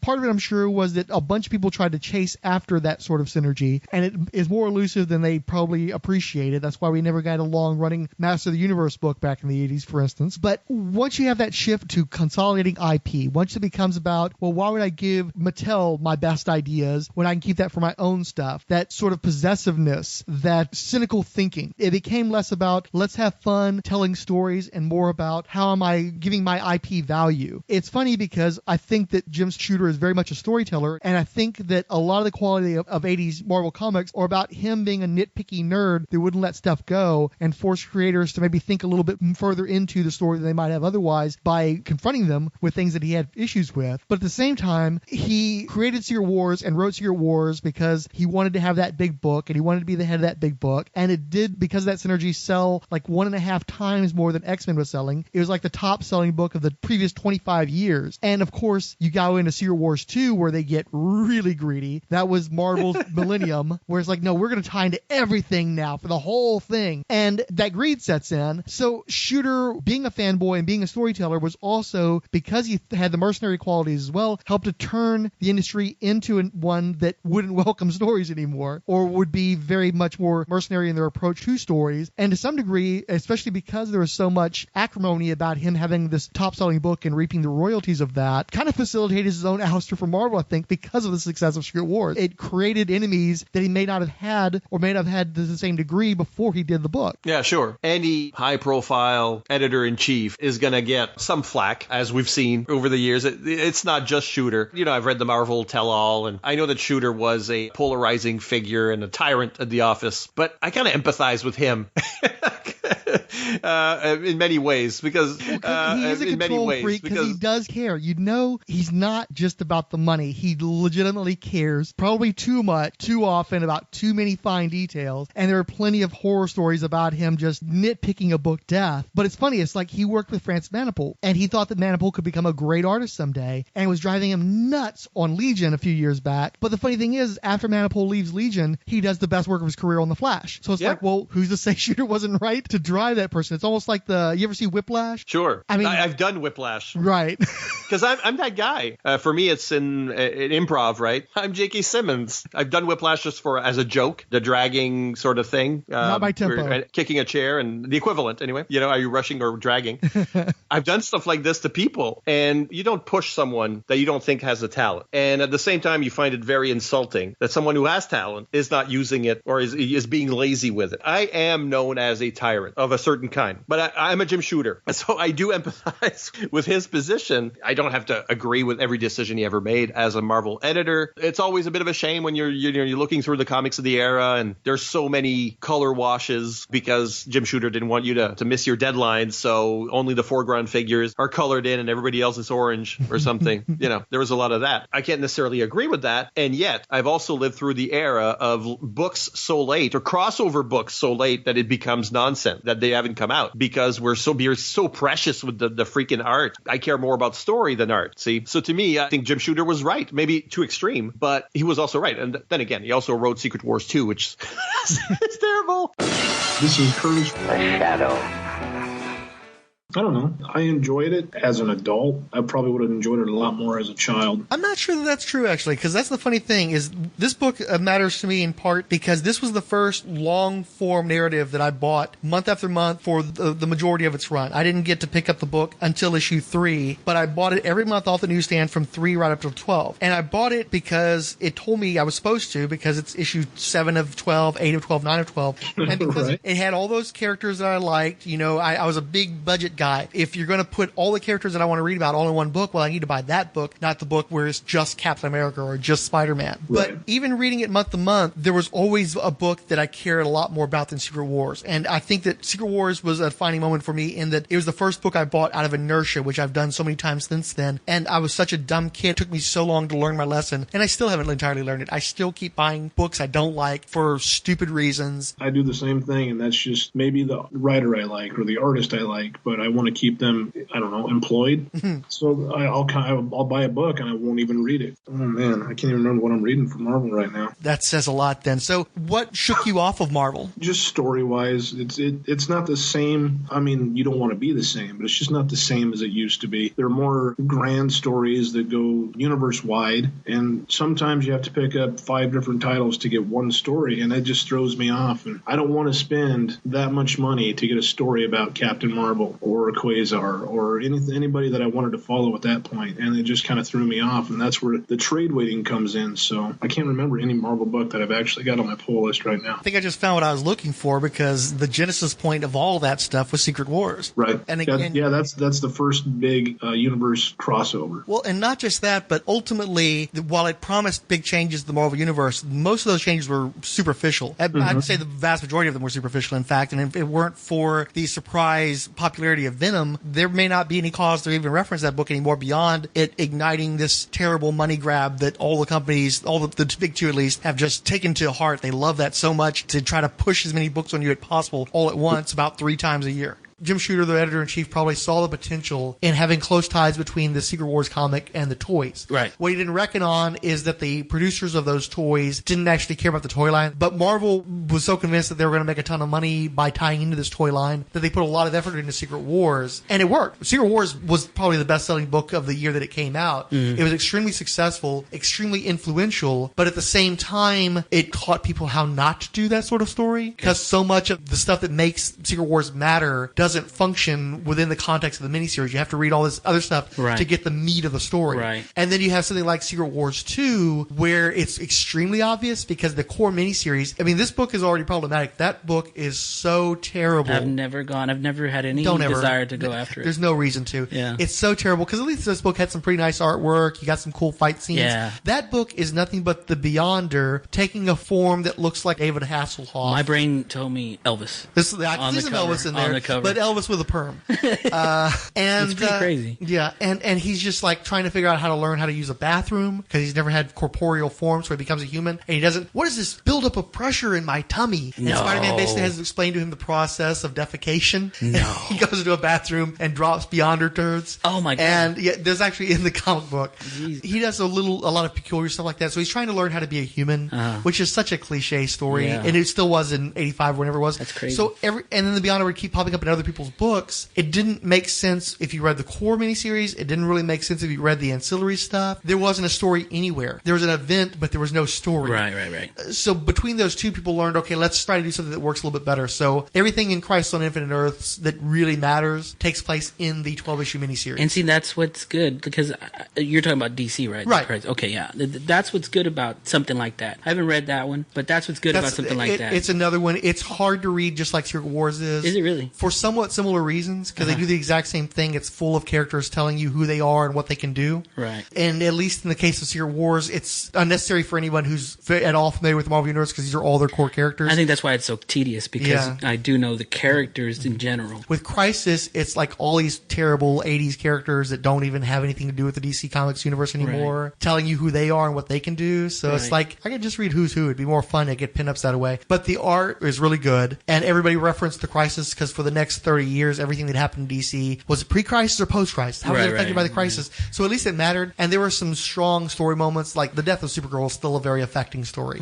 Yeah, Supergirl and Flash die in that, right? Yeah, but the Flash death I don't think had as much punch. Supergirl, it was a double-sized issue, and it told something of a complete story unto itself. So that one's really strong. Yeah, that one I want to read. Where the Flash death, it's kind of more, it's not as powerful. I want to check it out. Yeah, but it's still going to be a hard book to read because there's all that exposition. I won't do it fast. There's a lot of stuff that doesn't mean anything anymore. Even with all that exposition, it's still hard to make sense of what they're talking about because of all the crossing of different dimensions and worlds and continuities. But it is still a more rewarding. I don't even want to say rewarding. Rewarding is too strong of a word. It's pretty, and some of it mattered. Does it stand up against the test of time? Because to me, Secret Wars kind of falters in that. Crisis doesn't stand the test of time. Okay. It's a book where if you're a hardcore DC guy and you feel like it's one of those mountains you got to climb as a fan, then you can go ahead and read it. But Crisis is so much better a book to flip through. Like you get one of those great big hardcover collections and you just flip page after page of George Perez drawing all this intricate artwork and all this cool stuff, and just don't read the text. Just look at it. It's a great portfolio. Oh, okay. There is a story there, but it's so hard to find the story amidst all the clutter that I really can't recommend it to people. But a lot of people just feel the need that they've got to read it. Right. Just look at it. Don't read it, just look at it. I might do that then. This is Siskoid.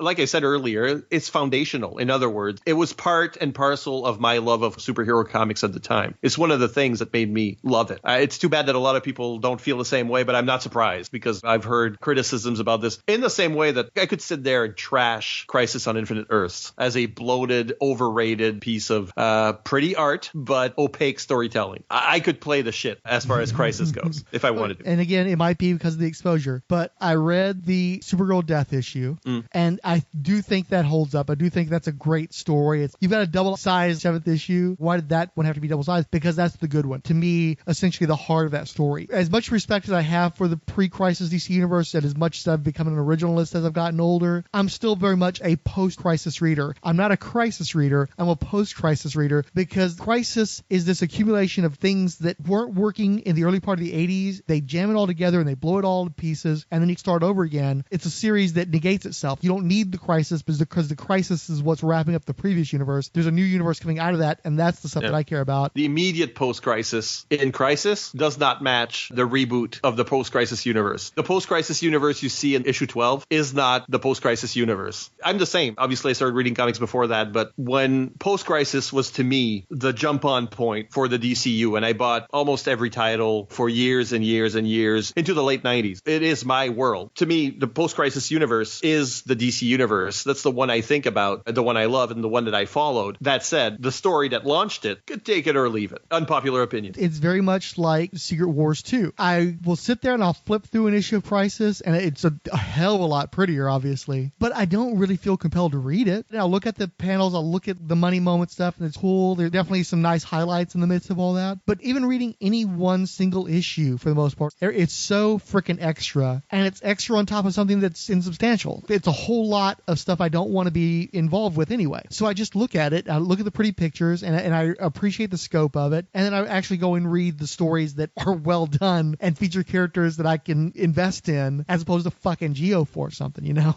Yeah. You can play the game of spot the character. And who is this? They've got the fire chief there, something Farrell, whatever. Yeah. From Showcase #1. You can play that game. There's Genius Jones or whatever, you know? Yeah, you can. I mean, I've done that. I've played that game, but it's not a story. It's a 500-page long poster. It's Where's Waldo? If you take that entire book and you put it against the wall, it would look awesome. You don't necessarily want to read it. You just want to look at all the little tiny details and seeing what you could spot, like you said. I don't like the sort of attitudes that went into making it. It's fun that George Perez insisted on putting a character because he liked that character, but you can tell which ones Marv Wolfman hates, which ones the editors said to kill off. Kill the bitch.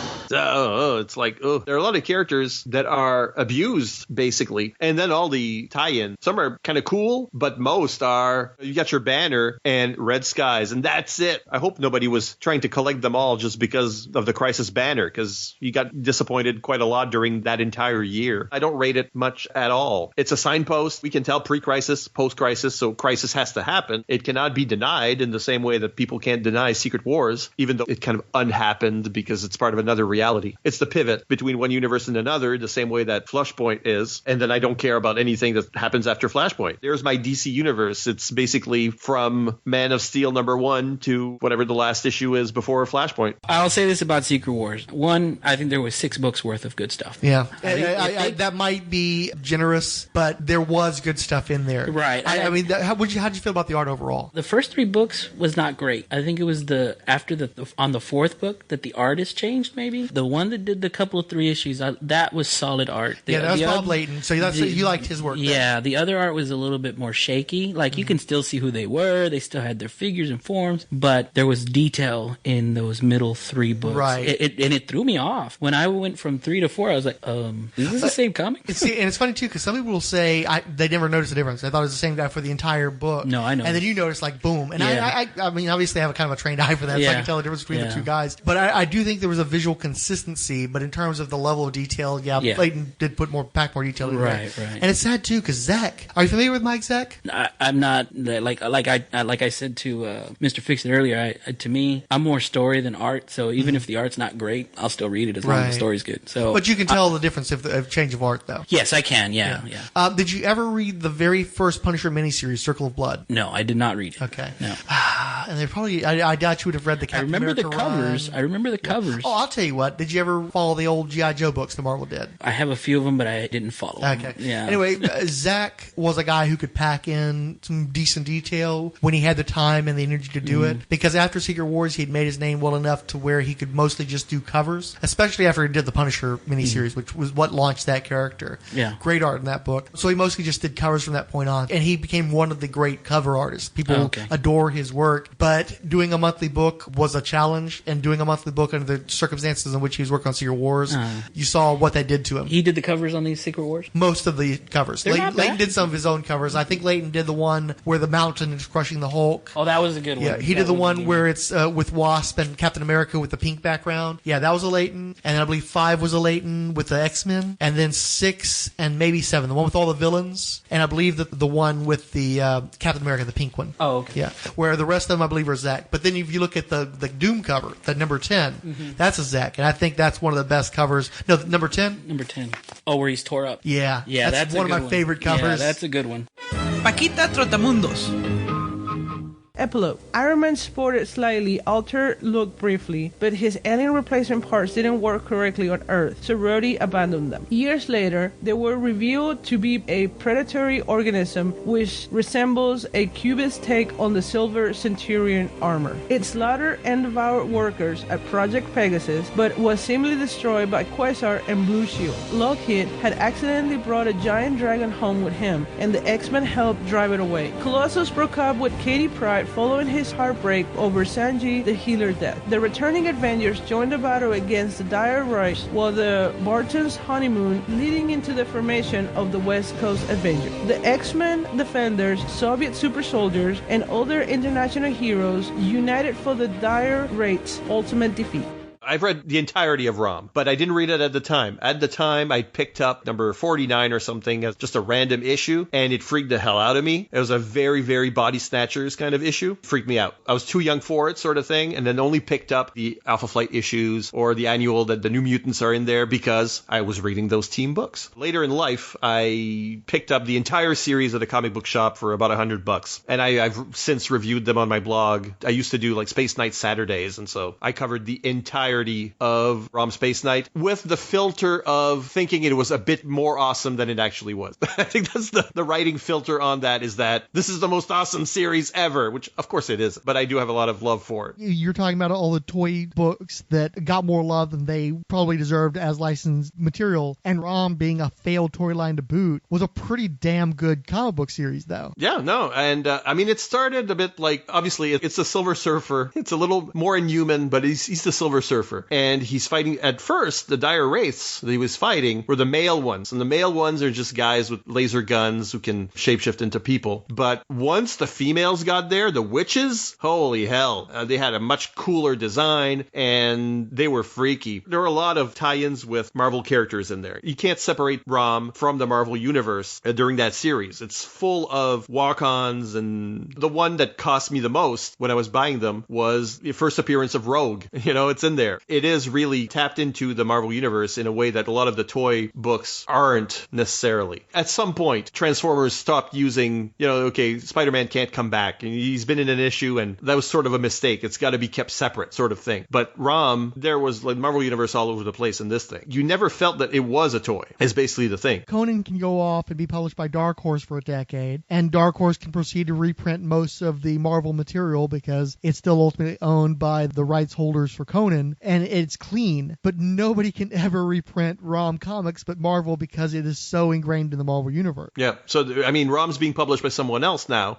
but they don't have access to those stories, and those stories wouldn't make sense because they're full of Marvel characters. IDW were doing it, and I read the first trade was pretty good, and I don't think it held up that great, but I have such a clear image of what the Dire Wraiths should look like, and Hasbro had the rights to Dire Wraiths because they came up with the name, but not the design, so they had to redesign them. And it's like, they're not the Dire Wraiths, and they don't look like Marvel's Dire Wraiths. Yeah, the ones with the corkscrew tongues. Mm-hmm. Yeah, those are the best. Yeah, exactly. I mean, it's one of those, it's one of those series. Even the toy, nobody knows who owns it, or it was a problem for a long while. I think now they've unscrewed it up. What I found weird was, if you look at the timeline, it's almost like the final major war, the final major push with the Dire Wraiths is almost like a quasi-sequel, or at least the next event after Secret Wars, because those heroes get back, and while they're gone, the Wraiths are pressing the initiative and really starting to conquer the Earth, and then the heroes show up there at the end for the big finale, but it's almost like Secret Wars was the thing that almost cost us the world to the Dire Wraiths. It almost is sort of a quasi-sequel to Secret Wars at the end of it. That's one of the things that Jim Shooter was really trying to do as well with the Marvel line, is if something's happening in a book, then it's also happening everywhere. Like in Thor, they opened up the Cask of Winters or whatever, so there's like a unseasonal winter in New York, and it shows up in every book. It's winter in X-Men. It's winter, even though it's winter in X-Men and they're fighting Dire Wraiths in the same issue. Right. So whatever's happening that has global consequences, Shooter was sort of insisting that writers used those things in their books at that time, so that whatever you were reading, I think it's basically an extension of what Stan Lee started doing at the beginning, which was to say, this is the real world. This is happening outside our windows here in New York. It's real. So unlike the distinguished competition, real cities, it's always the real president in the White House. We don't fudge any of that stuff. It's the real stuff. And even our offices exist, and the Marvel characters can just drop in on the Marvel bullpen, and we are the people chronicling their lives as a product, but they exist as well. You're just writing comics about their lives, but their lives matter and are real. I think this is an extension of that in saying if the Marvel Universe is real, then if the Cask of Winters is opened in Thor, it affects everyone. And you can't ignore it in your book because you don't care about that stuff. So we're having these crazy unseasonal winters, and maybe you get an asterisk saying, see Thor, whatever, but then it makes you interested in reading Thor, hopefully. That's what Stan figured out. I love Jack Kirby. I love Steve Ditko. I love all those classic Marvel artists, and I in no way want to diminish what they did. They obviously created those characters, but there's only one person that could have created the Marvel Universe for me is Stan Lee, because by being the one guy who's writing all the Marvel comic, and he had to write the humor books and the teen romance book and the westerns and eventually the superhero stuff. And what makes Marvel, they didn't have Superman, Batman, Wonder Woman, or any of that kind of stuff. What to me made Marvel was that because he had to write everything, every Marvel book had a little bit of everything in it. It was the synergy of all those different writing styles, all those different genres. And then ultimately, once you have the books interconnect with one another, that interconnectivity, that synergy, that world building, where it's a mix of everything. Everything has to intermingle, and it expands from that point. And I think that that's borne out in the Marvel Cinematic Universe, is you've got the DC movies and you've got the Marvel movies, and even though they've got some connectivity with the DC movies, there's Superman movies, there's Batman movies, there's Wonder Woman movies. With Marvel, you're buying into the universe. You're buying into how everybody relates to everybody else, and that's what makes me go and see a Thor movie that I don't want to see, and I'm begrudgingly going to, but I go because it's going to have something to do with a Captain America movie, and that's something I really care about, and it's only a few of them a year, so what the hey. I think that as long as you keep it concentrated enough, I think that was the problem with Marvel, was that when you got 40 some odd titles and they're all trying to connect at the same time, but when you have your little circles, where you have your little cliques within that universe, and you follow all those titles, you follow all those people that connect to one another that you care about, that's the sustainable model. That's where I'm getting what I want as a fan, and the corporation's getting my money, so everybody's happy. Right. As far as the movies go, it's even part of the vocabulary. Are you going to go see the next MCU movie? We're not even calling them by their, we may, but I mean, I don't know what the next one is supposed to be necessarily in the schedule. I don't really keep up. When they show trailers, okay, I guess that's the next one. But we're doing MCU marathon. That's how people talk. They see it as one big long series, and even Disney was smart enough to say, we call this the Infinity Saga, whatever. So as to say, it is a 22, 23, whatever movie serial in effect, which the DC movies can't do because they keep going back to the drawing board and erasing what they've done because it was shit.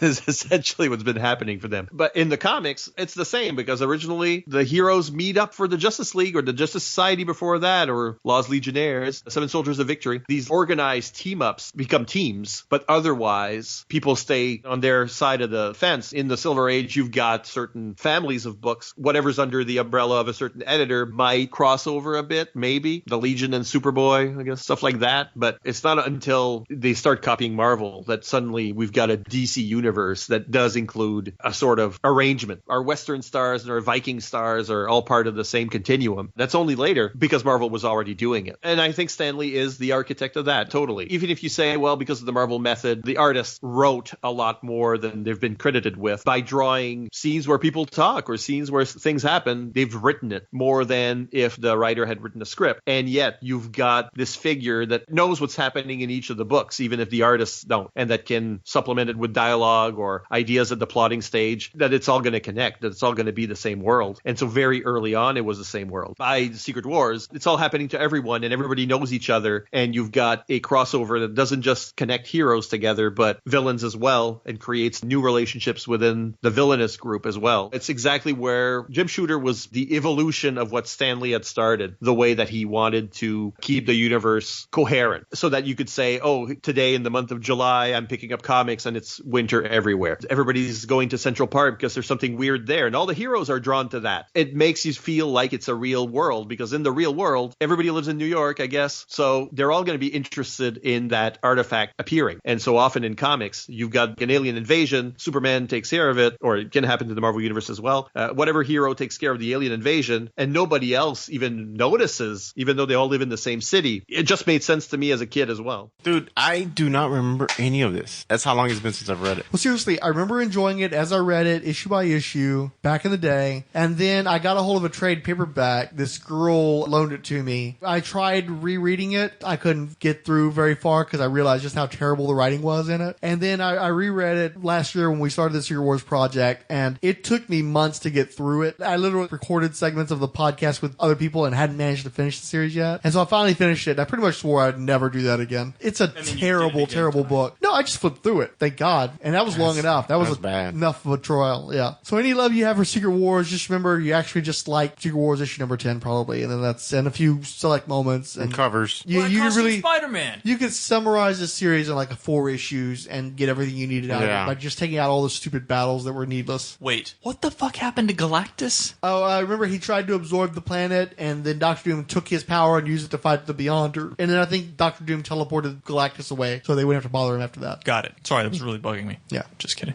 Something tells me that he popped up again later, right? Galactus? Yeah. Yeah, a few times. A couple times. Actually, and we've done the podcast about stuff that happened to him after I know. this. Hey, has Thanos and Doctor Doom ever crossed paths more than like Infinity War or whatever, Infinity Gauntlet or whatever? I think it's just Infinity Gauntlet, right? It's kind of cool. And not really like in depth or anything either.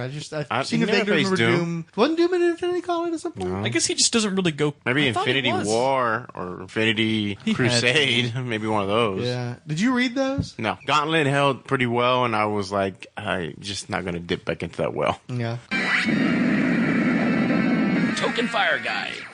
But there was stuff about the book that I liked overall. Like I said, it could have been 6 books, and it just as probably been better based on it. But here's the thing: I'm not sure, just because I really don't think that Jim Shooter wrote one story. I think he wrote the issue that he got every month. It's like, okay, I have to write an issue this month, and I don't think he knew what he was going to do at the end of that issue. I really don't feel like he had a game plan. It felt like it was getting plotted from month to month. So it would have been better in the sense that it was shorter, but I'm not sure the plotting would have been any tighter. I'm not sure the characterization would have been any better, because it really does feel like this is something he was doing on his off hours. Yeah, there was a lot of plot devices to get, like Magneto getting into the hero's base when he kidnaps Wasp. Mm-hmm. It doesn't seem like there's any reason to kidnap her specifically, but he was there to do some kind of damage to their base. Spider-Man... Oh, no, he some kind of damage. He destroyed their base. No, that was later. The time when Magneto when he triggered the volcanoes or was trying to set it up and then destroyed the hero's base? No. That was Dr. Doom that was trying to start the volcanoes. I confused.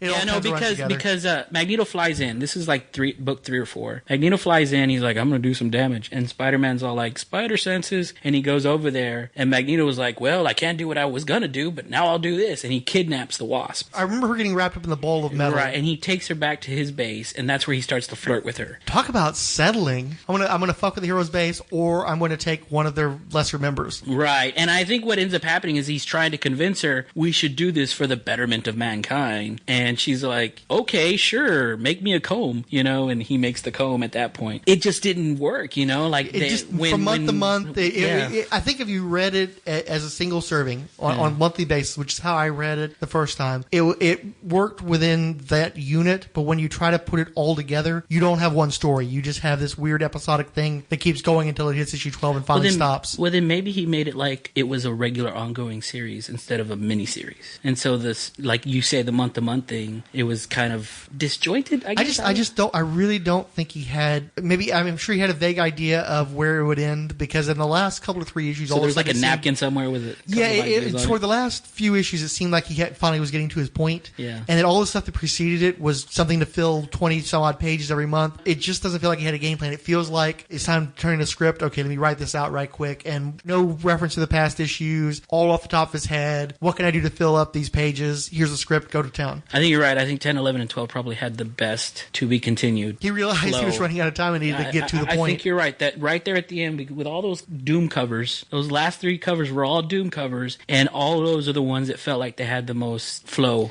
And then halfway through book 12, there was like 39 pages long or something. I don't know. Just way too long. It was really long, and then they had like, hey, Reed's got to go make a transporter. Everybody grab a Coke. That's basically what it felt like. It was such a, oh man, because it was already so hard to get through this book. Yeah. And you get to that last issue and you're like, what? Really? That many pages more to go? But the good thing is at least they were all freaking double page splashes, single page slashes. Some of them were, we got real lazy there at the end. Yeah. The art was nice. I think in part because, I don't know. Good art on that 12 book. That's the thing though, is it's credited to Mike Zeck and John Beatty. Mm-hmm. And it couldn't have been more obvious that there was a slew of uncredited inkers on that book. And not just inkers. would say embellishers, guys who finished that off of breakdowns. There are pages in that are obviously Walt Simonson. Okay. There's one page that is just obviously Art Adams because it's gorgeous. It looks nothing like any of the other pages. Not that I didn't enjoy Zach, but Art Adams is just like one of your comic book gods. And for it to suddenly transform for one page like that, I think Sabushima was doing some finishes on some of those pages. It was so inconsistent there at the end. So do you think maybe they had gotten behind on it and they were just like, you do this one, you do this one, you do that one? Even if they hadn't gotten behind, let's say you're knocking out the 24, 27, whatever, how many pages you're being asked this month, then you throw 10 plus more on top of that. Even if you were on time before, you're going to probably be behind afterwards. So they're just throwing shit. Hey, can you do this one for me? Honestly, so we can get it cut up? Yeah, and for me, it was almost grating how inconsistent the book looked at the end there. All right. I don't remember that. I mean, I think by the time I think maybe what happened by the time I got to book 12, I was like, let it be over. Yeah, you're like punch drunk. Where you're telling me you read those 12 issues in 5 hours? I did read them in 5 hours. I think they did. I read 11 because 8 I couldn't find until after the fact. I have it on good authority that one of the most effective interrogation techniques used at Gitmo was to do that sort of thing. Read 12 issues of Secret Wars in 5 hours. You'll tell us anything we want to know. Well, it's a good thing I didn't jump into Secret Wars 2.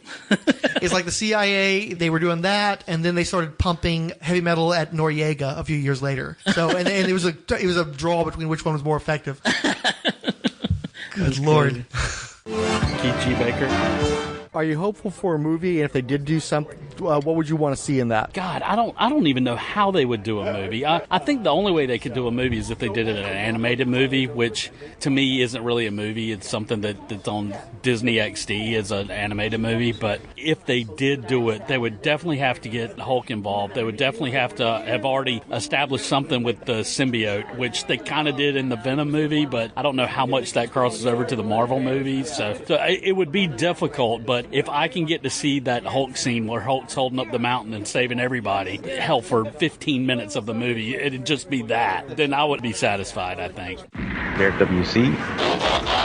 I feel like they've tried, and there have been disappointing attempts to do so. There's like that Fox Kids Spider-Man version of it, where they had the Beyonder and they had whoever they could gather up because they could only get I think it was only Storm was the only X-Men voice actress, and they had all those people come together and everything. I mean, I think for me that was fairly disappointing in terms of how, I guess, some of us, we read Secret Wars at a young age, so we probably put it on a big pedestal, right? So, and it was kind of the big Marvel event. To me, I think I was just talking about this with Keith G. Baker, but we were talking about how Crisis and Secret Wars were the tentpole, were the pinnacle of both Marvel and DC events. And so I think anytime somebody tries to adapt something like that, you might kind of question it. What was funny was they did that Avengers Assembled cartoon, and they tried to do their own version of Secret Wars, and it was weird because Battle World ended up being all these different worlds, and it was entertaining, but it was really weird because it was they tried to make Typhoid Mary like Harley Quinn, and she was a pirate on a ship, and Crossbones and Red Skull were pirates, and it was like this weird notion of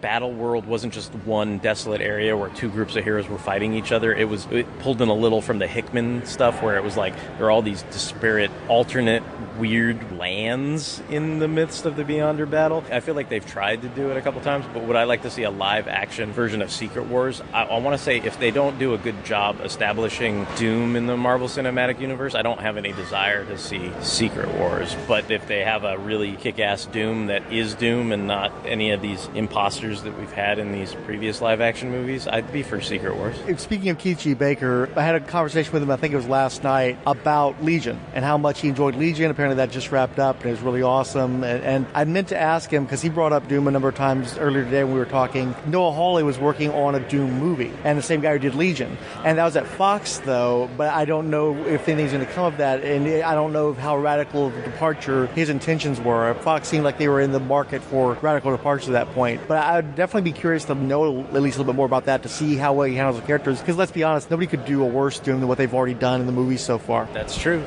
and I'll get his back. I mean, Legion's a great series, so even if it was just a casual experiment that wasn't the Doom proper, that just you saying that makes me curious just a little bit, right? I'd be curious to see that version of it, regardless of whether it tied into anything, just because I enjoyed the hell out of Legion. I mean, I tripped balls the whole time I watched it, but it was good stuff. So, I mean, if there's a version of Doom out there that trips balls, I'd watch a Doom tripping balls. That might work. Whatever it is going to be interesting. It's either going to be really great or really awful, but it's not going to be boring. Not at all. Yeah. Being a role player, did you ever take advantage of all this time that your mind has spent on Battle World to actually send your players there? Because I always role-played in the DC universe and played very, very little Marvel superheroes, I kept it to the DCU. So I've never pulled the Beyonder Planet trick on my heroes, which is surprising, I guess. Although I almost did the newer Secret Wars where they created a different Beyonder Planet, I guess, mixed with all the Elseworlds. And I did draw up a map. I used the Secret Wars map to create a role-playing world, Torg kind of thing, putting all my games on the map, sort of thing, lots of games on the map, and allowing players to take characters from these different settings. Like somebody would be from Shadowrun, and another person would be from the Forgotten Realms or whatever. We started the character generation process, but it didn't go anywhere, let's say. That was an abandoned role-playing game idea, and it's the closest I've come to using an element of Secret Wars in a game. Mac and his younger brother, just as a reference, which is something I'm very familiar with, you buy something gaming related just for the comic book reference. Marvel was putting out a gaming system in the late 90s or early 2000s. They were smaller books, almost like digest-sized source book. And I found you could actually translate their numbers pretty evenly with Mayfair, with slight tweak, if it's ever useful to you. I don't know if you ever looked at those books, but I don't know. That's either the Marvel Saga one or the Marvel Universe one that uses stones. It would be either one of those, maybe. I'm not sure which one came out during those years. I've done a lot of that. I used to take my Gamer's Handbook to the Marvel Universe and then translate the characters into DCU stats or DCH stats. I think I still have a lot of notebooks full of those. I may still have them because I never throw anything away. Pekita Trotamundos.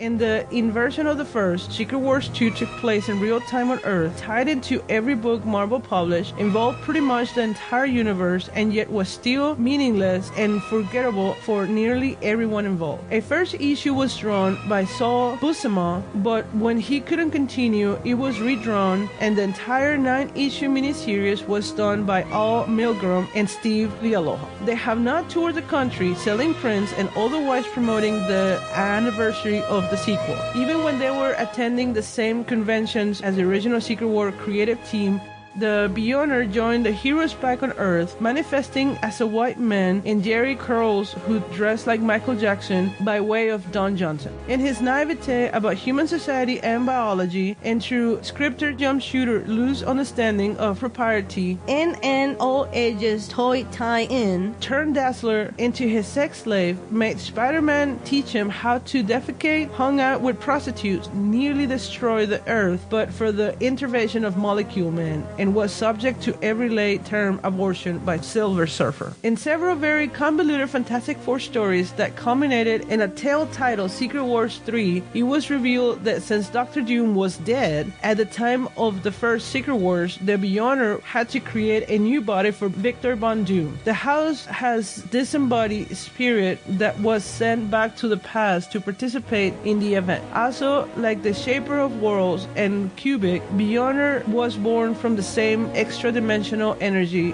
that powers Cosmic Cube. Another series titled Secret War had nothing to do with the source material, but instead a lengthy secret invasion of alien Skrulls, more in line with the direct offensive, but did involve the return of the original Spider-Woman. Most recently, an event called simply Secret Wars had more in common with the DC series Crisis on Infinite Earth, parallel Marvel Universe, all collapsed into one reality. On a battle world ruled by the DeFi Dr. Doom. In a side story, Deadpool was retroactively placed into the original Marvel superhero Secret Wars, where he had sex with the Wasp and had a one-side romance with the healer Shinji. Deadpool supposedly won the Secret Wars and used his one wish to resurrect Shinji to live a better life with her people away from the battle world. However, Deadpool is a notoriously unreliable narrator, and reality was a flux during this Secret Wars, so it's just as likely none of this happened. The last Secret War ended with a single Marvel Universe, sort of, as of altruistic Dr. Doom taking over as Iron Man for a time.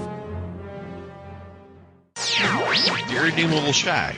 Secret Wars 2. Did you actually? You read Secret Wars 2? Of course I read Secret Wars. I lived in the 80s, didn't I? See, I was lucky. By the time, for starters, I just didn't buy Secret Wars 2. I for some reason, I had this gut feeling like, don't do it, man, don't do it. So I didn't do it. And then you're not into Jerry Curl?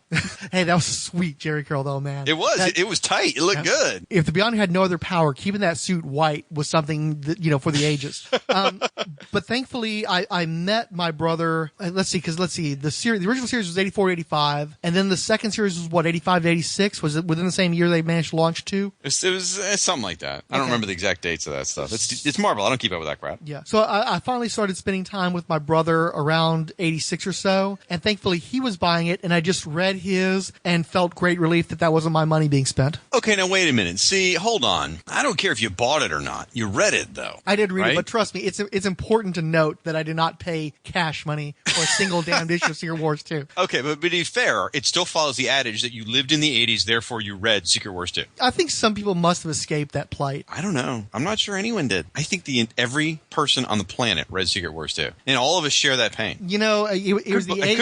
I couldn't believe when they produced that omnibus for like, what, $100 or $150 with all of it? And I'm like, really? With all the crossovers? I was like, holy crap. God, and they were so extraneous. Oh, of course they were. And I bought every single one of them. Every damn crossover. I should have learned my lesson between Secret Wars 2 and Legends that never buy every single crossover in a big major crossover. Which one came first? Should have been Secret Wars 2. Yeah, because I didn't read Legends for a few years later. A friend of mine... No, they weren't years apart. They were like at most a year apart. I know, well, you know what? All right, you jibber jabber like you normally do. I'll do some research. Okay. What happened with me is I didn't read any of Legends until a friend of mine got a grocery sack full of comic books. And it happened to have most, if not all, the Legends issues in it. But I don't think that happened until 88 or so. And I wasn't a DC fan really at that point in time. So for me, that really opened me up to the DC universe. I had not really been buying a lot. Well, that's not true, actually. That's a total lie. Because it was 88, I bought at least We're used to you lying. It's okay. I bought at least the first month of Millennium. I was actually into Millennium when it was coming out, and I bought a number of the satellite titles. And going into the second month, I don't know if I didn't have the money for it anymore, or if my interest Or maybe waned. you actually read it. But I was reading it. I seem to remember reading it, because especially Suicide Squad was actually on the newsstand at that time. And one of the very best tie-ins was the one, because it tied up a lot of stuff that was going on in Suicide Squad, it seemed like. And I really enjoyed the Suicide Squad issue. I enjoyed the Firestorm issue. Those were some of the only Firestorm comics I ever bought off the newsstand new. And I think I was buying Captain Atom at the time. And I think that had a tie-in that was very good as well. And a Green Lantern. I bought Green Lantern Corps, the issues that had Harbinger and the weird zombie Green Lantern. And I was really into those side books. But that's the thing. I think I stopped buying Millennium, and I think that all these books I'm talking about, at least some of them, were in that second month. I just stopped buying the core title, realizing I wasn't into that, and buying all the satellites, and I still really enjoyed those. I have actually fond memories of Millennium. Some of the crossovers are okay, but the smartest thing Millennium did was pump out, was it weekly or every other week or something? Yeah, they just burned that out over, I believe, 2 months' time. Yeah, get that crap done, because very quickly people are going to be like, I'm not spending my money on this crap. Okay, so they launched a year and 4 months apart. Secret Wars 2 beat it to the punch, April 16th, 1985. Set your Wayback Machine, folks, to get your pristine copy of Secret Wars 2, number 1. Hey, you're on the Marvel Superheroes podcast now, buddy. We ride in DeLoreans around here. You're riding DeLorean? No, you should ride it. What's Doom's Time Machine? The time platform? What's it called? Yeah, oh man, it's one of those things, if you hadn't said it, I might remember it. You're the Marvel guy, right? Yeah, no. Fine. Cosmic Treadmill. Eat that, sucker. Anyway, then Legends came out in August 26th, 1986. So a year and 4 months later. So Secret Wars 2 beat it to the punch. Well, good for them, because Legends had John Byrne in his prime. And Legends was good. Yeah, and 2, not so much. This thing, too, is I went back and I read Legends, because we were going to do like a blog crossover, a podcast or something about Legends. I pulled all this stuff out. We're still supposed to. Yeah, you totally dropped the ball. It's all on you, buddy.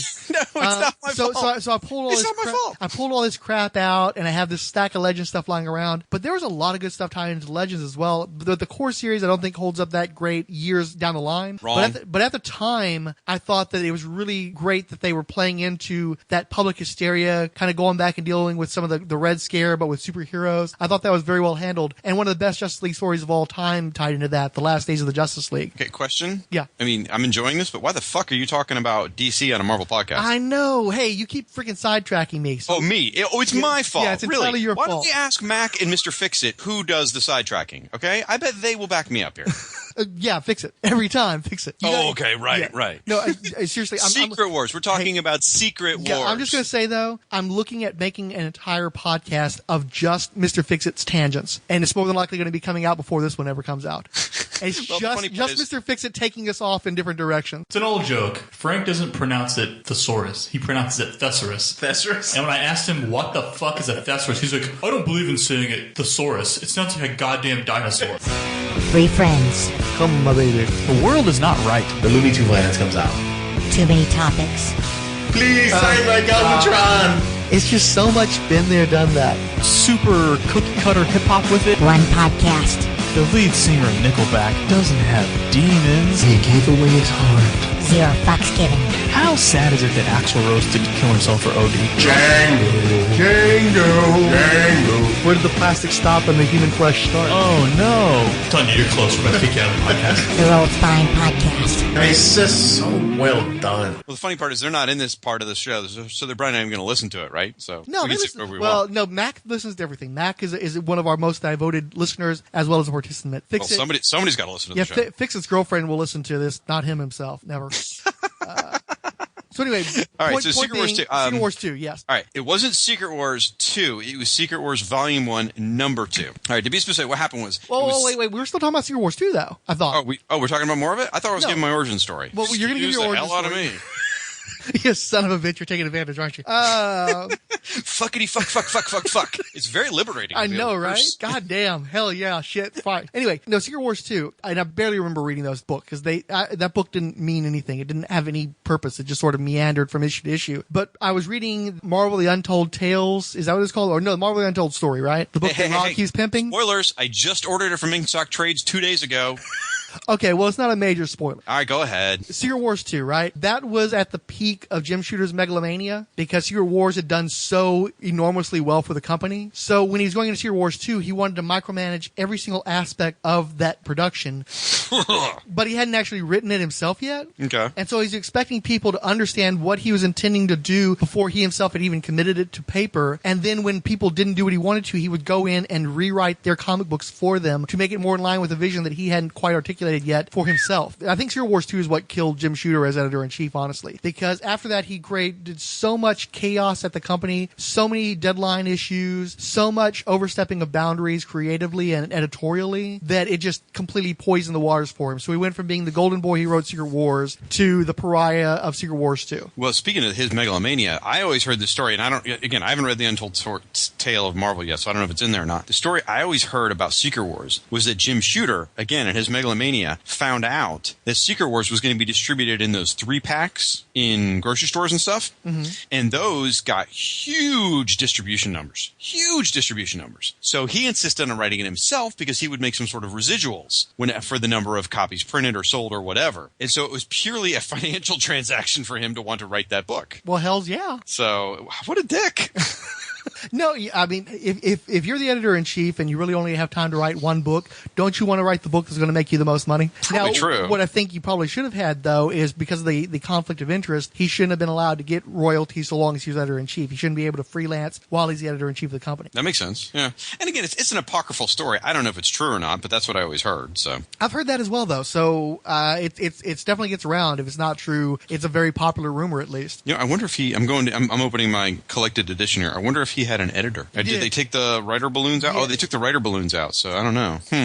So I wonder if anyone edited his Secret Wars or not. No, I know for a fact they did. I'm bringing up my Unlimited right now. Let's see. Okay, because I'm only looking at the collected edition where they took out the little balloons that say, whatever, the name of the creators. Tom DeFalco. Oh, Tom edited it? Okay, there you go. Oh, it's on issue 2. There we go. Never mind, you're right. And I think as much as it pains me to say it, Frank's right. I think he had a different editor for Secret Wars 2, though. I want to say he was somebody...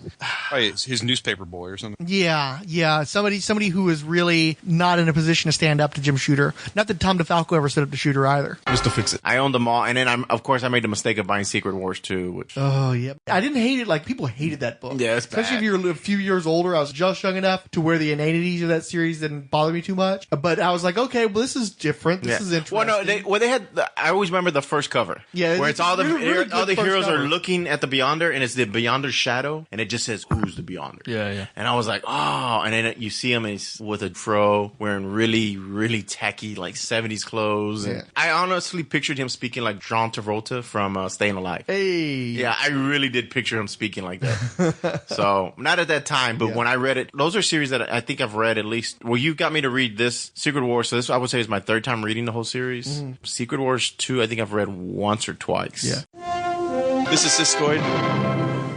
Based on the strength of the Secret Wars and obviously seeing what the Beyonder was now going to do, all dressed up as Michael Jackson or whatever. This is a series that was just as crazy, but I think crazy in the wrong way. It's got Spider-Man teaching the Beyonder how to go to the bathroom. It's got that very icky bit where he turns Dazzler and who's the other one? Turns two girls into a... Is it Boom Boom? All the people looked like Olivia Newton-John or whatever. But he turns them into love slaves. At least Dazzler. I seem to remember there was another one. Boom Boom makes sense. Mind control love slaves? No, don't do that. I don't want to see that. Then he lets himself go super fat and then he trims it off and eventually he kills Death, and so there's no Death in the Marvel Universe anymore, and he himself regresses into a fetus anyway. So it's super, super strange. Also the fact that it crossed over into everything and you had the little corner, that little Secret Wars 2 corner. This isn't a crossover that I remember, like you compared it to Millennium. The Millennium was trash, but when I think of Millennium, I know what was happening in the books. Oh yeah, everybody had a traitor, whatever. But Secret Wars 2, I guess it's just like the Beyonder crashing every book and being sort of an annoyance. I might have liked it better if it was like the Impossible Man or something, but because that's basically the same concept. It's just like this super god comes in and he messes around with whatever,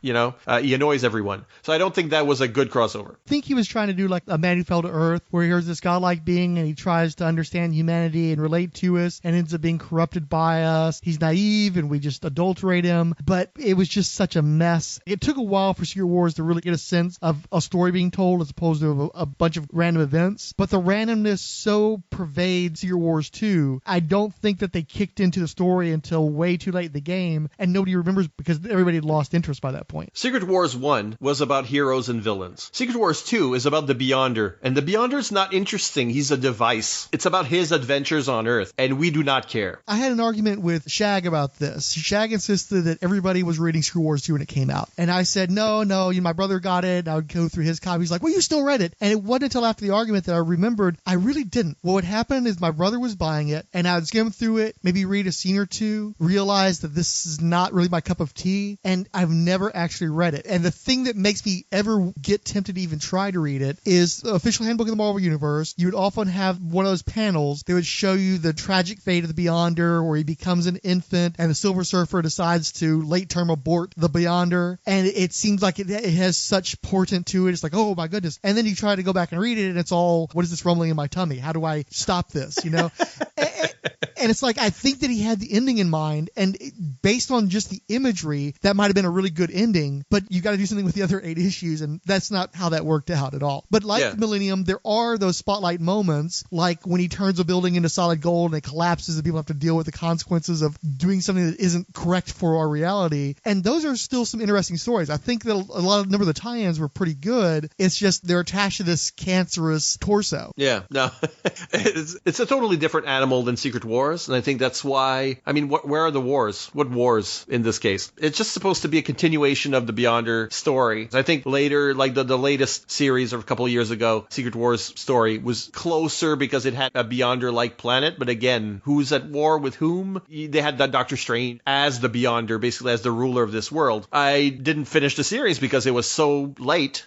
I just stopped reading comics. And there were still a few issues to come out because they were so late. I read like most of the tie-ins to that because I just like Elseworldy, what-ify kind of stuff. And that's what each tie-in series provided. Again, a totally different animal because we're decades later and you don't do crossovers the same way. This is a little absurd when you think about it compared to the business model now that Secret Wars was the biggest event of its day and it doesn't tie into anything. It's its own series and it affects different series. But aside from the last panel of the issue, they walk into a doorway and then the top of the next one, they come out the other end or something. There's no tie-ins, there are no banners, there was no concept of the modern crossover event that has to tie in. Secret Wars 2, as much as we do pick on it, there are some excellent crossovers. That Spider-Man one with the gold building. Was it a Spider-Man? I thought that was Spider-Man and Iron Fist that happened in. No, they may have done something with it too, because I didn't read Power Man and Iron Fist. Mm-hmm. And, no, I would have read that crossover.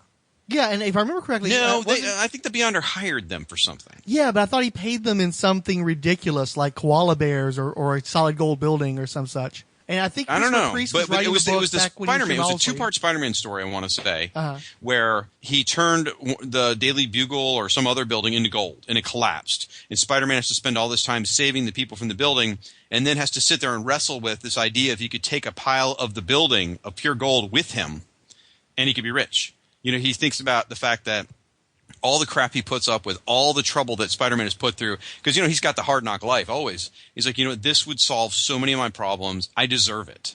Mm-hmm. And then he talks himself out of it. I mean, it's even as a kid, I recognize how powerful it was. I want to say it was like probably an amazing issue and like a spectacular issue. I remember that cover, or at least I remember them advertising that cover since they were promoting those tie-ins pretty heavily. It was great. It is such a good comic. I wonder if the Beyonder was paying Power Man and Iron Fist with the gold Daily Planet building, Daily Bugle building, and then it all ties together. Maybe that was it. I can't remember. It's very blurry.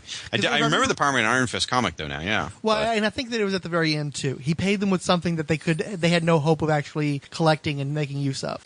So the real question, I think, burning on the minds of your fans out there, and I've already sort of like showed my hand a bit with my joke earlier, but is with Marvel's new Secret Wars series coming out next year or whenever this actually airs, with the new Secret Wars coming out, will the Beyonder have the Jerry Call? And I think that's the question on the tips of everyone's mind. Actually, didn't they already show him on a cover? Is he really on the cover? I think there's a child version of the Beyonder on one of the covers wearing the white jumpsuit. I don't know if he was rocking the curls, though. That's awesome. Yeah, oh, no, I agree. I'm not a big Jonathan Hickman fan. I think that he's doing some great DC stories at Marvel, and I'm a big segregationist when it comes to the conceptual properties of those two companies. I want them to be separated, but that was cool. And Hickman, I have to admit, you know, I'm probably going to end up buying Secret Wars when it comes out because it's just it's too in my wheelhouse. Secret Wars. Marvel supervillains are coming. Secret Wars. Can the Marvel superheroes stop them? Marvel supervillains and superheroes figures each sold separately. Here, Doctor Doom and the Doom Platoon, Magneto, Dr. Octopus. There, Captain America and the Champions of Freedom, Spider-Man and Wolverine. Secret Wars, the secret's out. Dr. Doom and Spider-Man from the Marvel Secret Wars collection. Other figures each sold separately. From Mattel. The Irredeemable Shag. All right, let's talk about the toys. As much as I'm a DC guy, I didn't have, other than Firestorm, I didn't have any of the Superpowers line till years later. And even now, I only have a few. I think I have Dr. Fate and maybe one or two others. But I had, pretty sure, every single one of the Secret Wars toys. At least the first wave, most of the second wave. I even had the little Captain America bike thing. Moneybag Shag is what we're getting to now, huh? Okay. What's that? You had all the toys, huh, Moneybag? You and Rob, y'all are rolling in the 1%. I see how it is. Yeah, all those $2.99 of the TG&Ys I spent over the years. I think I got all my Secret Wars, all my Star Wars action figure money was going to Secret Wars by this point. Well, so, see, I was getting mine discounted at Kmart for like $1 sale. There you go. Okay. Well, and I could have my numbers wrong. Hell, I don't know. And TG&Y, believe me, it was a discount too. By the way, what the hell is TG&Y? I've never heard of that. It's like a Kmart. It's a southern thing down here in Florida. Right side, apparently. Derek WC.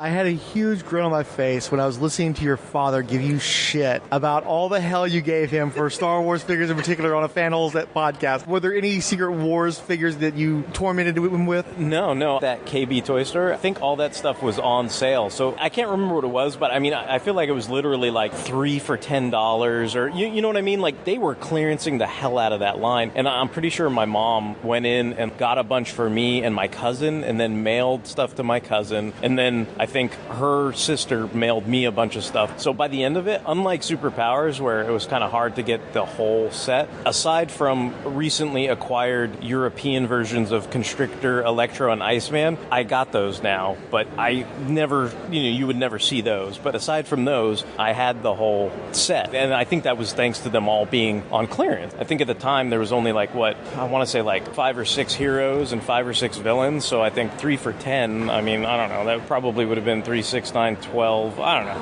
whatever. It wasn't breaking the bank. I mean, I could be misremembering, but I don't think I ever harassed anybody about Marvel Superhero Secret Wars. My main source of action figures as a kid was Kmart. And so I was able to score a lot of the later Superpowers figures. One of the reasons why I ended up being a March Manor fan is that's one of the ones I got for $1.50. Right, hold on. Did you ever go back and collect any of the toys? You know, I didn't. I wanted Wolverine. I don't know if they came out before or after Superpowers. I think it was around the same time. My parents really didn't buy me that many toys, but I did have many more Superpowers than I did Secret Wars figures. If you look at the quality of one line versus the other, I mean, for the time, the Superpower figures, even today, the sculpts are good, paint apps were good. The Secret War figures seem like something you'd see in a Kickstarter nowadays with the 5 points of articulation with a 3D printer. I remember having those 3 figures. I think I knew more of the Marvel characters, but I like the toys of the Superpowers more. I'm the exact same way. I had way more Superpowers toys than I had Secret Wars. I basically just bought the handful that I liked the best, and then that was it. Where with Superpowers, I would buy characters I didn't even know because I liked the figures. Yeah, just for example, I remember to this day seeing Martian Manhunter. I have him around my house somewhere. I had no idea who he was, but the sculpt, it just looked awesome. Where the Secret Wars figures just seemed like carbon copies of each other. A lot of people sit here and preach and say that the Superpowers figures were better than the Secret Wars figures. And while in certain aspects, I could see what they're talking about. In certain aspects, they do look a little more like the comic characters. But I love those Secret Wars figures so much. This is Siskoid.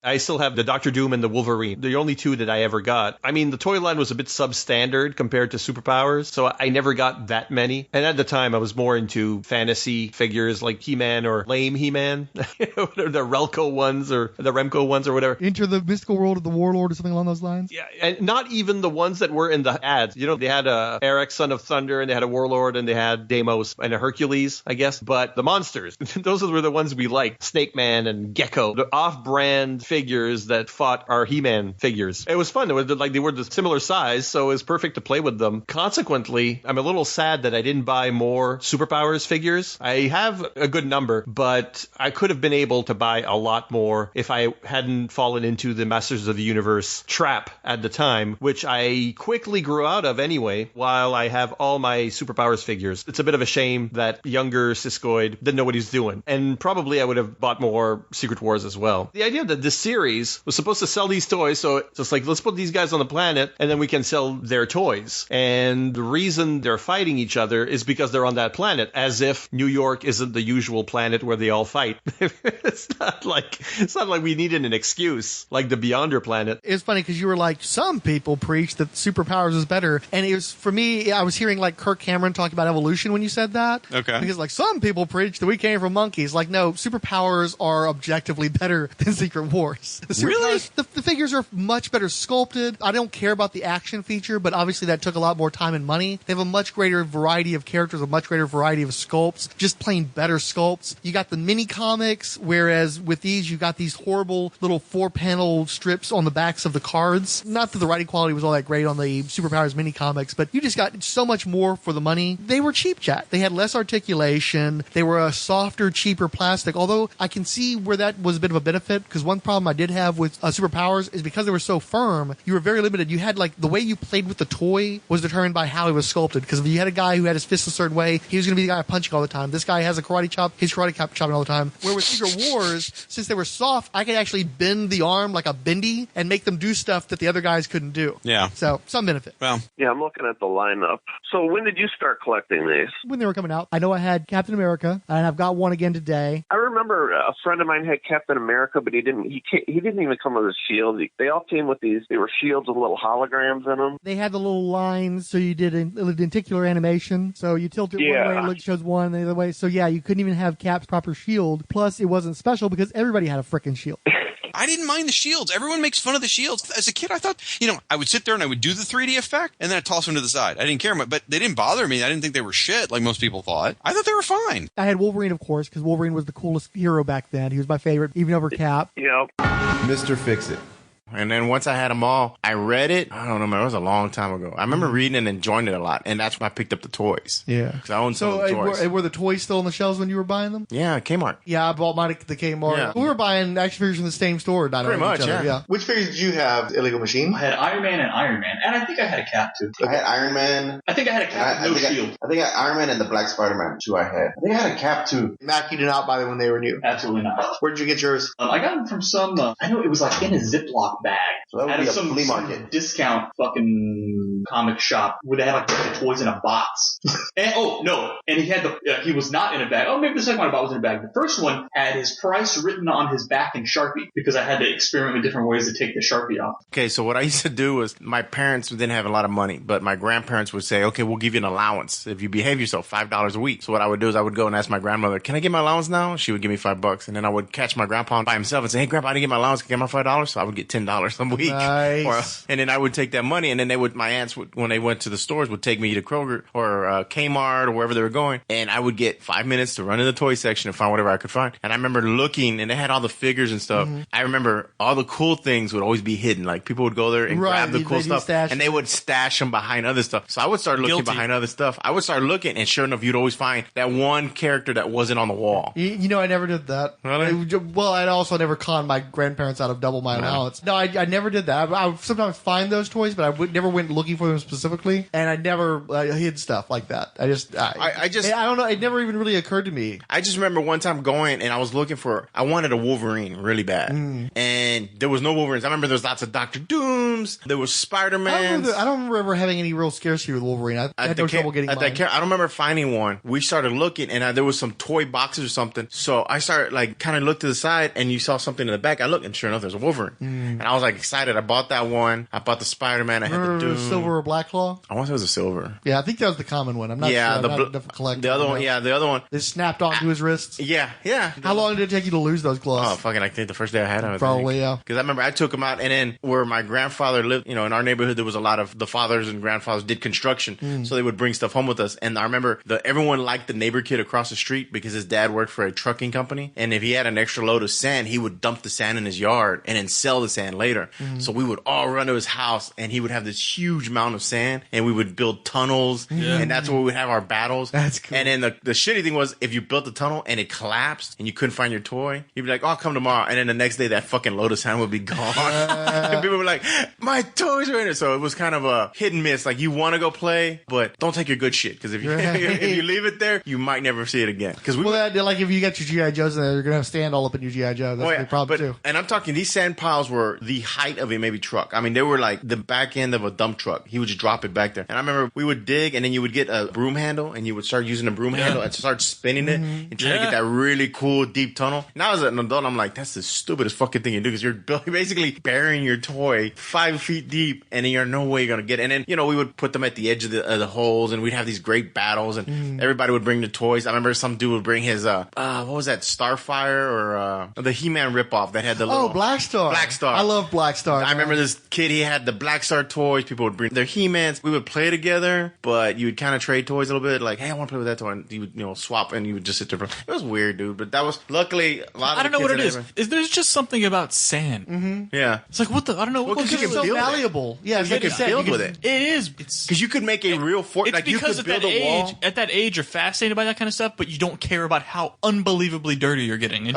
true. It's that sweet spot where you don't care about. You know what I mean? I remember we would do battles. And it's the deeper you dig, the colder it is in the middle. Yeah. It's just sand, and wetter. Sand is just cool as shit. Yeah, but we would build walls, and that was the cool thing. You could build a wall, and your hero or villain could blow through the wall. And that was like the big thing for us, like to build a wall, and then you would have your tunnels. And I remember you would build a wall and maybe build a mini tunnel where the villains would go back and forth. Well, it was good for anything that had the guns that launched too, because you could shoot the little, because it had the little spring-loaded tank, and it would do damage and things like that. Yeah, I mean, it's awesome. But I remember that was growing up. That was like a good summer right there. Keith G. Baker. You said you played with the toys and stuff too. What all the ancillary stuff were you exposed to and picked up? From the Secret Wars, I remember getting the Spider-Man. I remember grabbing the Daredevil because I started getting interested in Daredevil then. I'm trying to think. It wasn't Hulk.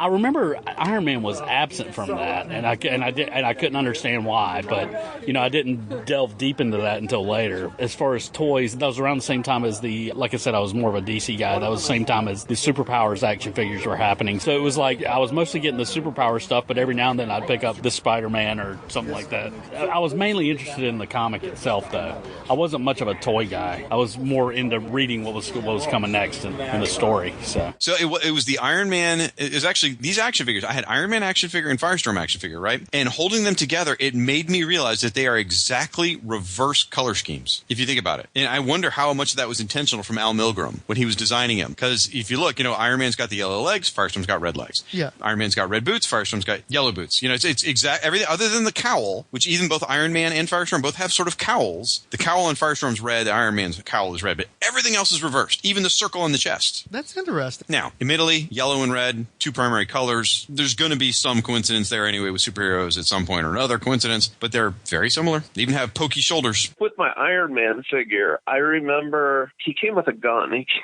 with like this double-barrel machine gun. And I was like, why does Iron Man have a gun? I remember back then thinking that was kind of weird, and they came with weird accessories, and I remember their arms and hands were kind of bendy, and you can't really. It's hard to compare the one line to the other because I think even nowadays with all the figures and even the custom figures I do and stuff, those superpower figures stand up this day, whereas the Secret Wars ones not so much.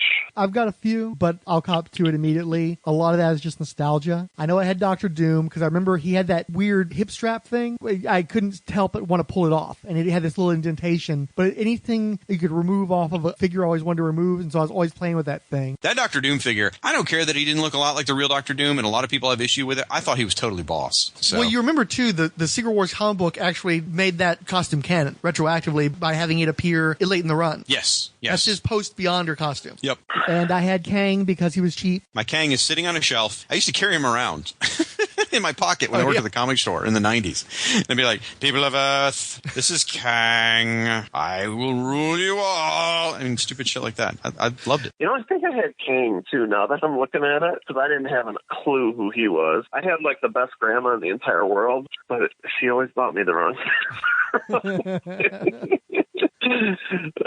She tried. And after playing with G.I. Joe, I definitely got other figures, but they were usually just the bad guy stand-ins or whatever I crossed it over for. It's like Kang is the perfect example. That was the peg warmer. That was the one you got out of the clearance bin, and he was just a disposable thug. He was cannon fodder. You didn't do anything with this guy. I would always see that one in the stores, and that was the one that I was able to always hold back on. It's like, I may be low, I may not have a lot of money, but I'm not going to buy a fucking Kang. Ugh. I think I ended up with a Kang at one point because my brother had him and he didn't want him. Kang was awesome. He was so cool. He was had great. Squish face, man. Yep. What's that? He had squish face. I liked it, though. You know those poor guys? To me, when I read a Kang comic, that is what I picture, just with a cloak. It looked like he wasn't fully cooked and somebody just like pushed their thumb into his face, and that's what you ended up with. I like it. It didn't help, too. I wasn't introduced to Kang until much later in life, too. Kang wasn't doing a lot, and he didn't do anything in Secret Wars either. When he killed off, like in the second or third issue. Yeah, Doom killed him. Yeah, but I thought it was fascinating that him and Doom had the same timeline. I was like, ooh, what's that? So I thought that was cool. Is that something that still holds, or they blow that off years ago?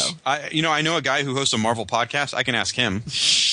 Well, usually I got two other guys. I'm just stuck with me and you now. So he was always just like one of my random thug guys when I was playing with him. Kang was a random thug? Say it ain't so. What's up with that? Kang, the time-traveling despot of the universe, is two-fisting guns in the middle of Avengers Forever? No. He is no random thug. He is Kang, the Conqueror. I think I used him as like the alternate Earth, Dr. Doom. Like, you know how they had like Counter Earth and Warlock? I think that I would have Doom and then he'd be like Counter Doom. Speaking of that, we recently made a friend watch Transformers the movie, and in my Marvel allegory for Transformers the movie, because I made Marvel and DC allegories for Transformers the movies because I love them so much, so I made these little comic adaptations with reverse characters. So in the Marvel version, Dr. Doom battles Adam Warlock to the death, and then he gets transformed by Galactus into his new herald, Kang the Conqueror. So that's how that went down in that version of the story. There's a lot of Kang Doom connections in real Marvel comics and in fan fiction, 10-year-old fanfic stuff. So, yeah. Kang is kind of the Avengers Doom. The Avengers tangle with Doom, but Doom's always belonging to the Fantastic Four, so kind of their guy.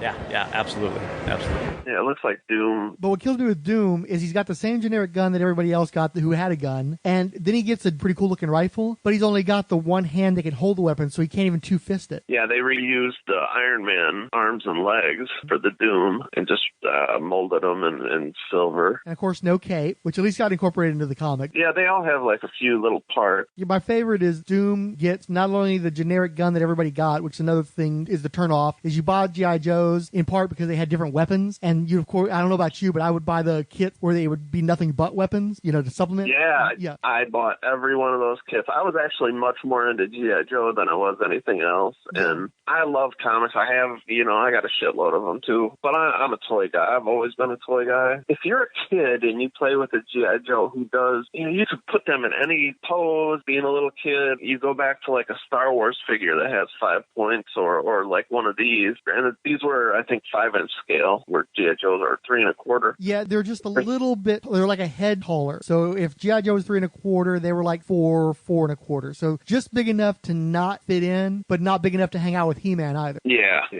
Let me see, 84. My parents bought me a lot of Star Wars stuff, but they wanted to like kind of keep it to just Star Wars stuff. So I don't even remember how I got half my stuff. But I would see a lot. I do remember seeing Wolverine in stores one time, and my mom wouldn't buy them for me, and I've never forgiven her for that.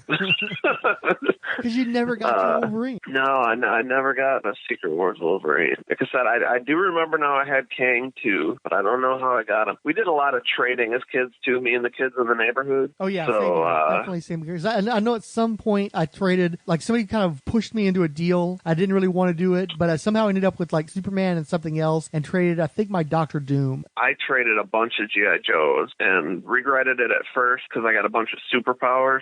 Within like a day or two, I was like fine with it and totally happy. I got almost all of my superpowers as trades, except for I know I bought Martian Manhunter, or I didn't buy him. I talked one of my parents into buying him, or my mom. And I bought, when I was 18, I went on a family trip and found Darkseid on card for the Superpowers line. I bought that in Florida at a really big comic shop there. He was one I always wanted. I've seen on the back of cards, but I never saw him in stores. It's a perfect example. He's so much bigger than the other superpowers, but he was supposed to be. That was just, there was proper scale for the character, but he had that extra weight to him. You really felt the mass of him. I was seeing a girl then as a like childhood girlfriend kind of thing. And I remember showing off the Omega effect for her by putting him out in the sunlight and letting the sun hit him on the head and cause the eyes. Yeah, that light piping is fantastic. Man. And I agree with you too. I obviously I have some bias when it comes to Martian Manhunter, but I do think it's absolutely one of the best sculpts of the line, and it's a great looking line. But just the way they caught his muscles, the sinew of the muscle, and he's got such an attractive head too. They did such a nice job with the beetle brow, but they still made him heroic and kind of friendly at the same time. It's just an awesome toy. When I had my firstborn, I fell an awful lot of my shit to get money for it, and I sold my whole Superpowers collection except for Manhunter. I had everybody except for, I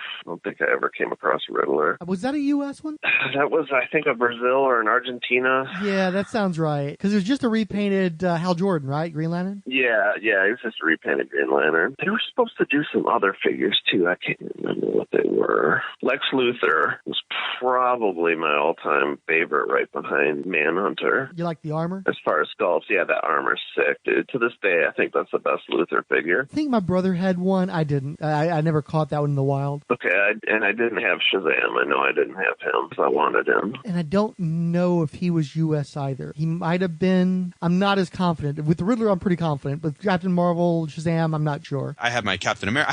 I think I had 2 Iron Men for some reason. The ones I remember: Captain America, Iron Man, Wolverine, Doc Ock. Was there a Magneto? Do I remember a Magneto? I want to say there was a Magneto, but I'm not seeing it. I'm looking at a site right now, and I'm not seeing him. Okay. I should look at that too, but I don't remember. Oh, they did have a Magneto. Okay, I'm looking here at the first wave. Oh, you're right. There he is. Doc Ock, Spider-Man, Doctor Doom, Kang, Wolverine, Magneto, Iron Man, and Captain America. He's no cape for Magneto. Yeah, I had no idea. I know my dog got the Magneto because I actually was out visiting my parents a few years ago, going through a box of toys I had up there, and he had no hands and his head was all chewed up. So apparently he has magnetic powers, but not animal. It doesn't affect animals. Doesn't work on organic. I remember the gun they came with, though. It was like my favorite gun. I used it for all my G.I. Joes that were my favorites. It's a really nice rifle. I think that they were somewhat softer plastic, too, than the G.I. Joe ones. So sometimes you could get it into a hand that where otherwise you wouldn't be able to, because I think it was more pliable. Yeah. They gave Magneto a gun, which was ridiculous. But because I'm looking at it on a tablet and it's a very small image, I mistook it for Daredevil. And I know better. I know he didn't show up until later waves. And so I remember I bought a lot of those. I had the Wolverine, the Doom, Spider-Man.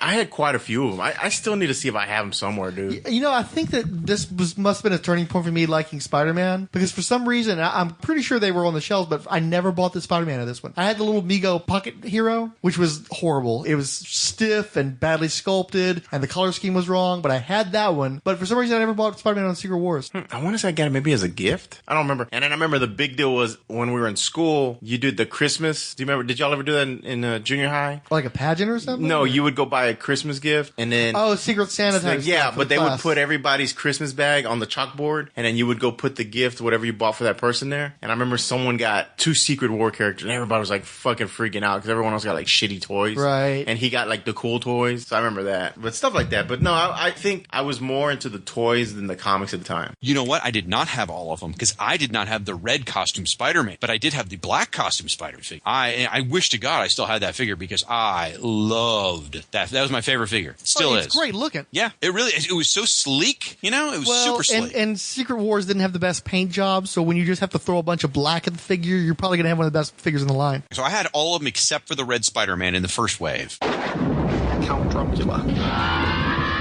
I was actually looking at the toys that they released. They released, or they were going to release, a bunch of figures that weren't in the comic. They made a Falcon toy. Oh, yeah. And they were going to make like an Iceman toy. I was like, neither of those guys were in the Secret Wars. It was so peculiar. There was such a lack, by no fault of Marvel. They gave them everything they would have needed to have had a great toy line. But part of the problem was I don't think Mattel wanted a great toy line. It was just so random, especially after the first disappointment. The choices they made, why would you... It's incomprehensible to me. And there's so many easy figures they could have made and didn't. And even if they want to go cheap jack and just do repaints, they could have pulled off a lot more characters than they did and just offered a greater variety. Because I can't tell you how many peg warmer Kangs I saw. So, I mean, if you could have, diluted that a little bit with some other characters, it would have been beneficial. I don't think I had anything from the second series. I don't even think I ever saw the second series on the shelves at Kmart. Oh, I certainly didn't have all of Wave 2 now that I look at it. Okay. Because I had Baron Zemo, which I had no idea who the fuck he was. But he was pink, and I thought that was like pretty strange to put a supervillain in pink, but whatever. The black costume Spider-Man, again, I'm pretty sure was Wave 2. Yeah, he was. I'm looking at Wave 2 right now. Unfortunately, I'm just looking at like an images thing. I need to I went to Toy Mania. Toy Mania's Secret Wars section. There we go. On it. There it is. Action Figure Index. Series 2. Bingo. Oh, here's Series 1. Okay. Boom, boom, boom, boom, boom. Yep. And I think I had the Daredevil figure, but if I did, I must not have had it very long because I don't remember playing with it for long and I don't have it anymore. That's for sure. So. And I did not see any of the foreign releases before I saw my brothers. Because, that was I do remember seeing a picture of the Constrictor. I think he was, I don't think he got made, but I think he was either going to be made or he got made and released to a foreign market. Yeah, the second one, yeah. Although somehow I'm one of the, besides you, the other person I need to talk to before we do the episode is my father, because I think my father must have gone to some place like Foley's, because my brother had the Constrictor for sure, and I think he had all 3 of the foreign ones, the Iceman and the Electro as well. Okay. But I know he had Constrictor because I've always had a bizarre affection for Constrictor, regardless of not having read a lot of comic that feature him, and I know it's because of that toy. I think it was a nice looking toy relative to the line. I have the new Marvel Universe 3 3/4 one. Granted, they've stopped making that line now, but that's my favorite figure out of that line.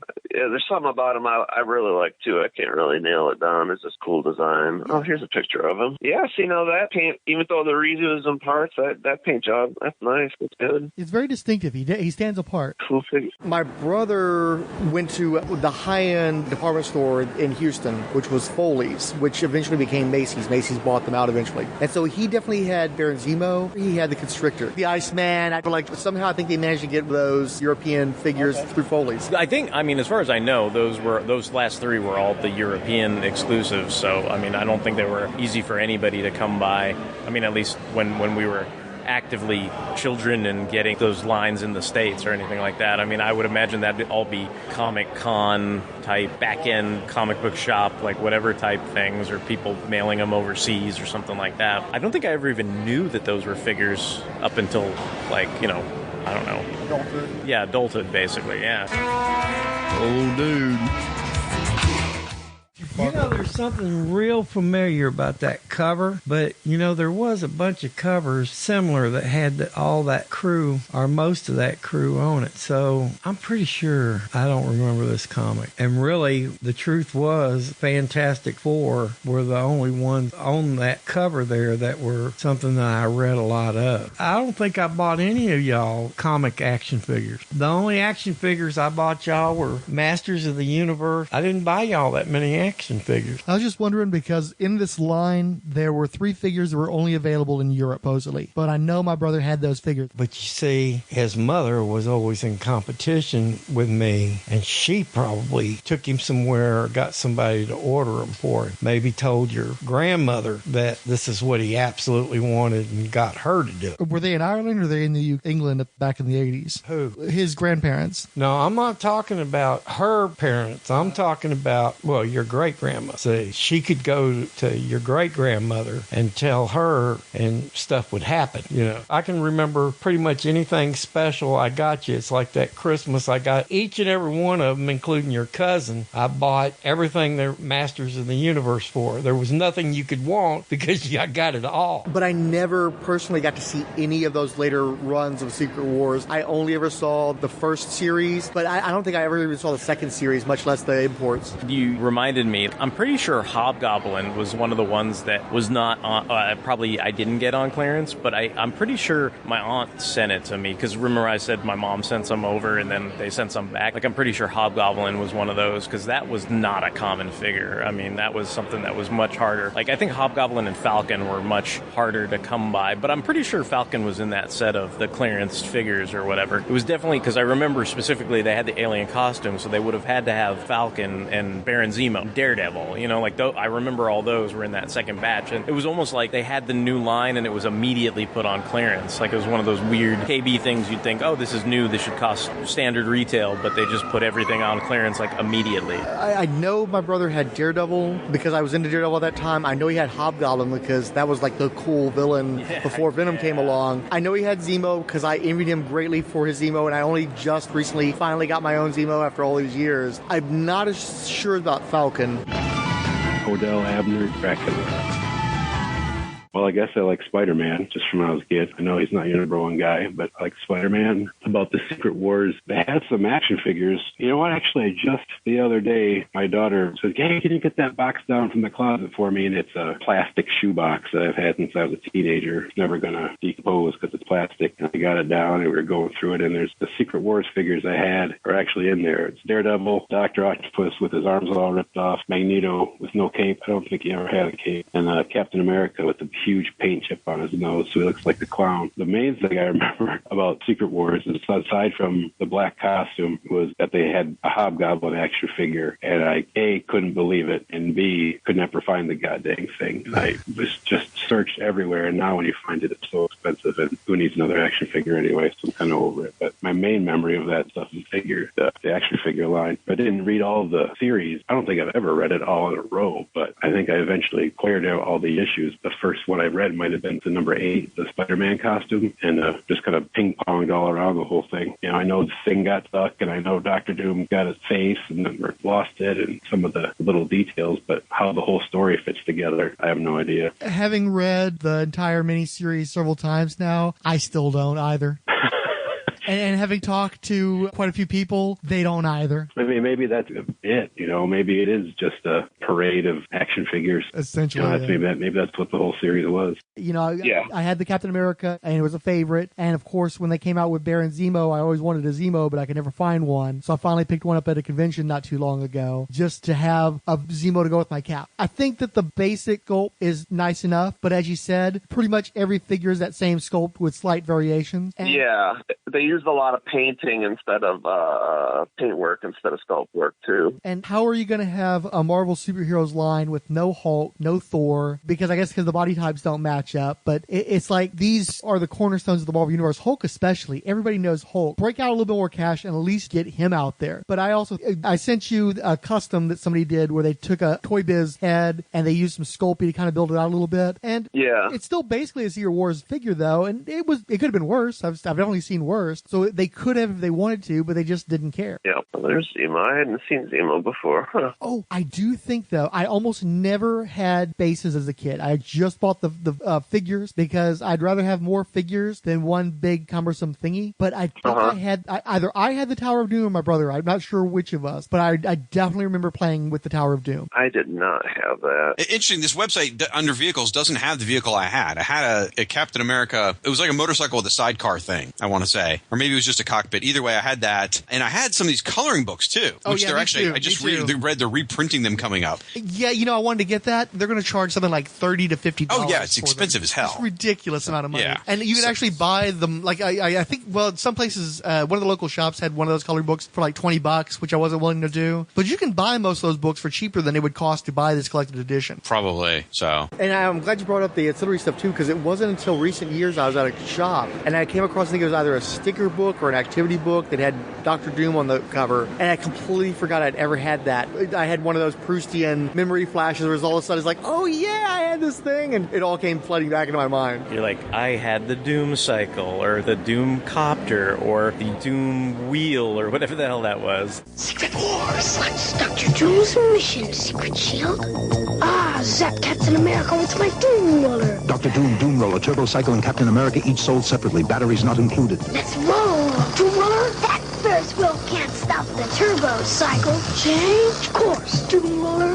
Now, Turbo Cycle, you're doomed. Doom Roller and Turbo Cycle vehicles from the Marvel Superheroes Secret Wars collection, each sold separately. Action figures also sold separately. New from Mattel. I never bought the vehicles because they cost too much. I always would want two figures rather than one vehicle, I think some of them, like, you bought the copters, they would come with the guys, or like they had these ridiculous hang gliders. It was like there's a hang glider that came with Spider-Man, and I think that other hang glider, the bad guy hang glider, came with Kang. So no wonder he's a peg warmer, because everybody's got the hang glider, didn't need the action figure, right? Because they weren't going to buy two. So. And was there any particular figures you played with your Secret Wars? Did you intermingle superpowers and Secret Wars, or were they segregated? Or I had some of the DC Did you have characters. superpowers? I had some of the DC characters. Which one? I had Batman, had Soups. What else did I think I have a Green Lantern. I still have my Green Lantern. I showed you that one time. That's a great sculpt. I still have the Green Lantern one because that one was like, in my DC world, that's my character. Batman and Green Lantern were my two favorites. I don't know, you bought what toys you could afford, and if you could trade a good trade, you got a good trade. I remember one time, the school I went to, they had a lost and found box. I had lost something, like my coat or something. I had to go look in it. And so you're going through there, and there was toys at the bottom. So it was like a big, like, you would try to like see what cool toys were there and like see if you could get away with taking a toy. And there was always like figures in there. I remember there was always Star Wars figures in there where people would take them and then the kids would just leave them at lunch. Yeah. So the people would just throw them in a box. So I remember that. But dude, I couldn't give you a list of my toys. Do you remember any favorites from that time period though? But toy wise, Vader was one of my favorite toys because you could do the lightsaber from his arm. Yeah, the original Vader. Yeah, I had the Vader. Yeah. I had a C-3PO. I still have Major Akbar. It's a trap. Yeah. I remember I got that one for sending the little clippings from the back of the Kenner boxes. And I got that one through the mail. I had, of course, Wolverine was my favorite toy. So he was your star. Man, then. Kids miss out on so much cool shit. Now you just go on Amazon and you buy it and you get it in 2 days. See, the cool thing was looking for this shit. And the uniqueness, I have this toy, this guy has that toy, because you can just go and order the one you wanted. Because you would go to Kmart and they had cheap toys, or you would go to Montgomery Ward's. And Montgomery Ward's would always have Montgomery Ward's would have some of the more higher end toys, and sometimes they would have some of the harder to find toys. Because they got toys, but people didn't go to Montgomery Ward's to buy toys. Everyone went to Kmart to buy clothes, and Montgomery Ward's was more like your electronics, furniture, and so they had that small toy section. I remember in the back, because that's where I bought my first Nintendo system. It was 3 shelves, and you had the sports shelf, the figure shelf, and then the girls' toy shelf. So you would go to the toy shelf, and I remember sometimes you go there, dude, they would have all of them. Like, because nobody would shop there for the toys. Yeah. And so I remember we would go there, and you would try to get the best one there. For me, I have a strong affection for Remco toys, like the Warlord, and they have a neckline where the guys would wear space armor and stuff. I think Sergeant Rock was a Remco toy, and American Defense, the cheap G.I. Joe knockoffs. And because A, I was poor, and B, I shopped at Kmart a lot when I was a kid, all those toys were pretty much exclusive to Kmart from what I understand. If you shopped anywhere else, you never got those toys. A lot of times Kmart would focus on their toys, and then other stores would have toys in their place. So if you got to go to a toy store, or you went to a place like Montgomery Ward's, you had a different selection because they would carry different stuff besides what you were used to at Kmart. And I remember Toys R Us was like the mecca. If someone took you to Toys R Us, it had to be like a special trip. No, I remember for us, Toys R Us was out there on Alameda. Yeah. And so when you went out there, dude, it was still there. I think it's still there. No, there's a dollar store now. Is it? Yeah, it was closed a long time ago. But I remember my dad taking us one time at like 8:00 at night. They were closing soon. And that was the only thing that sucked, is you could go to Toys R Us, but you had limited time. Where like Kmart, at least, they're shopping. They're shopping too, yeah. So you could kind of get away. And I remember I got in trouble many times where my mom and them would be shopping, and as soon as they weren't paying attention, I would run to the toy section and start looking looking for the toys, and of course they would come and find me, and I'd be like, well, I found something. And then, they make you sit in the basket, and I'm sitting there just reading the back of the box, and I'm just waiting to I used to collect the backs of the box. Oh, really? I had a just freaking huge stack of them. We used to keep the boxes and pretend like those were prisons. So, like, you would cut the outside of the box and just keep the plastic, and then you would try to just cut the sides so it would open. And so if your hero was damaged or something, put him in it and close it back up. And it would be like, he's been encased in glass. We did all kinds of shit. But see, that's the cool thing. Back then, you had to be creative and inventive with your toys, because nowadays You had to maximize their play value. Yeah, nowadays they give you everything you need for your toy. I mean, if you buy a figure, it comes with guns and extra we are the arms. ones making the toy. Our generation is now making those toys. Oh, that's true. I remember we used to go get toothpicks, and the toothpicks would be sword. And loose nails. How many loose nails did you? No. Oh, yeah, dude. Because God forbid you went to a party and they had those little swords for the adult drinks for the olives or whatever. Yeah. I remember we went one time and I found a handful. Dude, I stole them like it was gold. Always took them. We took them home, dude. I remember I was the coolest kid. I'm like, hey, handful of swords, and everybody went nuts, dude, because your G.I. Joe could hold on to them. That was one of the few weapons. Because I remember the big deal was if you bought a G.I. Joe, all of them had guns, but only Snake Eyes and Storm Shadow had swords, and that was like cool to have a sword, because the gun we would always do like, well, he's shooting, he ran out of bullets, and then Storm Shadow would come up and stab you. That's the way you played that game. Bullets run out, sword never runs out. You look at toys now, and I'm just like blown away. When I go with Fryho and he's going through those toys, dude, they have like multiple hands and extra weapons and extra head. I'm just like, fuck, dude, you were lucky if your character even looked right. Well, not just that, those extra hands. How many limbs did your figures lose when you were a kid? The thumbs were always the first thing to go. You put the wrong size weapon in their hands, or you just put it in there too many times. You're like, I'm telling you, thumbs this are gone. is his. Or you'd squeeze in a different toys kind of gun. Like you'd get like a He-Man gun or whatever. Did He-Man have guns? Well, those olive swords of his, man, those broke a lot of thumbs in their day. They'd be bigger, but you wanted your little G.I. Joe to hold it because it looks like a giant gun, and your thumb's gone. Or you break the band in the middle. Well, yeah, I was about to say that was the biggest thing. Like, but of course, when Joe broke his band, that's the dead Joe on the field. Like, and so my favorite was He's not coming back. I remember we used to. Oh, you could do surgery. Yeah, you could. You would take one of your shitty. You take a shitty G.I. Joe and try and pull his band. When Terminator came out, I remember I had a bunch of those bats from G.I. Joe, the robots. Yeah. And all of a sudden, those were the Terminators that, they broke in half and the arms would pick them up and they'd run with their arms across. And of course, they had that cool thing where you could change it to a claw, a flamethrower. So yeah. Yeah, the bats were cool. You just reminded me, I had the Mego Hulk action figure, and I bought it with one leg because I bought it broken from a flea market because that's the only time I ever had the option of getting the Hulk, and I was enough into the Hulk that I was willing to buy a one-legged Hulk just to have it, just because. This is just a different level of poverty. Dude, that sounds like the most badass country song ever. A song about your my Hulk had one leg. My cap had no shield. Oh my god, that's awesome. And all my toys were generic. Oh yeah. Hey, happy tans on 225. Sorry. But that was We're just trying to stay alive. Oh, we got a song coming in the future episode. Oh, yeah. Frank's country song. Well, but again, you said, the band broke. He's the dead one on the field. Yeah. He would just be the corpse. Like, no, for me, I had this one ninja character. For some reason, they was a little bit bigger scale than all of my other Mego type ones. I broke off both of his thumbs, and then I think I might have broken off an arm. I definitely broke off a leg. So at one point, I took a stand for one of the action figures and turned it into a robotic leg for him. A peg leg. So this guy's just, like a peg leg. Said this guy's supposed to be a ninja, and he's got this gigantic stand, as a leg. But I like that figure so much, I just would not let it go. And I have so many toys that were missing a head, missing an arm, and they just got replaced by nails or whatever else. And they would keep working. We used to pop off the He-Man arms because they had that ball joint in there. Ball joint. You would just pop them off, and you'd have He-Man with no arms running the field screaming. Yeah. I remember that. Oh yeah, those were good. I liked how they interchangeable were. But like one of my biggest badasses, like my major stealth assassins, was my B.A. Baracus action figure because I lost his head, so he just had this plastic spindle thing sticking out. So first he was the headless guy, and then one point a friend of mine threw him up in the air, and then he landed and he broke his leg off, but it broke at an angle so he could stab people with his old stump. And then I put a nail through one of his arms, and I think he lost his other arm too. But everything that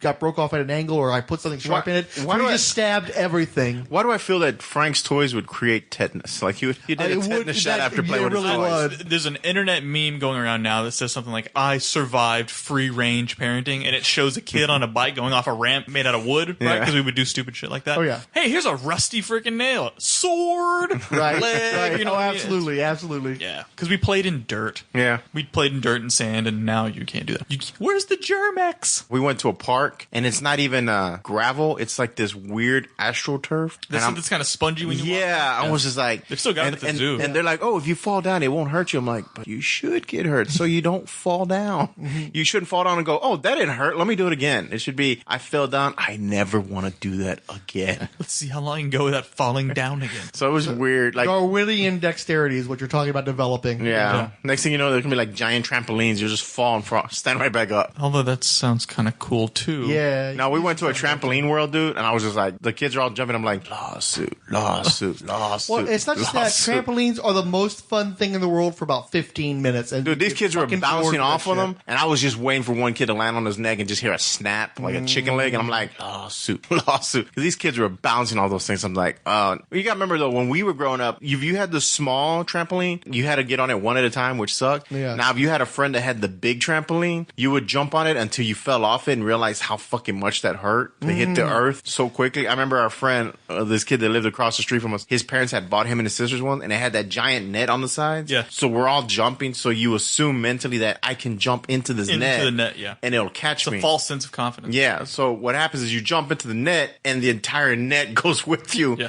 And I remember I did that at least once, and it freaking hurt, dude. When you hit that earth When at you hit full that speed. earth. Dude, ugh. Or you Another catch the country gap in the trampoline and you're like, Oh, go yeah, the through. springs. Yeah. Yeah, a lot of them don't have those anymore. Well, no, the It's worst like was these weird bands now. Well, the worst was when everyone jumped up and you were coming down, and they jumped, and you kind of knees caught that. all locked. Yeah, he Yeah. cut that weird angle. Oh, that would fucking hurt. That sudden jerk. So this has nothing to do with this podcast. No, that's okay. No, well, see, this is... These were the secret wars of our lives. I lived it. They wrote about it. My brother went to juvie camp, and he took he got all the He-Man, I mean, not the He-Man, all the G.I. Joe size figures, which include the superpowers, and being a juvie camp, they all got stolen. So he gave me all of his He-Man size figures to make up for losing all of my G.I. Joe size figures. And I actually still have a lot of those to this day in a barrel that used to contain rat poison that my father got while he was What the hell? Yeah. Well, it got cleaned out. You know, those rat poison's in a bag. So you take the bag out, and then you have this big funnel, and my stepfather, he was bored as a security guard, so he taped like silver duct tape all around it, and then he actually carved my initials in the top and like painted it in with red. It was bizarre. But anyway, I kept those toys in there for all But of all things to give your son, a bottle of rat poison was kept in.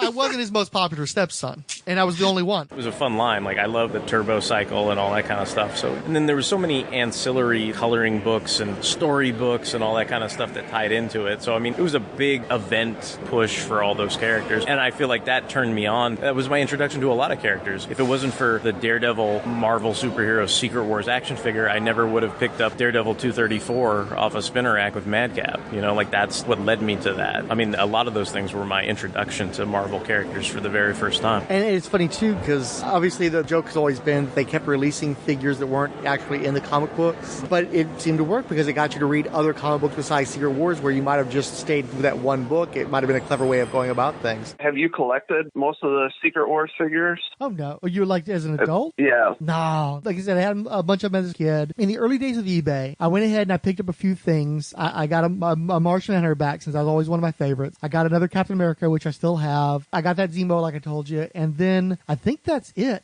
There's a few of them that I would like to have. Particularly, I think it'd be cool to have a Hobgoblin. I always kind of dug the Hobgoblin. And I'd love to have a Constrictor, but I sure ain't paying what they want for that stuff. Yeah. I was all in, though, in the Secret Wars, man. I mean, again, maybe I didn't have every figure, but I loved it. I still love the toys. Maybe you're right. Maybe it's just nostalgia looking back. But, like, again, that black costume Spider-Man is totally badass. Well, no, look. It's not that the toys are bad. They're good toys. I enjoyed those toys. I had a lot of fun with them. I played with them for years. It's just that they weren't as good as Superpowers, though. They just objectively weren't as well made or as diverse as Superpowers were. Well, whatever. I don't care. I love my Secret Wars toys. In fact, I still have my Kang.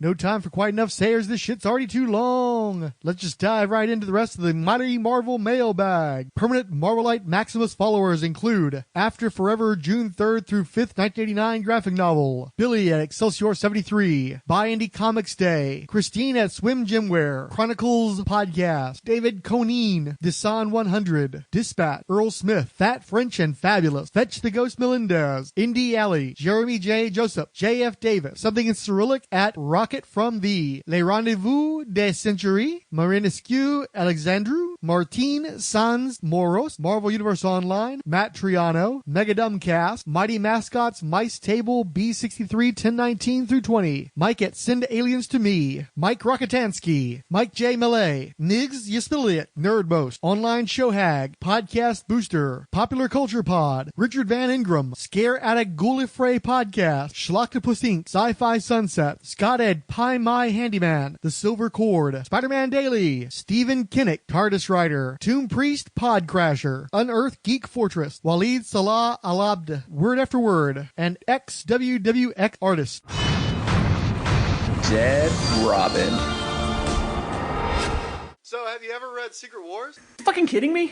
I have a Secret Wars podcast. My safe word is Beyonder, motherfucker. Like, I know Secret Wars like the back of my hand. I can't believe you're fucking wasting my time. I'm fucking out of here. Fuck Rolled Spine. Fuck you guys.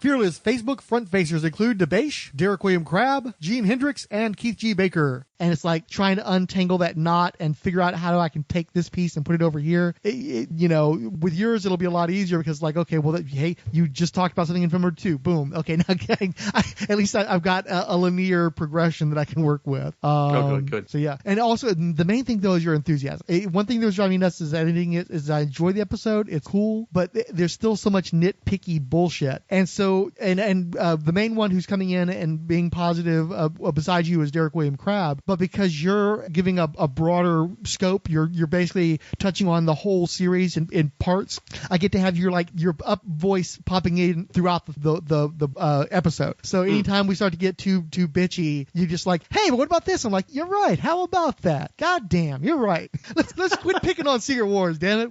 Why are we such a bunch of joyless shits? Look at Siskoid. He's got the right attitude. Well, I gotta represent the Find Your Joy network over there. True. I was telling people because we missed each other on Thursday, so I had my roommate. She locked herself in her room with the cat. I'm sorry. And all of that, and then so it just never happened. So she was asking, so what is this show about? I said, well, and she's not the only one. People ask me, what you got stood up? What was the show? And we're talking about people in my environment. I was talking about that on open chats or anything. And I'm just saying, well, I'm not sure what the show is. What do you mean? Anyway, it's a Frankenstein's monster for sure. I know it's going to be a Frankenstein's monster. No pun intended. Yeah, just a patchwork. Yeah, no. But there you go. Yeah, it's a sort of crazy patchwork. It's probably it's like a bunch of people talking about this one series. So I don't know. I'm not sure. I guess gonna be on Rolled Spine, I guess, but I couldn't say for sure. Sort of thing. So that's what I was telling people. But I'm glad I'm of service.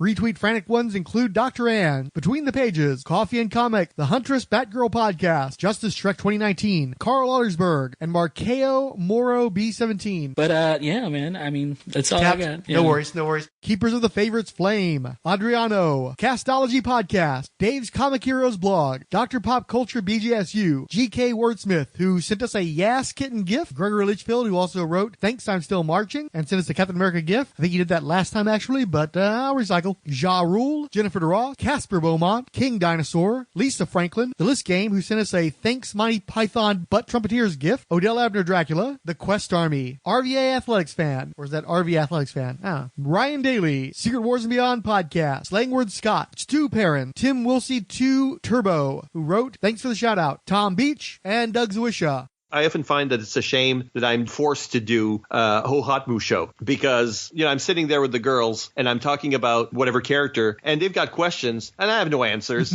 I don't know enough about the Marvel Universe to actually answer this because I dropped out of the Marvel Universe in 1990 or so. And even so, a lot of the stuff in Hohatmu is like characters from before. And I'm not an expert on the Marvel Universe in the same way that I call myself an expert on the DCU. So I wish I was doing Who's Who, but, a couple of jackasses got there first. So it's just not possible. So I had an ulterior motive for getting in touch with you. I'm working on a new podcast that'll be integrated into the Marvel Superheroes podcast. But and I've been talking about this for years. I'm wanting to do the official handbook of the Marvel Universe finally. And are you familiar with that? I've heard of it. I still have never read any of it. Okay. It's this enormous encyclopedia, basically, of heroes, where they have these gigantic listings and stuff. And it's too big. It's just ridiculous. And I wouldn't want to attack it in the fashion of trying to come at it like this turtle nerdling nurse, like, let's talk about the powers and the abilities and the strength class and all that kind of stuff. What I'm trying to do is use it as a springboard for just like having conversations about various characters in the universe. And because it's so big, it's an entire universe of characters, I'm basically getting a universe of people to participate. And I'm trying to make sure that it's not the same dudes that are always doing this stuff, the same bunch of guys that always have, because again, where they're going to come at it from, what they're going to have to say about it. And also, I want to have people like Rolled Spine, people that actually listen to our shows, support our shows, so it's kind of our own crew, not borrowing other people's crews. And so if this is something you might be interested in, basically what we're going to do is we're going to play dodgeball with these characters. I'm going to have people pick like just a couple of characters in each issue. You just pick the character you want to talk about, and we'll do like 1 or 2 sessions of like maybe a couple of hours or 3 hours, depending on how long the session is, and just talk about the character. If you want to do research, you can do research. If you don't want to do research, as long as you have a familiarity, then you can actually converse about the character. That's all you would really need. Does that sound like something you might actually have an interest in? Oh, absolutely. Definitely. Excellent. When you get the free time, send me a list. You don't necessarily have to find out what the entries are, but if you have like a top 5 characters you'd be interested in, even if I can't get you the exact character, I can get you an adjacent character, like their headquarters, we'll talk about the character while we're talking about the headquarters, or we'll talk about a supporting cast member and bring in that character at the same time. But if you give me like 5 characters, that helps me to figure out in what order I'm going to, basically everybody's going to get like one of the issues that's going to be their issue where they're going to get like the top pickings, and then they'll get a little bit lesser people in the next one and a little bit lesser on the next one. And then I'm going to chop it to pieces and create like 15 different episodes where everybody's going to have a little bit out of each episode. Okay, that sounds fun. Cool. Everybody's approaching it different ways. I've had some people, they basically just read the entry to me. I've had other people where we talk around the entry, where it's more like, who that character means to them, and without going into like detail too much about the characters. Sometimes a little bit of bio, a little bit of background, personal stuff. Really, it's up to you how you want to approach it. The only things I'm looking for is at least some sense of where you're coming at the character from, and a little bit of discussion on the art that's actually featured on the page. Okay.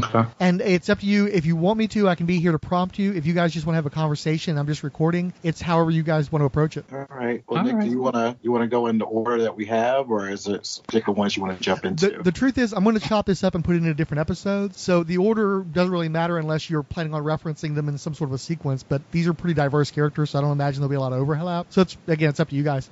The biggest one that we could talk about was Hellfire Club. So we could save that one for last. Okay. That way you got a good sense of the time, and if you're running short, we can tighten it up however you guys want to do it. Because I don't know how much time you've got, and I'm not going to try to eat up your whole day. It's up to you guys. The only issue of the original series, Old Hot Mood, that I bought off the newsstand was the very last one. There was the paraphernalia, all the weapons and stuff. And so there wasn't a lot to that besides here's a diagram, here's the details on the diagram. So I didn't really worry too much about, how in-depth it was. And then I would buy the deluxe edition off the newsstand. I bought more of those than not. I didn't have a perfect track record, but I owned the majority of those, pulling them off the stand. And so because I had the deluxe edition, I never felt the compulsion to go back and look at the original one. It wasn't until A, wanting to podcast, and B, they came out with the Essential Edition. So I'm like, well, I don't need to own the individual comics since most of that information is in the deluxe edition, but it'd be nice for the instances where they change the art and stuff to go ahead and get the Essential. And then in working on this podcast, I've realized how slight the information is by comparison in the original versus the new. The original really feels like an extended trading card, and you don't really get that Time Life Marvel Universe feel until the deluxe edition. That's a good point of comparing it to like the Marvel Universe series trading cards from the 90s, because that's essentially what this is. Like you could literally probably put this on the back of a like all the text here, maybe like eliminating some of the personal information and like especially the whole like origin part of it, that would all fit on the back of a trading card, and that's really all you would need for it. So except this isn't going to be drawn by like Eric Larson or the other people that did the trading cards.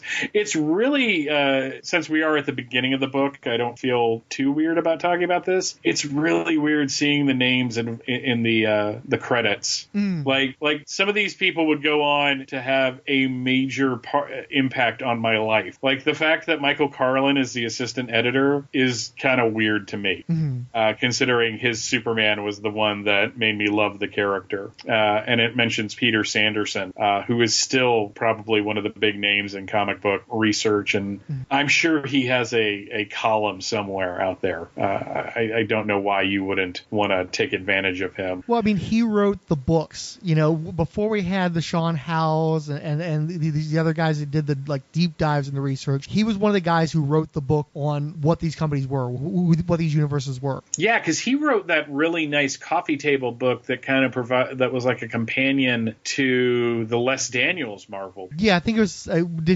Which one did 60 Years of Marvel comic? Was that his? It was Marvel 5 Fabulous Decades of the World's Greatest Comics. That was the Les Daniels. Right? Yeah. And then it was Marvel Universe, and it had a tagline, and that was the one that was written by Sanderson. It was a very handsome book. The only reason I own it is because it was a remainder book at Walden Books. It was in their cheap section because I wasn't going to pay full price for that. That seems mean, but when you're in an apartment and you don't have a whole lot of money, you're not going to drop $50 on a book.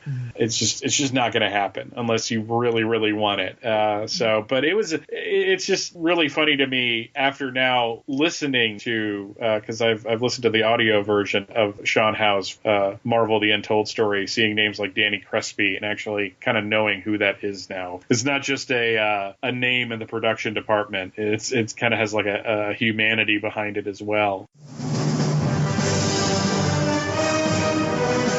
I was 24 when we first created Captain America. Jack Kirby was 22. There wasn't a day passed by that we didn't get news from Europe in the newspapers. Everybody was patriotic, and it was ridiculous not to do Captain America. I would have been proud to have said Jack and I did the Fantastic Four and let it go with that, but my gosh, at the same time we were doing Thor, the X-Men, Nick Fury, Agent of S.H.I.E.L.D. I went to the Bible. I came up with Galactus. The Silver Surfer is the fallen angel. And when Galactus relegated him to Earth, he stayed on Earth. When I was at Marvel, Steve Ditko used to come up and sit in my office. The quality of his art and the peculiarity of his art made Spider-Man the most popular costume hero in the field. Today's flawed superheroes are superior in physical strength, but common, average, ordinary in mental strength, saving the world, the universe, yet help us to solve their common personal problems. It is like creating a perfectly physical adult with the reasoning limits of a 6-year-old. When I first created Wolverine, I created him as a Canadian mutant, specifically so that whomever ended up with the assignment of writing the new X-Men book, should it ever occur, would have a Canadian mutant handy if he wanted him. I think from my perspective, what makes Wolverine so attractive is the unpredictability. The belief that he doesn't give a damn about anybody but himself, and spends his whole life proving that's not true. We thought that the Punisher would be a one-shot type of character, but there was also the sense that he had more depth and more appeal beyond just being an antagonist. Well, I think it's his damaged soul. Like Spider-Man, is surmounting tragedy. I got a call out of the blue from 2 editors at Marvel Comics. We want to create a new, young, American Muslim superheroine and put her on her own monthly comic book series. Since there was a possibility that this series was going to be an epic flop, I felt I was at liberty to tell exactly the kind of story I wanted to tell. I wasn't interested in writing some kind of model minority book. Fanfic writing Pakistani American girl from Jersey City city named Kamala Khan.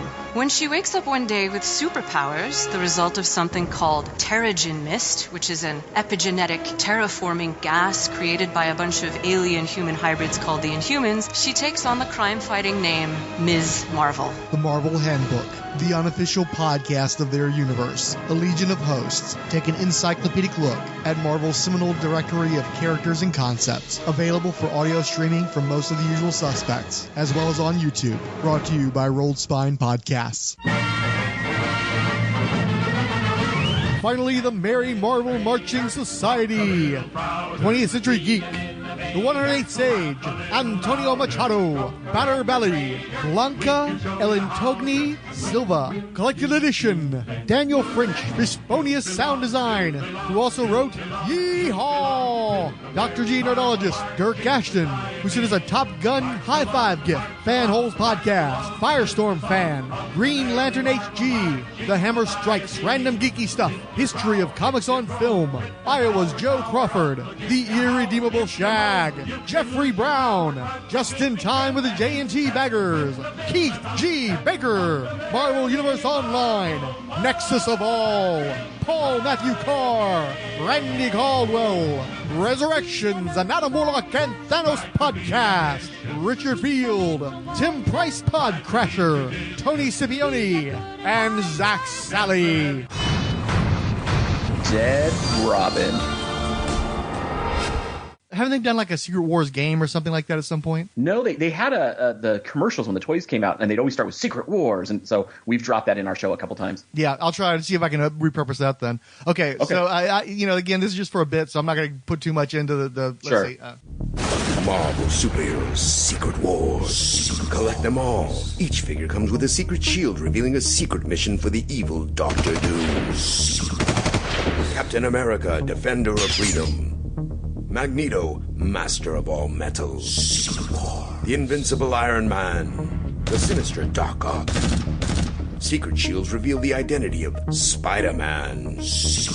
Kang the Conqueror. Wolverine with his adamantium claws. Marvel's Secret Wars, each sold separately, new from Mattel. The Marvel Superheroes Podcast is in no way affiliated or endorsed by Marvel Entertainment. All characters mentioned and audio clips employed are believed covered under fair use, but remain copyright the respective copyright holders. But of course, the views expressed are wholly owned by the people who spoke them. No infringement is intended. I feel good about what we recorded. I enjoyed talking with you. But yeah, we probably should go ahead. I think 5 hours. Well, we broke our last record. We don't know how long we didn't record. Well, how long? The actual episode was 4 hours, right? I think it was. And Rob was yelling at us for at least 45 minutes. So he snapped. he lost his. I haven't listened. I've only listened to that episode once. Apparently, like every once in a while, what'll happen is someone will listen to it either for the first time or again, and we'll get comments on it after all these years or time or whatever it's been. And people, oddly enough, some people love it. Yeah. They absolutely love it. I've recorded one of these Secret Wars episodes with Count Drunkula, and he loves it. We were talking about it at length. I love it. It's my favorite episode because it's the only episode where, I mean, surely part of it's because I'm a participant, and I remember, it's like what I told him, I remember why we were laughing about certain things, and I remember elements that got cut out of the show, but it's just really funny, and our slow, steady breakdown, that last hour especially, where we just absolutely do not give a shit anymore, just cracks me up every time I listen to it. And I used to put MP3s on my phone. I've gotten to the habit now where I just run everything through my tablet because it's easy to do the comments and stuff. I just like with the Ultraverse stuff, I just download the individual episodes that y'all do, and I'll listen to it. And I'll do the tablet stuff on there. But back when I had my phone, the only episode of the show that I kept on the phone consistently was that one, because I could turn it on. I had 4 hours of material right there. No matter where I plugged it in, at some point something funny was going to happen or something interesting was going to happen, and I just enjoy the shit out of it. And I talked to Tom Zoller at a convention that same year that came out, and he was complimentary of it. I think you have to have a certain, predilection, like a certain tastes. You have to be able to appreciate just how nerdy and inside baseball, and again, it's just fun listening to us fall apart slowly but steadily over the course of the 4 hours. But I think it was a really great piece of material. I don't think I'll ever be a party to something that's that much fun ever again. So that was a blast, and it still holds up. All right, now I'm gonna have to re-listen to it this week. It's So. I think you'll be surprised how much fun it is listening to that again. But again, you probably have to get through that first hour or so. When we're doing it straight, it's not as much fun. But as we slowly start to get mad at each other and screw with each other, or to just like vent at our frustration that this thing will not end, that's when it gets hilarious. Well, this has been a lot of fun today, sir. I'm looking forward to see whatever comes out of our recording for your show.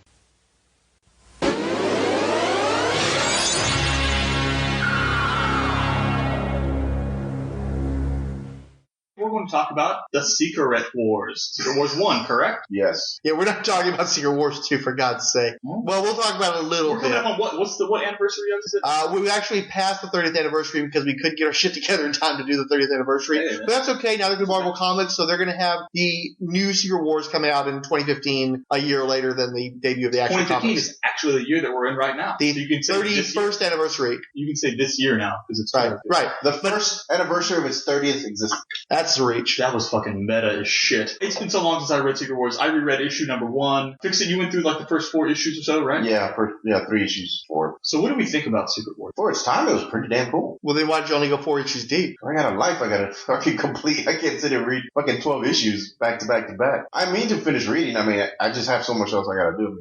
I'm also reading others. Great toys, though. Great toys. Okay, so have you got all the Secret Wars and all the Secret Wars out of your system? I think so.